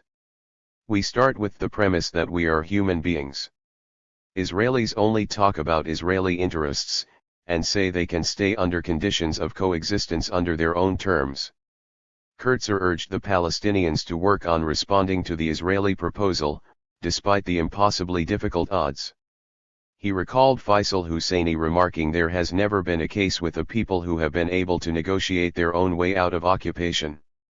Somehow, Kurtzer urged, the Palestinians had to build a bridge, one that they might not be able to complete with the Israelis. But you need the foundation for a bridge. I still say that you may be able to negotiate your own way out of occupation. The grist for the mill may be laid in the foundation. 43. In light of the dueling Israeli and Palestinian conceptions of a political outcome since the 1970s, the race between a clear vision of state prevention and an aspiration for meaningful self-determination, it was a tall order to achieve. The subsequent Washington meetings, extending into 1993, were far less heated and increasingly productive sites for negotiating these foundations, including issues like the nature of interim self-governance and land policies. 44. With a political transition in Israel from Shamir's Likud-led government to the return to power of Yitzhak Rabin and the Labour Party in the summer of 1992, Israeli negotiators gradually moved away from a strictly functional approach toward the territorial model developed by the Palestinians. This was a modest but highly significant historical shift from the narrower positions first espoused at the autonomy negotiations. 45. Room seemed to be opening to convince the Israelis and Americans that such a territorial approach cohered with reasonable Israeli concerns on security and settlers and was compatible with the initial terms of reference. As the Palestinians wrote in a highly confidential memo, this may be an opportunity for us to achieve progress along the lines of our own proposals, for the first time. We should not waste this limited opportunity, nor minimize it, nor exaggerate it. 46. Oslo's Faustian bargain. The brief window that opened at Madrid and continued in Washington may have eventually paved the way to a just and equitable solution to the Palestinian question, but events quickly shifted in alternate directions. President Bush was preoccupied with the November election, where he faced Arkansas Governor Bill Clinton. Floundering in the polls, Bush pulled Secretary Baker from the State Department to take over as Chief of Staff in August. The talks in Washington continued, but without the leadership of Baker and with the looming vote, U.S. mediation was lacking. 47. Clinton's victory brought a presidential transition and a new party into office, coinciding with rising violence between Israelis and Palestinians as well as the formative deportation of Hamas activists into Lebanon. This decision by Rabin generated a tremendous amount of international criticism and led to the suspension of Palestinian participation in the Washington talks. It also served to establish crucial links between Hamas members and the Lebanese militia Hezbollah. 48. In January 1993, without the knowledge of the Palestinian delegates or American mediators who had been meeting in Washington, secret negotiations between the PLO leadership and the Israelis began outside Norway's capital. Yasser Arafat was not pleased with his continued exclusion from the Washington talks, and he turned to direct contacts with the Israelis, first informally and then with official representatives of Prime Minister Rabin and Foreign Minister Shimon Peres. Rabin and Peres, along with Deputy Foreign Minister Yossi Beilin, had contrasting views of engagement with the PLO, but they believed that an unofficial avenue would be a means to break the deadlock. Two Israeli academics, Dr. Ron Pundik and Dr. Yair Hirschfeld, began the meetings with the PLO treasurer, Ahmed Koureh, Abu Allah, a close Arafat confidant. They were joined by Yuri Saver, the Director General of the Foreign Ministry, and Joel Singer, an Israeli attorney who had worked as a legal advisor in the military. Together the group worked to conceptualize a framework for an Israeli PLO accord in conjunction with Arafat and his deputy, Mahmoud Abbas. Abu Mazen. 49 The United States was nominally informed as the talks proceeded, but when Paris and the Norwegian Foreign Minister, Johan Jürgen Holst, informed Clinton's Secretary of State, Warren Christopher, of the final agreement in August, he was taken by surprise. 50. President Clinton nevertheless hosted the official signing of the Oslo Accords on the South Lawn of the White House on September 13, 1993, lending the agreement a U.S. imprimatur. In certain respects, the Oslo Accords were a clear advance over earlier efforts like Camp David. 51 The agreement signified the formal Israeli recognition of the PLO as the representative of the Palestinian people. It also included provisions to transfer territory in Gaza and Jericho to direct PLO control, providing Arafat with a base from which to organize the development of a possible political entity. In the minds of Oslo's architects, this innovation was a decisive breakthrough that might plausibly lead to further Israeli withdrawals and more territory for Palestinians to control. Yuri Saver, the chief Israeli negotiator, later wrote that Oslo's central achievement was clarifying that the land would ultimately have to be shared by two states. 52. But what if the agreement helped enshrine something far less for the Palestinians? In crucial ways, the Oslo Accords were nowhere near as picture-perfect as the famous handshake between Israeli Prime Minister Yitzhak Rabin and PLO chairman Yasser Arafat suggested. Like Camp David, Oslo proffered an interim 5-year transitional period before discussing final status issues including borders, sovereignty, and refugees. A Palestinian police force would be brought in to maintain internal security in Gaza and Jericho, but Israel maintained responsibility for external control. Most glaringly, the agreement allowed for an Israeli clause that would enable ongoing settlement expansion before permanent status negotiations. This formal declaration of principles on interim self-government arrangements, DOP, suggested a process that might set in motion the end of Israeli rule over the territories but also left the specifics to be discussed at a later stage. 53 Such an approach meant a deferral of the very same issue that had undermined the discussions in Washington, refeeing the notion of limited self-rule under Israeli occupation.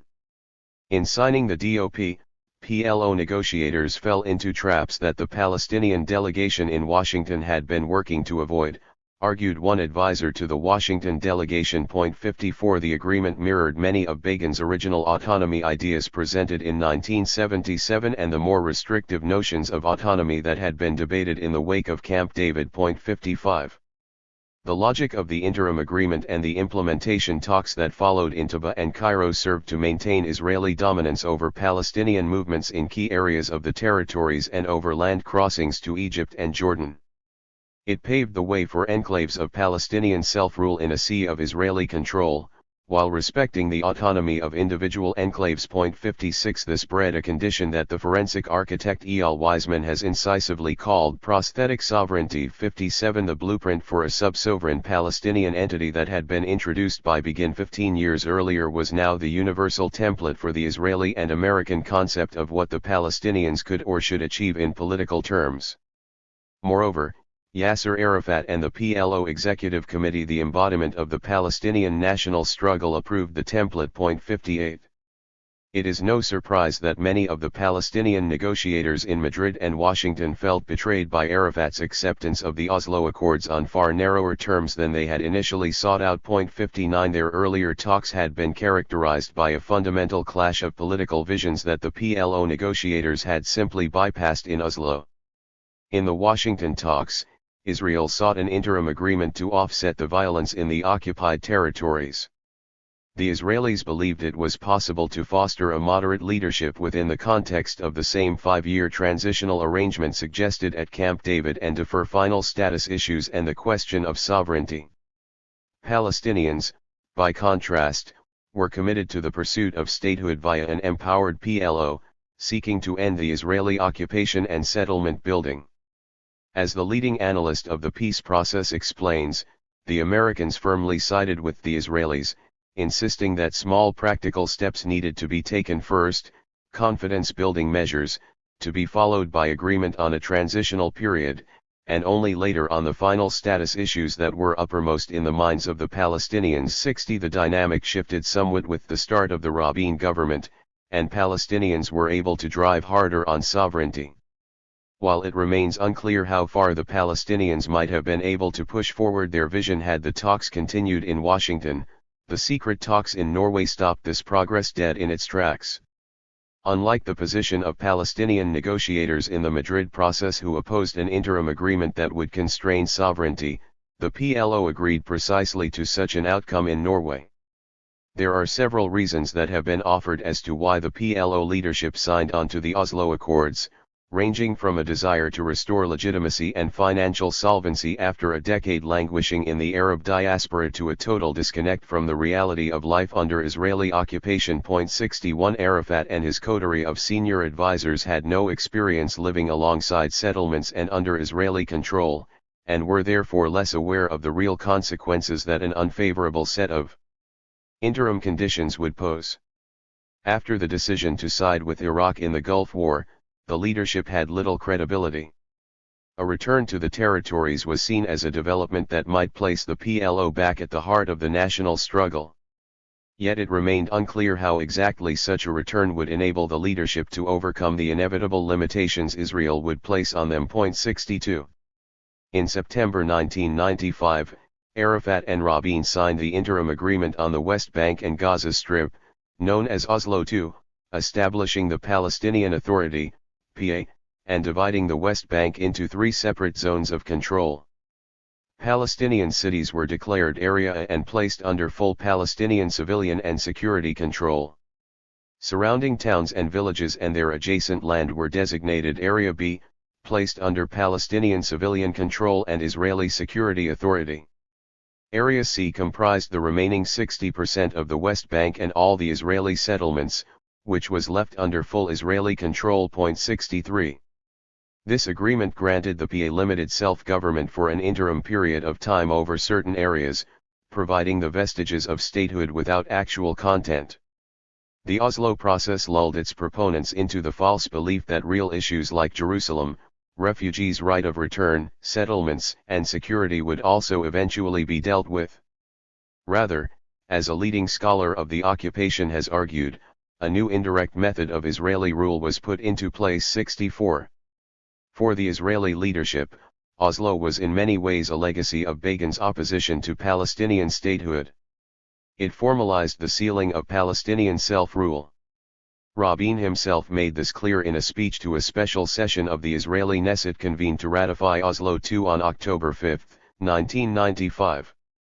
He explained the nature of a permanent solution for the existence of Israel alongside a Palestinian entity. We want this entity to be less than a state that will manage independently the lives of the Palestinians under its authority. The borders of the State of Israel at the time of the permanent solution will be beyond the lines that existed before the Six-Day War. We will not return to the lines of June 4, 1967. 65 Rabin never considered sovereign statehood outright, although a top advisor had suggested that it was an inevitable outcome to a real self-governing authority for Palestinians. 66. Yet critics on the Israeli right strongly denounced negotiations with the PLO or the possibility of their achieving independence, adamantly opposing Oslo at every turn. During the Knesset vote to approve the original accord, Benjamin Netanyahu, who had succeeded Shamir as leader of the Likud, promised to cancel the agreement if his party came to power. He compared Oslo to Neville Chamberlain's appeasement of Adolf Hitler, telling Foreign Minister Paris, "You are even worse than Chamberlain. He imperiled the safety of another people, but you are doing it to your own people." 67 The frenzy of anger directed at Rabin intensified after Oslo II, with Netanyahu speaking at an opposition rally in Jerusalem at which demonstrators displayed an effigy of the Israeli Prime Minister in a Nazi SS uniform. 68 On November 4, 1995, Rabin attended a large peace rally in Tel Aviv held in support of his government's policy.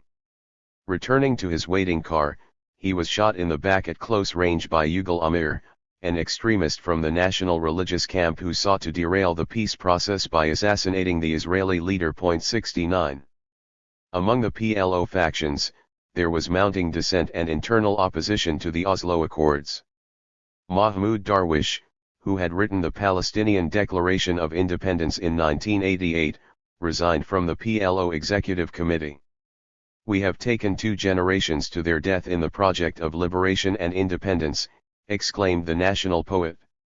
"It now appears as if we are abandoning them completely, leaving them to the winds of the wilderness." 70. There was also enormous skepticism toward Arafat's move in the Arab world. He was seen as selling out meaningful Palestinian sovereignty for the sake of his own return to the West Bank and Gaza Strip, where he was eventually elected president of the PA in 1996. In the rush to secure greater global legitimacy, the PLO leadership sacrificed the basic principles of national self-determination, acquiescing in part to the earlier notions of autonomy put forward during the Egyptian-Israeli-American negotiations. This decision to embrace limited self-rule as an entry point back into the territories facilitated the emergence of a local authority largely subject to Israeli control. Such an arrangement deferred meaningful sovereignty, fostering the performance of independence without substantive political content. Conclusion. The consequences of state prevention. Victory is at hand, Yasser Arafat declared in front the UN General Assembly. "I see the homeland in your holy stones. I see the flag of our independent Palestine fluttering over the hills of our beloved homeland." The image of a Palestinian state described by the leader of the PLO in his breakthrough 1988 address remains unfulfilled, well after the national movement that he led achieved international recognition. West Bank hilltops are even denser with Jewish settlements in 2018, as the Israeli government's 50-year celebration in Gush Etzion recedes swiftly from view. Arafat's vision of a state appears increasingly distant as one surveys recent developments. To explain why, this book has described the process by which the emergence of meaningful Palestinian sovereignty was prevented by a confluence of forces at the very moment when it first seemed attainable. After the 1967 war brought the territory of the West Bank, Gaza Strip, and East Jerusalem under Israeli control, the Palestinian question was thrust into the diplomatic limelight, nearly 2 decades after being sidelined by Arab nationalist politics in the wake of 1948. The renewed strength of the PLO, which had been created at the behest of Egypt in 1964, found its independent footing in the aftermath of the 1967 and 1973 wars, as nationalists drew common cause with other anti-colonial movements to render Palestinian demands visible around the globe. Yet that struggle did not end in statehood, even as the fight for self-determination was framed as the pursuit of national independence. As early as 1973, PLO officials were steadily moving toward diplomacy rather than armed struggle, which had shaped the resurgence of the movement in its early years. They were attentive to the shifting international climate and cognizant of the challenging reality that confronted them in exile, first in Jordan and then in Lebanon. There was a sense of disconnect from the Palestinians who remained in Israel and the occupied territories, cut off from the Arab world and newly exposed to the military control of the Israeli state. Although the PLO's political legitimacy in the Middle East and Europe grew steadily throughout the 1970s, the United States remained deeply opposed to the tactics and substance of Palestinian demands for independence. Both the Nixon and Ford administrations sought to bypass the Palestinian question in favor of regional solutions to the Arab-Israeli conflict. Secretary of State Henry Kissinger formalized the PLO's marginalization with a 1975 ban on official engagement with the PLO that demanded an end to violence and the acceptance of UN resolutions that recognized Israel. Political currents were moving in favor of the Palestinians by the second half of the decade. Jimmy Carter's 1976 election brought a new U.S. administration to power that was far more sympathetic to addressing their demands for self-determination. Carter's electoral victory and arrival in Washington was a break in both style and substance from his predecessors. The administration's approach was premised on abandoning Kissinger's bilateralism, which had been aimed at removing Egypt from the conflict rather than pursuing a comprehensive peace that included the Palestinians. Carter's stance was fueled by a deliberate turn to human rights rhetoric and away from the entrenched patterns of the Cold War. Such a position enabled the circulation of new ideas about Palestinian national aspirations. It was also coupled with a growing global awareness of the PLO as a legitimate vehicle for waging diplomatic struggle, a direct consequence of successful decolonization across the global South. Carter's consultations with Middle Eastern leaders in the early months of 1977 underscored this premise. Not long after the inauguration, the White House proposed a comprehensive regional peace plan that would build on the Geneva Conference, a gathering of key parties that had met briefly in the aftermath of the 1973 war. This Geneva meeting, which was intended for the second half of 1977, would include the Soviet Union and revive negotiations on the basis of United Nations Security Council Resolutions 242 and 338. It would also address the issue of Palestinian representation, through a joint delegation with other Arab states or a measure of PLO participation that was the subject of intensive deliberations. Yet Geneva never came to pass. The domestic backlash from Cold War conservatives and leaders of the American Jewish community who opposed Carter's vision was a major factor in derailing this comprehensive approach.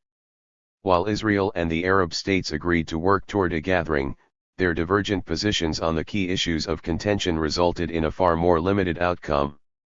In the process, the Palestinian question was effectively removed from viable diplomatic consideration. Along with the impatience of Egyptian President Sadat, these pressures forced a return to a bilateral Egyptian-Israeli track, the very byproduct of Kissinger's shuttle diplomacy that Carter had sought so eagerly to replace.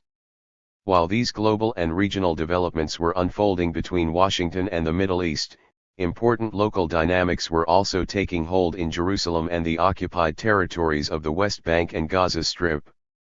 Having solidified control of these areas in the June 1967 war, successive labor governments in Israel had inaugurated a process of settlement expansion that started in the Golan Heights.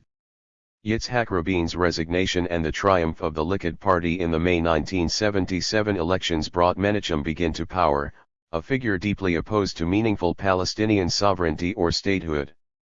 Much to Carter's dismay, the new Begin government sought to firmly entrench territorial gains and expand settlements for a combination of economic, political, and ideological reasons. Palestinian political sovereignty, long at the heart of both PLO and Arab demands, would have no place in such an emerging Israeli constellation. Begin was a shrewd diplomat and political visionary, whose image of the Palestinian future was rooted in the belief that they were not a collective people or nation deserving of a state but a minority group of Arabs living in the greater land of Israel and deserving of individual rights. This was completely at odds with the view of Palestinians themselves, as well as a growing number of Western powers and Arab states. Critical accounts of the U.S. relationship with Israel during the Carter administration point to personal animus between the president and the Israeli prime minister, criticizing the tough American stance toward an ally. Yet much of the Carter administration's frustration stemmed from the substance of the interactions with the Israeli leadership and the divergent vision of a political outcome. Begin was determined not to cede control over the territories or halt settlement expansion, instead introducing the concept of autonomy for Arab inhabitants as an alternative. Carter recognized that the Israeli position was intended to undermine the very principles on Palestinian self-determination that he articulated when he first arrived in office, even as he himself did not countenance a Palestinian state. At a news conference on March 9, 1978, the U.S. President would clarify that we do not and have never favored an independent Palestinian nation, but within that bound of constraint, how to give the Palestinians who live in the West Bank, Gaza Strip some voice in the determination of their own future, is an issue still unresolved. 3. His stance highlighted the contested nature of sovereignty and self-determination in the 1970s, a decade in which a host of anti-colonial struggles using resurgent rights-based language found limited backing around the globe. While this was not a conducive environment for Palestinian diplomatic advances, the PLO itself also helped undermine the possible emergence of a sovereign, independent nation-state. In examining the PLO's strategy and actions in this period, it is clear that the national movement was making the unprecedented concession of accepting a state within the limits of the 1967 boundaries, a radical departure from its earliest political platform. At the same time, the organization's internal reticence to accept UN Resolution 242 at several crucial early junctures, even with reservations, served to bolster critics of engagement and led U.S. officials to bypass the PLO for non-representative alternatives. The flux within PLO decision-making was an understandable reflection of the danger of conceding recognition of Israel without a guarantee of meaningful sovereignty in return. Yasser Arafat attempted to maintain a large umbrella organization that was populated by a range of factions, cognizant of the wider Arab political forces that influenced various corners of the movement, including uncompromising voices demanding continued military action. Therefore, although Palestinian nationalists had largely turned away from armed struggle by the mid-1970s, the persistence of violence by individual factions indicated that the organization was far from a unitary actor. The constraints the PLO was facing were well known to U.S. officials. Yet Carter also faced domestic opposition to engagement, and he ultimately deferred substantive talks with the PLO as he pursued a more limited agenda. Instead, it was Egypt that took the most active role in the U.S. diplomatic track. Anwar al-Sadat eagerly sought a peace agreement with Israel and American financial and military backing, while nominally speaking for the Palestinians along the way. The incongruity of an Arab leader seeking to withdraw from the Arab-Israeli conflict, a process the Egyptian president had started years earlier, without success while a core element of that conflict remained unresolved, was not lost on Israel, the Palestinians, and the wider Arab world. U.S. and Soviet leaders were also attuned to the pivotal Egyptian role, with the United States eager to secure a regional ally, while the Soviets had been losing influence in the Middle East since the 1967 war. The protracted discussions over Geneva solidified Sadat's move to the American camp, and his decision to travel to Jerusalem and focus efforts on bilateral negotiations with Begin was a further indication of Egypt's new stance. Although the path-breaking trip shattered Israeli anxieties about Arab intentions, it also had the effect of shifting negotiations back to Kissinger's bilateral approach, further eliding a national outcome for the Palestinians. As U.S. diplomats slowly got behind Sadat's efforts, the emergence of the Camp David summit was the final opportunity to keep the Palestinian question under consideration. In preparing for the talks and negotiating between Egypt and Israel, Carter and his advisors quickly realized that the fate of the Palestinians was tied to Begin's narrow conception of autonomy. While the United States questioned these motives, and raised pointed criticism of the Israeli vision of limited sovereignty, Sadat was willing to proceed along narrower lines. Carter's expansive planning for a regional settlement ultimately gave way to the much narrower albeit significant bilateral peace treaty between Egypt and Israel. Sadat's approach during the subsequent negotiations over the bilateral peace treaty sacrificed meaningful Palestinian self-determination for a watered-down notion of self-rule promoted by the Begin government. As his lead advisors protested and quit in succession, the Egyptian president stood his ground, believing he could represent Palestinian interests despite his antipathy toward the PLO and Israeli designs over the occupied territories. Partly a byproduct of his domestic considerations and Egypt's desire to secure Western backing, this headstrong stance flew in the face of wider Arab concerns and left Egypt marginalized in the region. Internally, it was coupled with growing anger at the peace treaty with Israel and deeper discontent over the leadership of Sadat himself. In the wake of the Egypt-Israel peace treaty of 1979, diplomatic efforts to address the Palestinian issue shifted to a series of smaller meetings devoted to autonomy. These autonomy talks, as they came to be known, were convened by the United States, Egypt, and Israel without Palestinian participation. They were the first sustained political consideration of Palestinian self-determination after 1948. They were also the most consequential. Israel's clear vision of autonomy was dependent on the extension of state sovereignty throughout the occupied territories, a mechanism of de facto annexation that blurred political boundaries and perpetuated conflict with the Palestinians. 4 Later iterations of Palestinian models for self-rule, such as the Palestinian Authority that emerged from the Oslo Accords, emanated from this central premise. A change in status for Arab inhabitants in the territories would be dependent on the continuation of Israeli settlements and some degree of Israeli security control west of the Jordan River. During the autonomy talks, in their negotiating tactics and overall stance, the American and Egyptian diplomats often acquiesced to the Israeli view of limited sovereignty, serving to thwart the possibility of a meaningful political outcome for the Palestinians. As the Israeli concept was further clarified, and as Arab and Palestinian opposition grew, the logic and momentum of negotiations superseded warnings that the outcome might favor the Begin government. What then explained their continuation into the early 1980s? The Carter administration confronted domestic pressures and other pressing concerns in the Middle East, sustaining the discussions out of necessity as a marker of progress on the Palestinian front while having run out of political leverage to effect a meaningful outcome. For Sadat, the negotiations sustained the image that bilateral peace was connected to a broader settlement, drawing attention away from more hardline critics who had opposed Camp David for the very reason that it undermined Palestinian aspirations. Without halting ongoing settlement expansion or providing substantive authority to local residents of the occupied territories, the autonomy talks further prevented Palestinian self-determination in the West Bank and Gaza Strip. Autonomy, as a political, diplomatic, and conceptual tool utilized to manage the Palestinian question, became the ground upon which the Israeli government cemented indefinite control over the occupied territories without any expiration date or formal annexation.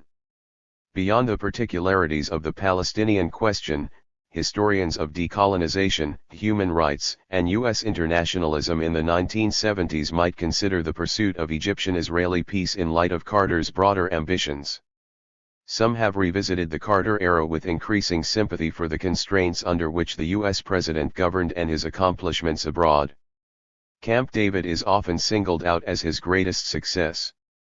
The Carter administration, it is argued, broke with decades of U.S. inaction by seizing on the terms of the debate over the Middle East, often unintentionally, overhauling them to fit with an alternative conception of the region.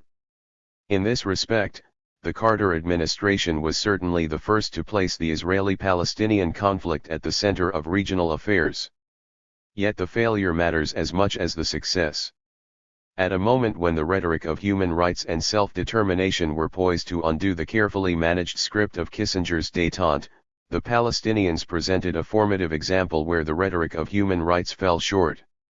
A focus on the autonomy talks in particular illustrates the narrow extent to which the contours and possible solutions of Israel's conflict with the Arab world were circumscribed by Camp David and the troubling consequences that metastasized in its wake.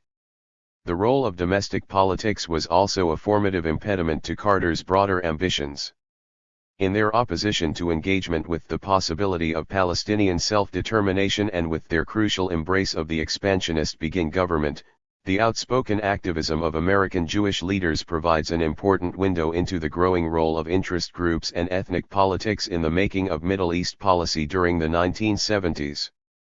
The degree to which American Jewish leaders collectively constrained Carter's pursuit of a comprehensive peace is difficult to discern, but lobbying along restrictive Likud party lines became more evident in Congress, in the media, and within the American Jewish community. At the same time, important voices of dissent were visible and influential, breaking with a hostile view of the Palestinian question into the 1980s. Domestic opposition also came from anti-Soviet hawks, whose unrest indicated deeper discontent with Carter's departure from Cold War priorities around the globe. The emergence of a foreign policy anchored by an appeal to human rights bolstered the claims of neoconservative critics who worried that the United States had given ground to the Soviet Union. These concerns would grow more acute as other foreign policy challenges arose, particularly the Iranian Revolution in 1979 and the Soviet invasion of Afghanistan that year. A potent backlash against Carter would drive many Democrats to support California Governor Ronald Reagan in his quest for the White House. Carter's defeat in the 1980 election and the rise of the Reagan administration accelerated developments set in motion by Camp David and repositioned the Israeli-Palestinian conflict as a subset of the Cold War. The formal introduction of a strategic U.S. alliance with Israel was matched by the marginalization of the PLO as a Soviet proxy. Even as some U.S. officials warned of the danger in this approach, neoconservative ideologues dominated in the early years of Reagan's first term and found a natural ally in the Likud government of Israel. Most consequentially, the Reagan administration aided Israeli officials in the transition from a diplomatic attempt to suppress Palestinian nationalism toward a military intervention that targeted the PLO in its Lebanese stronghold. By greenlighting Israel's June 1982 intervention in Lebanon, U.S. officials helped exacerbate a broader civil war that had already been raging since 1975. As the 1982 war and its aftermath demonstrated, the Israelis overestimated their own capabilities and the possibility of a political alliance with the Maronites. In the process, the Begin government sowed regional upheaval and drew the United States into its largest quagmire since the Vietnam War. The extent of the invasion, and the prolonged occupation of Lebanon, fomented violent resistance and drew in other Arab states to exacerbate a host of internal rivalries. Although American officials were divided in their view of Israeli actions over the summer of 1982, acute failures by the U.S. administration in the aftermath of the PLO evacuation from Beirut left innocent Palestinian refugees distressingly vulnerable in Sabra and Shatila.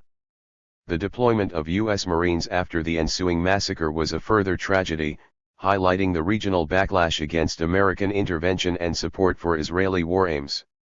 The United States suffered incomparable damage in the Lebanese imbroglio, in terms of both human lives and regional influence. Many of the legacies of intervention in the 1980s still haunt U.S. foreign policy in the Middle East. Such a reordering of America's position in the region during this period highlights U.S. internationalism at a moment of transition. The aftermath of Camp David and subsequent events in Lebanon were a crucial component of the American turn to military force in the region. While international historians are only recently beginning to turn their attention toward the Reagan era, it clearly had a far-reaching impact on the global South, especially the Middle East. 5 The earlier insistence on a bifurcated Cold War/post-Cold War periodization scheme for organizing the late 20th century is now seen as eliding the critical role of the United States in fomenting and exacerbating regional violence. 6 Rather than peripheral to events elsewhere, the Middle East was a central site of Reagan's interventionist foreign policy in the closing years of the Cold War. In this regard, preventing Palestine tempers any triumphalist narrative of U.S. foreign relations in the Reagan era. 7. From Latin America to Africa, historians have become more explicit about the need to locate the genesis of contemporary social and political problems within a period of ostensible American triumph. 8 Scholars of the global Cold War in particular have forced a necessary reckoning with histories of the periphery, but even they have neglected the Israeli-Palestinian conflict. 9 A move away from Carter's regional focus to the globalist approach of Reagan can be traced directly through this arena, with consequences that continue to underpin U.S. diplomacy toward the region. Although the Cold War mattered to Arab-Israeli relations in the late 1970s and 1980s, its impact was far less than might be expected, certainly in light of internal developments. As a framing and periodizing device, however, it helped situate those developments along a global axis. The rhythms and logic of Israeli and Palestinian concerns drew selectively and instrumentally upon strategic Cold War reasoning when it suited particular policy initiatives in both the Carter and Reagan administrations. Lebanon was the nexus of these local and global forces, revealing the consequences of a violent encounter between dueling ideologies and armed intervention in the early 1980s. The country has long been a battleground for regional power rivalries, and was also the site where Israel's ambitious national agenda and the diplomatic fallout of Camp David collided in unexpected and damaging ways. In pursuing the PLO militarily, and working to defeat Palestinian nationalism via faulty alliances with the Lebanese Christian minority, Israel found itself implicated in a massacre and a wider war that undercut the entire edifice upon which a carefully cultivated ethos of defensive Zionism had been resting. Even alongside the creation of the Palestinian refugee problem in 1948 and military failures in 1956 and 1973, The 1982 war endures as one of the darkest episodes in Israeli history, to say nothing of its resonance in Lebanon. While the Israeli invasion was a formative proving ground for subsequent attempts to suppress Palestinian nationalism, the lessons of overreach were never quite absorbed by the political establishment at the time. The PLO's expulsion from the country and the failure of the Israeli-Lebanese peace accords triggered new forms of regional resistance and the resurgence of the Palestinian question in the occupied territories themselves. A shift from political efforts to curtail Palestinian self-determination toward the military intervention in Lebanon further exposed the national movement to violence and exile. But it also enabled a regrouping and re-articulation of the national struggle in conjunction with Palestinians who remained inside the West Bank and Gaza Strip, reviving the quest for statehood that the Israelis had worked so diligently to suppress. Attempts to restart negotiations on the Palestinian front without PLO engagement yielded little in the way of meaningful political progress. Israel promoted its own alternatives like the ill-fated village leagues and quality of life initiatives to improve economic conditions in the territories via Jordanian channels.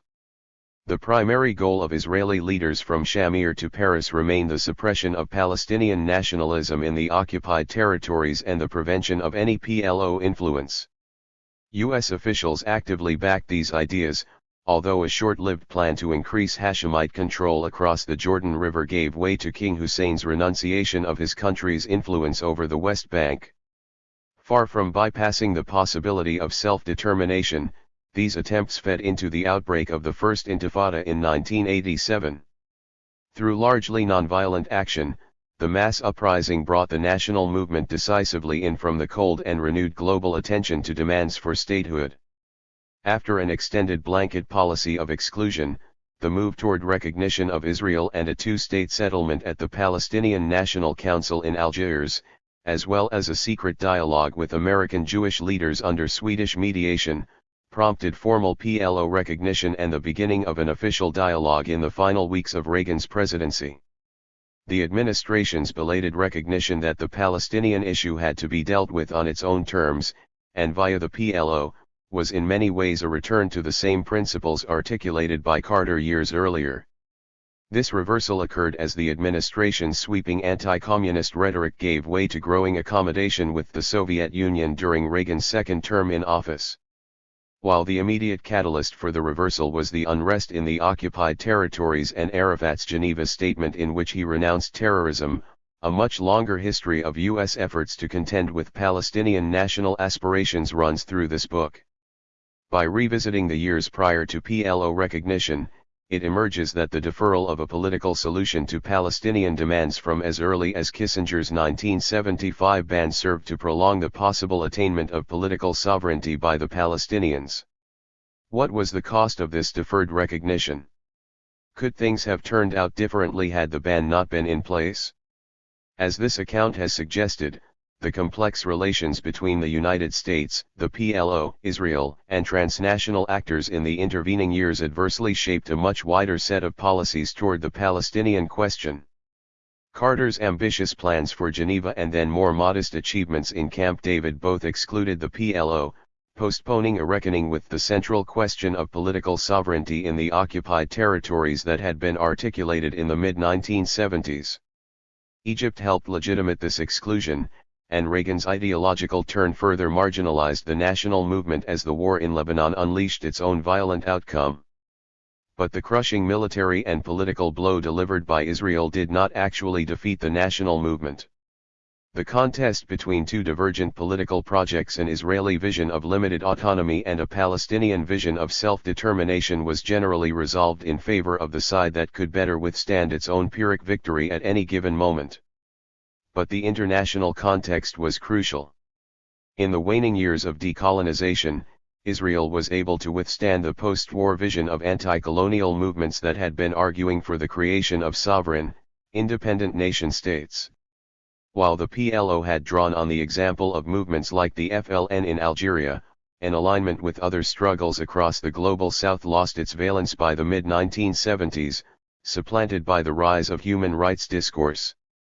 Israel's position as an ally of the United States in the Cold War and joint rejection of efforts in bodies like the United Nations was solidified in the Reagan era, thereby helping to embed an alternative view of the PLO as a Soviet proxy and Palestinians as undeserving of statehood.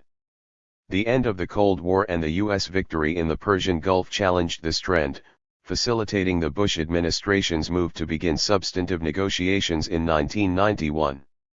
The Madrid Conference and the Washington talks finally allowed the Palestinians to sit at the negotiating table, even under the severe political constraints that had been set in motion by Camp David. While the Palestinian delegation worked to secure greater sovereignty in these talks, Arafat's secret move to pursue the Oslo Channel with the Rabin government led to a breakthrough agreement that did not actually address core demands. In securing the PLO's return to the West Bank and Gaza Strip with the signing of the Oslo Accords, Arafat's acceptance of limited self-rule through the establishment of an interim Palestinian National Authority diluted the central elements of the Palestinian national struggle, bumping up against the ceiling of autonomy first laid out by Begin in 1977. It also virtually guaranteed Israel's continued settlement expansion in the territories, further eroding the basis of what might emerge as a sovereign, independent nation-state. Settlements, in this regard, remain a central actor in any wider story of this period. Carter's limited attempt to push Prime Minister Begin on settlement expansion, followed by Reagan's shift on their legality, would enable years of unchecked Israeli building in the occupied territories. This legacy tends to be obscured by a focus on peace between Egypt and Israel, an agreement that should be understood as contingent in Begin's mind on avoiding a resolution of the Palestinian issue. As the comprehensive track eroded, movement on settlement building continued apace, and took off in the 1980s. The settlements had become the mirror and negation, in effect, to the possibility of Palestinian sovereignty. About 4,000 Jewish settlers lived in the West Bank and Gaza Strip when Begin entered office in 1977, and over 100,000 by the end of 1992, on the eve of the Oslo Accords. In the interim, commuter towns and bypass roads for Jewish residents bisected the actual ground upon which Palestinian sovereignty could be achieved, as a matrix of Israeli control was consolidated that by some accounts would prove irreversible. 10. The legacy of the 1970s and 1980s. Critics of the U.S., Israeli, and Palestinian roles in the peace process have long lamented the destructive impact of the 1990s and early 2000s. But new evidence deepens and complicates an understanding of the missteps that actually began far earlier. The Camp David process was the first diplomatic discussion of Palestinian self-determination, and also the most formative. For as damaging as the exclusion of actual Palestinians from the Egyptian-Israeli negotiations and the autonomy talks may have been, the impact on subsequent discussion of their political fate has also been crippling. By conditioning Palestinian political rights on a narrowly functionalist and non-territorial definition of autonomy alongside continued Israeli settlement expansion in the occupied territories, the earlier talks undercut the possibility of Palestinian sovereignty long before the peace process of the 1990s had begun. Begin's autonomy plan, as both records from his time in office and later discussions make clear, became the basis for the U.S. and Israeli negotiating positions and the birth of the Palestinian Authority in the years that followed. The link between Camp David, the autonomy talks, and the Oslo Accords is almost entirely absent from studies of the peace process. But in the view of former Israeli Knesset member and political scientist Naomi Chazan, Camp David indirectly curtailed the prospects of territorial compromise in the West Bank and Gaza. By decoupling peace from territories, Chazan explains, they actually encouraged Israeli settlement 11 in continuing with the post-1967 decision not to decide on the fate of the territories and deferring substantive negotiations over the Palestinian question in an autonomy process explicitly designed to prevent sovereignty. Camp David actually enabled the triumph of an Israeli vision intent on suppressing the demand for self-determination. This highly consequential strategy was a defining feature of Begin's statecraft, often lost in the broader picture of the peace treaty with Egypt. A focus on the 1970s and 1980s also reveals a great deal about the nature of Israel's expansion beyond the 1967 borders and the diplomacy that sustained it. The very idiom in which early negotiations were rooted, autonomy not sovereignty, limited self-rule, exacerbated conditions on the ground and dismantled the political mechanisms for a just resolution to the Palestinian question. Even more restrictive than the notion of self-determination that featured in the mandate system after World War I, autonomy for the local inhabitants of the occupied territories was diluted to a point where it signaled indefinite Israeli control of the territories rather than a means to eventual self-government. Unlike the mandate system, which was premised on the assumption that the occupiers might one day leave, Israel's occupation has lasted twice as long, without an end in sight.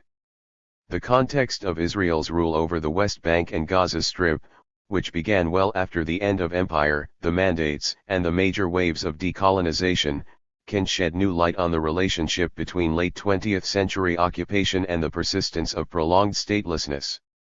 In large measure, the blueprint for the limited degree of Palestinian sovereignty that might ever be reached in a negotiated settlement was first sketched out by Begin, Berg, Sharon, and members of the Israeli negotiating team, as well as through the acquiescence of U.S. and Egyptian diplomats working alongside them.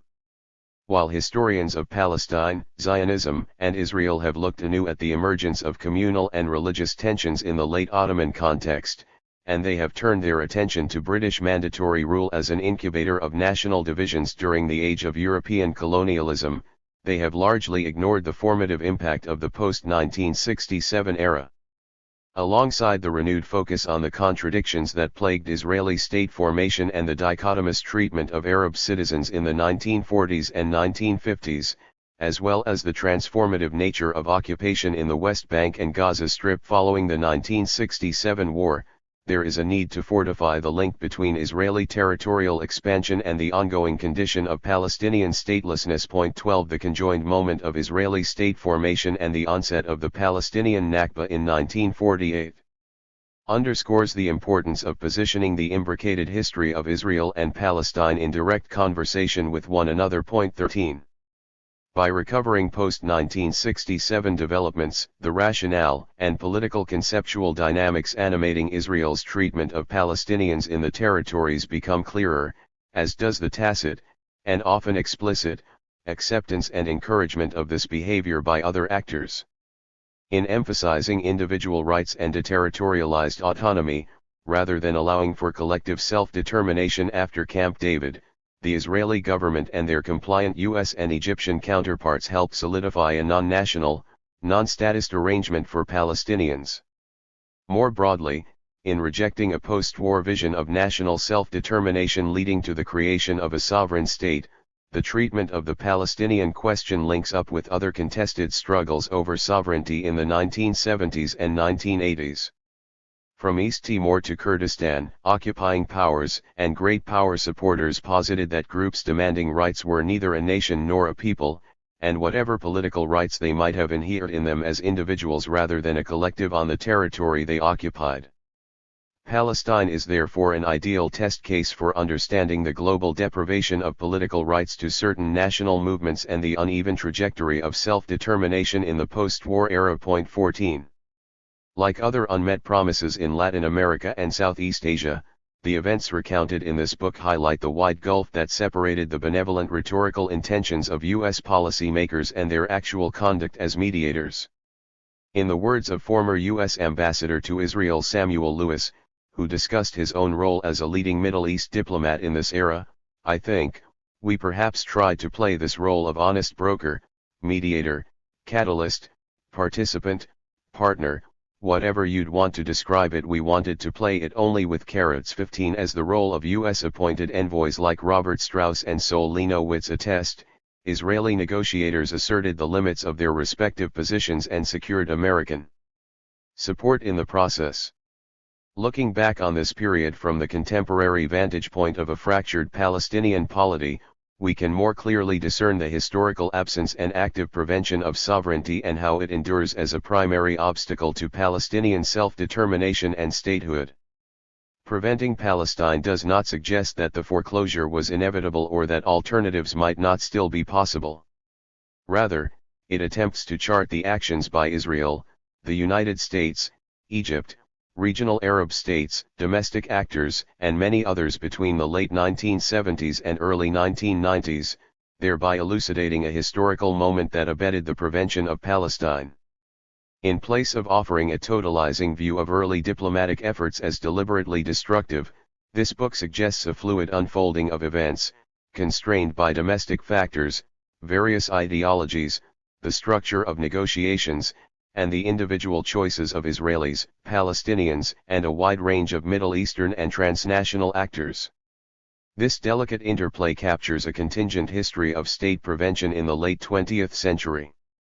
In exploring how diplomatic practices interacted with existing governing structures and various forms of conceptual and political thinking, the period between Camp David and Oslo casts new light on the divergent meanings ascribed to words like autonomy, self-rule, and sovereignty. 16 By pulling the frame away from a saturated focus on the post-Oslo era, I have attempted to explain how international political developments, the articulation of ideas and policies in the diplomatic arena, domestic politics in the United States, and transformations on the ground in the region itself during the late 1970s and 1980s produced, and constricted, the possible conditions under which the Palestinian question could be negotiated after U.S. recognition of the PLO in 1988. William Quandt, one of the Carter administration's advisors on the Arab-Israeli conflict, and the leading expert on the peace process, has argued, on balance, Israel and its neighbors were no closer to agreement in 1988 than they had been in 1980. Perhaps the most one can say is that things had not deteriorated beyond repair.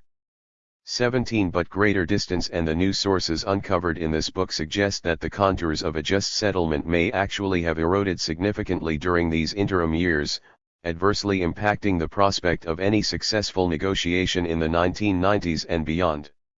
Historians are not frequently in the business of asking counterfactuals, focused instead on how events, ideologies, and structural forces unfold and interact over a discrete period of time. 18 One must wonder, however, if things might have turned out differently had Carter's pursuit of a comprehensive peace moved forward, or Sadat held off on his trip to Jerusalem, or the Reagan plan was taken seriously in the midst of the Lebanon War, or the Madrid and Washington process had reached a conclusion before the secret agreement in Oslo. Perhaps possibilities would have presented themselves in the last 2.5 decades that are hard to imagine today. But given the history recounted in this book, a more troubling question remains: was the legacy of Camp David so deeply entrenched both conceptually in terms of preventing Palestinian statehood and physically in terms of the territorial transformation in the West Bank and Gaza Strip that the peace process in the 1990s was bound to fail from its inception? Can Palestinians, as one leading U.S. diplomat suggested, really negotiate their own way out of occupation? 19. State prevention into the 21st century. Throughout 2017, several Israeli politicians could be heard lamenting the missed opportunity of Menachem Begin's autonomy plan, which they believe would have maintained Israel's Jewish character and circumvented international pressure to withdraw from the occupied territories. 20 Naftali Bennett, the right-wing education minister and leader of the National Home Party, has been a leading advocate of a political solution for the Palestinians that dispenses with the idea of two separate states. 21. Instead, he has called for autonomy on steroids in its place. In a December 2017 interview, Bennett laid out his vision in great detail. "I have no desire to occupy, govern, and control the 2 million Arabs that live in Judea and Samaria. I remember what it was like during the First Intifada, and I don't want to control their education, their sewage system and their quality of life." Instead, Bennett suggested a stability plan that would provide full civilian self-governance to the Palestinians so they can elect themselves, pay their taxes, and control those areas that are theirs. In particular, he called for the application of Israeli sovereignty in Area C of the West Bank. This would integrate Palestinians who live there, about 80,000 in his view, into Israel with an offer of full Israeli citizenship, including voting rights, or residency. Palestinians living in Area A and Area B, Bennett explained, will govern themselves in all aspects barring two elements: overall security responsibility and not being able to allow the return of descendants of Palestinians refugees. 22 The echoes of Prime Minister Begin could not be clearer. As for how this autonomy on steroids might materialize, Bennett was open to ideas. It could be a confederation with Jordan, or local municipalities, or a central government. It would encompass full freedom of movement, massive infrastructure investment, the creation of a tourism zone so Christians can enter Haifa, Nazareth, Nablus, Ramallah, Jerusalem, and Hebron without going through roadblocks. The elements of such a plan would not require the cooperation of the Palestinians themselves, Bennett argued, or the international community. It would also make life better in the occupied territories, ensuring a continued Israeli presence across the Green Line. It's a bottom-up economy-based peace solution and the Palestinians don't accept any other options. My approach brings a much better horizon for Palestinians and Israelis because right now the only quiet place in the Middle East is in Judea and Samaria, and it's because we're there. When asked whether his vision would provide self-determination for the Palestinian population in the West Bank, Bennett demurred. It's unrealistic. Self-determination also depends on democracy so that the people are able to determine what they want. Almost none of sick neighbors enjoy democracy, and if they did they would cease to be. So the stability plan is only partial self-determination, but in the real world you have to make compromises. 23. Bennett's 21st-century resuscitation of Begin's political vision of autonomy and the attendant questions this book has raised can in part be traced to the impact of the Second Intifada between 2000 and 2005. The violence contributed to the intensification of a right-wing shift in Israel, further engendering widespread opposition to the notion of a fully sovereign Palestinian state. But this opposition has far deeper roots, predating the Oslo Accords and the accompanying public debate about limited territorial withdrawal. Even look at Prime Minister Benjamin Netanyahu, who denounced Oslo's supporters as countenancing appeasement, calling them worse than Chamberlain claimed to embrace a two-state model to ending the conflict, before making clear that relinquishing control of the West Bank was not an option. He has spoken instead of a state minus for Palestinians, suggesting some form of limited self-rule with Israeli security control west of the Jordan River. 24 Netanyahu, it should be recalled, began his service in the Israeli government during the Begin era. He was deeply attuned to the arguments around autonomy and the debates over settlements, self-determination, and the meaning of sovereignty. Israel's decision not to decide on the fate of the territories after 1967 has in fact given way to a de facto policy of annexation in certain areas and public calls for formal annexation in others. Despite rhetorical support for a negotiated settlement, many Israeli politicians have regressed to an even harsher stance than that of Menachem Begin himself. Such a trend is not limited to the right-wing political parties, as parallels can also be found among centrists and the labor left. Rather than withdraw from the West Bank, or abandon the settlements, there is talk of interim measures and slow separation that ensures continued Israeli security control of the territories. The idea of a Palestinian state, even a demilitarized one, has receded from view. Competing political visions that circulate in its place are not necessarily premised on the attainment of equal rights, individual or collective, in either two states or one. We ignore these trends at our peril. The return to the 1970s and 1980s serves as a reminder that the contemporary debates over the Israeli-Palestinian conflict, as well as U.S. and international involvement in its resolution, are in many ways a 21st-century revival of earlier iterations. A central claim of this book is that political catastrophes do not just appear out of the blue, they are the product of decisions taken at particular moments in time. If we widen our lens to explain how earlier histories of the Mandate period as well as state formation and dispossession in 1948 extend forward to the post-1967 era, the broader dynamics of the Palestinian question become more evident, as do the discrete periods in which diplomatic practices prevented its resolution in the late 20th century and continue to obstruct a viable outcome in the 21st. Camp David and its aftermath loom large over recent discussions about how to address Palestinian sovereignty claims. The political formation through which they might ultimately be exercised cannot be separated from the underlying principle of self-determination at the very heart of Palestinian demands. Acknowledgements. This book grew out of a formative political encounter that challenged me to interrogate personal beliefs and communal expectations, while also opening new avenues of historical understanding and intellectual discovery. My greatest debt is to my parents, Don and Enid Anziska, who supported me every step of the way, absorbing my inquisitiveness and provocations with love and acceptance. Together with my siblings, Evan, Suzanne, Nina, and Zachary, they offered a home where ideas could be debated, loudly, and deeply held assumptions could be re-examined in a more critical light. That openness nurtured my own learning and enabled me to travel farther afield, while a growing family including Allison, Avi, and all my nieces and nephews pulled me back and grounded me amid the research trips and transatlantic moves. Without the mentorship and guidance of my teachers, I would have been lost trying to make sense of the questions themselves. Seth Taylor, Jeff Kahn, and Harriet Lovett ignited an early love for history and politics and set me on my way. As an undergraduate, Hilary Hugg, Lavinia Lorch, Peter Paziglini, John Key-Backel, and N. Douglas helped me start looking for answers. The earliest seeds of this research began under the attentive eye of Elizabeth Blackmar, who taught me how to be a historian. Her dedication to imparting a craft and engagement with her students is a model to strive for in any classroom.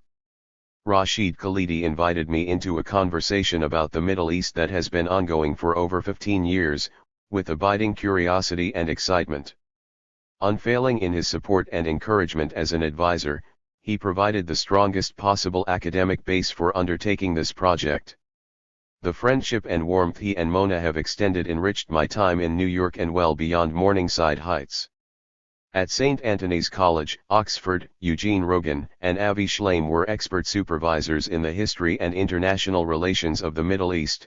Both read multiple drafts of chapters that made their way into this book and have remained supportive colleagues and friends.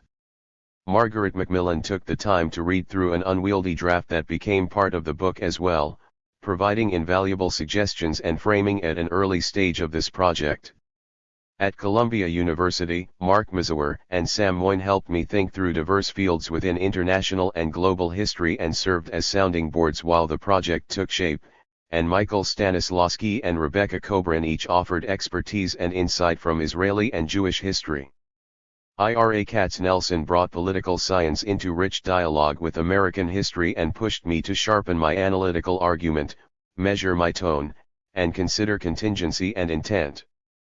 Anders Stepp Hansen upended my approach to the study of foreign relations, forcing me to confront conceptual challenges with pointed and constructive feedback, always with the welcome relief of his piercing humor and clear sense of what is at stake. Ron Zweig provided research advice, critical reactions to my work, and an intellectual community in which to research Israel and Palestine at New York University's Taub Center.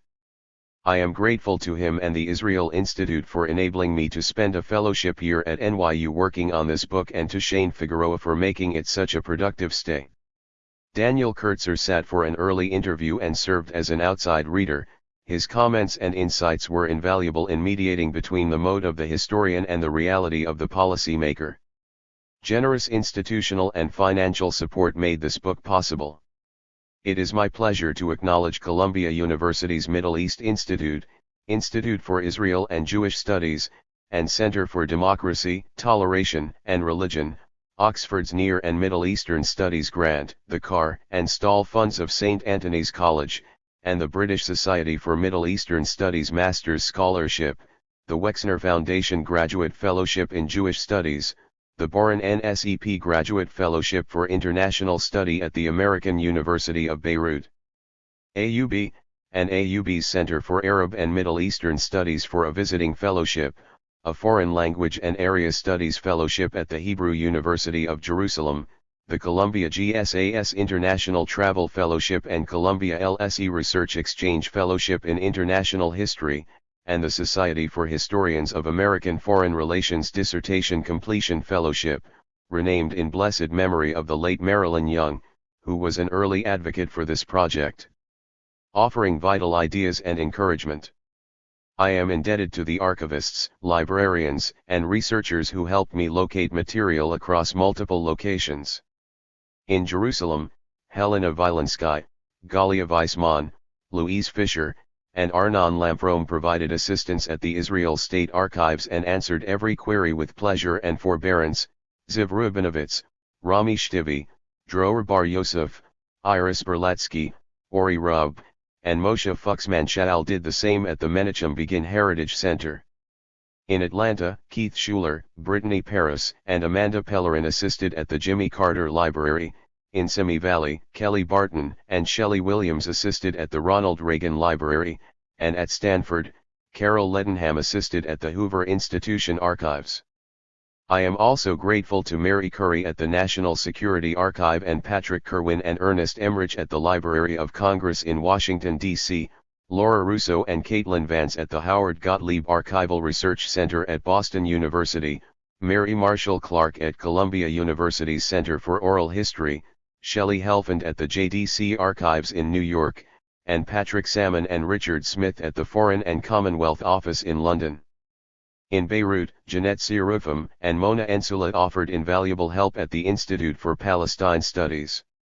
A chance visit to the Arab Image Foundation as well as a tip from Meryl Mekirditzian led to a discovery and meeting with Akram Zaidari that proved fortuitous in researching and writing about 1982, pushing me in exciting new directions. Numerous colleagues and friends offered invaluable assistance on various aspects of this project, often from their own areas of expertise or works in progress, a constant reminder that no researcher works in isolation. They provided crucial insight and feedback, shared additional documents and source suggestions, facilitated key introductions, and invited me to present parts of this work in venues that helped me make sense of what I found and figure out what I wanted to say. I am tremendously grateful to Andrew Arson, Nigel Ashton, Bernard Avishai, Lila Balout, Nadim Bawalsa, Stephen Baim, Peter Bienart, Omri Ben Yehuda, Mar Bitter, Rosie Bashir, John Chalcraft, Paul Chamberlain, George Chauncey, Helena Cobbin, Sylvain Seipel, Ahmed Dalamai, Sidra Dekoven Ezrahi, Rafaela Del Sarto, Andrea Desi, Khalid Fahmy, Dina Feinberg, Samuel Friedman, Fawaz Gergs, Modi Gigi, Natasha Gill, Amos Goldberg, Ron Gregg, Jonathan Greibitz, Judith Gurwich, Doden Halavi, Sean Halper, Amira Haas, Shay Hoskany, Susanna Heschel, Sarah Hirschhorn, Jonathan Hunt, Anne Avron, Gail Israelson, Simon Jackson, Hazem Jamjum, Jennifer Johnson, Charlie Keaiden, Linda Kerber, Osama Khalil, Christine Cowrie, Nathan Coors, Lyra Lares, Daniel Levy, Gideon Litchfield, Kristen Loveland, Ian Lustick, Liz Marcus, Jessica Marglin, Lenore Martin, Victor McFarland, Tom Meany, Nancy Mitchell, Dirk Moses, David Myers, Zev Nagel, Jacob Norris, Derek Pensla, Mesna Cato, John Randall, Avi Raz, Shira Robinson, Aaron Rocksinger, Doug Rossinow, Daniel Sargent, Tehila Sasson, Suzanne Schneider, Noah Schonman, Rona Sella, Olivia Sones, Stephen Spiegel, Sophia Stamatopoulos Robbins, Rebecca Steinfeld, Eli Stern, Rafi Stern, Simon Stevens, Dan Streef, Salim Tamari, Hagai and Judith Demir, Laura Van Waz, Vanessa Walker, Stephen Wertheim, Lawrence Wright, Yael Zerubabel, Daniel Zufby, and the late Tony Yude. Since joining the faculty at University College London, UCL, in the fall of 2015, all of my colleagues in the Department of Hebrew and Jewish Studies and across UCL have made me feel welcome and provided an academic home that manages to be both intimate and expansive in reach. Along with my students, they have afforded me an opportunity to discuss and present material within wider contexts, as well as the time and space to complete this book, especially during the final dash to submission. Well before the project was even finished, Fred Appel expressed enthusiasm and offered expert guidance, shepherding the proposal and manuscript through review with keen insights and suggestions of his own that have enhanced the clarity and argument of the text. The entire team at Princeton University Press has been a delight to work with, and I am grateful to Thalia Leaf for her swift editorial assistance, Nathan Carr for his nimble production work, and Jen Backer for her exceptional copy editing while meeting a tight deadline. The detailed feedback and constructive recommendations from the peer reviewers were more than any author could expect. It was especially heartening that two individuals who later disclosed their involvement were Salim Yaqub and Brad Simpson, given how much I have benefited from their respective scholarly contributions and professional example. Alongside her camaraderie and hospitality, a one-on-one writing group with Victoria Phillips helped me through the painful chapter revision process. Gershom Gorenberg has been a dedicated guide into the history of Israel and the settlements as well as a teacher of narrative writing, making his reactions to the preface and introduction particularly useful. After sitting for an interview that lasted far more hours than he bargained for, Henry Siegman brought me into the U.S/Middle East project, and he and Susan Eisenstadt took me under their wing, with a striking depth of mutual understanding that provided a sounding board while I was writing and thoughtful feedback on various sections. With generous and incisive readings of the full manuscript, Ahmed Khalidi and Gershon Schaefer provided dual anchors in Palestinian and Israeli politics and history. At a very late stage and with remarkable speed, William Quant carefully combed through the text and offered invaluable comments. He has been a tremendous resource in other ways, not least as a practitioner and scholar of this period. One of the great joys of working on contemporary history has been the opportunity to interview many of those who participated in or witnessed the events under examination and to call upon them in weighing oral history against the written record. I am eminently grateful to all those who gave of their time and agreed to my interview requests, sharing their recollections with frankness and detail, opening new avenues of inquiry, and providing context and texture where it was lacking. Like all those who assisted with this book, I alone am responsible for any errors or faults of interpretation that may have resulted. For their kind cooperation in facilitating permission for photographic reproduction, I am grateful to the Palestine Poster Project Archives and Liberation Graphics, Dan Walsh and Amer Shamali, the Jimmy Carter Library, Sarah Mitchell, Israel's Government Press Office, Ilana Dayan, and the National Archives. Shane Kelly worked seamlessly to create precise maps, with statistical details and crucial information provided by Haggett Offren of Peace Now, Laura Friedman of the Foundation for Middle East Peace, Shaul Arieli, Eliza Peleg of Israel's Central Bureau of Statistics, and Yair Asaf Shapira of the Jerusalem Institute for Israel Studies. I published partial findings on the Sabra and Shatila massacre discussed in Chapter 6 in the New York Times as a preventable massacre, September 16, 2012, alongside key documents obtained from the Israel State Archives. Sasha Palakau-Surinsky and Sewell Chan were peerless advocates and editors in pursuit of publication and have remained stalwart supporters as I worked on the book. Material from other previously published articles has been reprinted or incorporated with permission from the University of Pennsylvania Press, the University of California Press, and the Foreign Policy Association. Several devoted friends accompanied me along this project, understanding when I vanished and when I needed to be pulled away from my desk. Brooke Armstrong was there from the start, helping me find my footing. Chinani Gillers and Rebecca Klein were mainstays in New York. Daniel Altschuler, Ariana Berengaud, Mark Grinberg, Shadi Hamid, Florian Hoffman, Lee Newbert, and Nahid Siamdist coalesced in Oxford and spread far beyond. Josh Hirsch and Ramsey Medjer appeared in Lebanon, and Sally Davies, Virginia Forbes, Lisa Jepson, and Jill Waters in London. Fred might read and reread more versions of this book than he should have ever agreed to, enduring the highs and lows with stoic assurances, ample needling, and wit. Natasha Wheatley was a cherished roommate and brilliant interlocutor during countless formative moments in the life of this text and its grateful author. On the eve of an exploratory research trip to the Middle East, an email introduction changed the course of my life. Tarek has opened my eyes to the world in ways I am still coming to appreciate, showing me the meaning of empathy with infinite patience and grace. Along with a great deal of laughter, his intuitive ability to navigate through the hardest terrain drew me away from the study of historical and political misfortune into the bracing adventures of the present. A note on sources. In the first stages of the research for this book, I was often asked if it was too early to write histories of the 1970s and 1980s. Relatively assured at the time that it wasn't, I have become ever more certain of the importance and reward of investigating this recent past.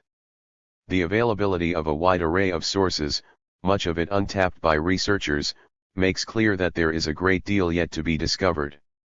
One of the main challenges I have faced is the sheer volume of material and the opportunities as well as clear limits afforded by digitization.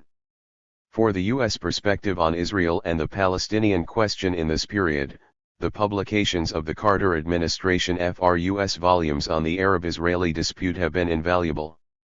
The availability of additional volumes on North Africa, the Arabian Peninsula, and relevant themes like human rights provides further areas of exploration for the wider Middle East.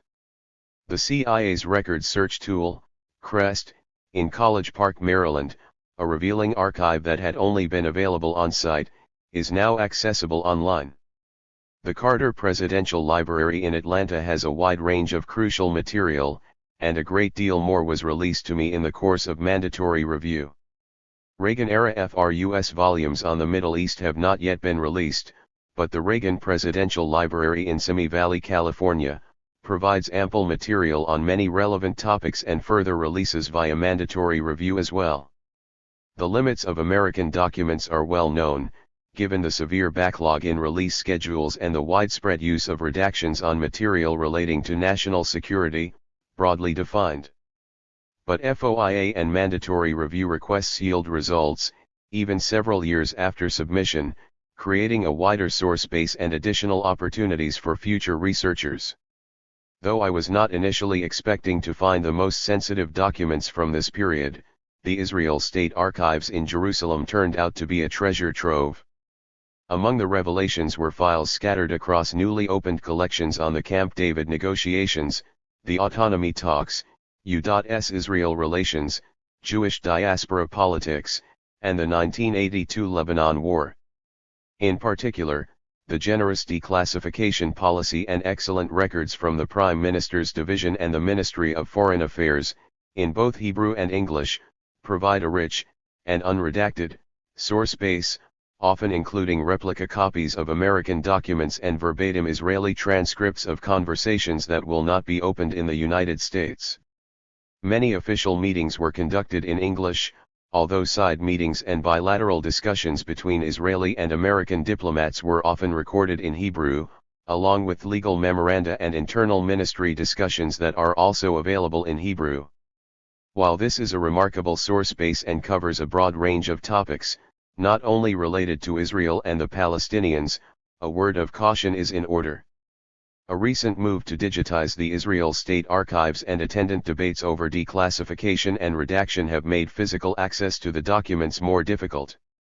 The clear limits to digitization are also evident when coupled with the inability of researchers to rifle through boxes and files where meaningful adjacencies can be discovered, leading to new lines of inquiry that are simply not possible via computer alone.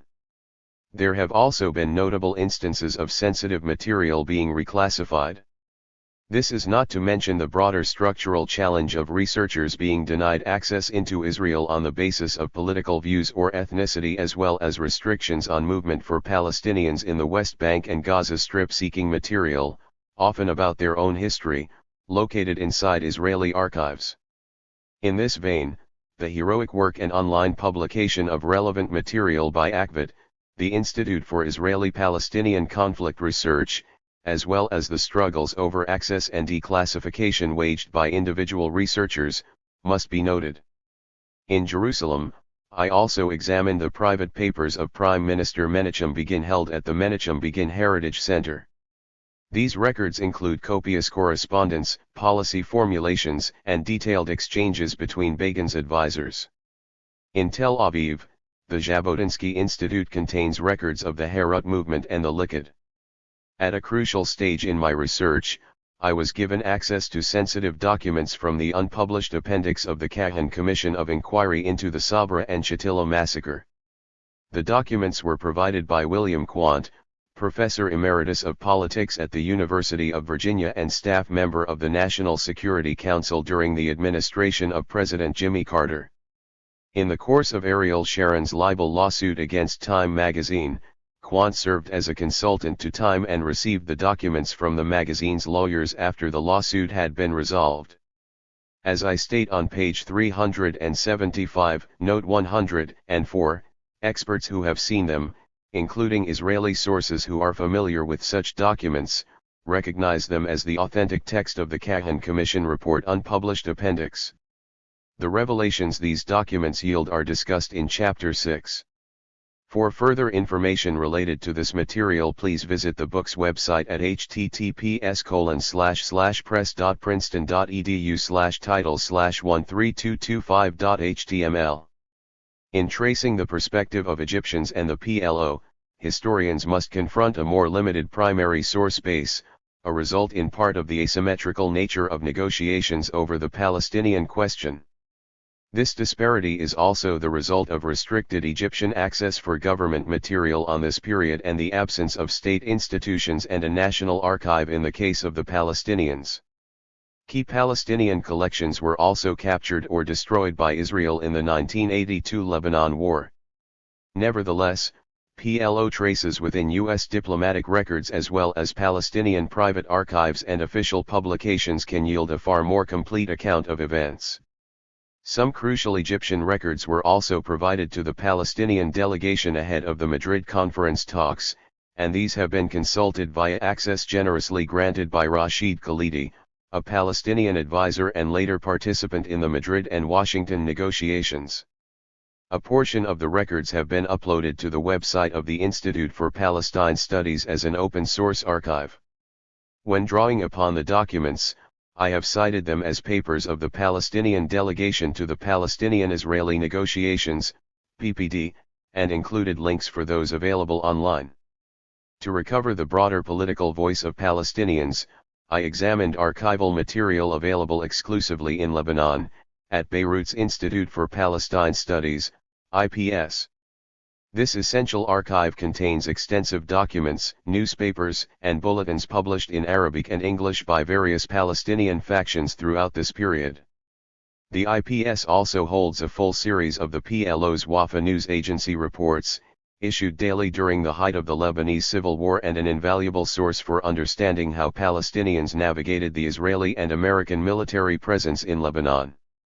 Online, The Palestinian Revolution is a newly available digital archive with a growing collection of primary sources, visual material, and oral history interviews on this period, and the Palestine Poster Project Archives contains further visual material as well.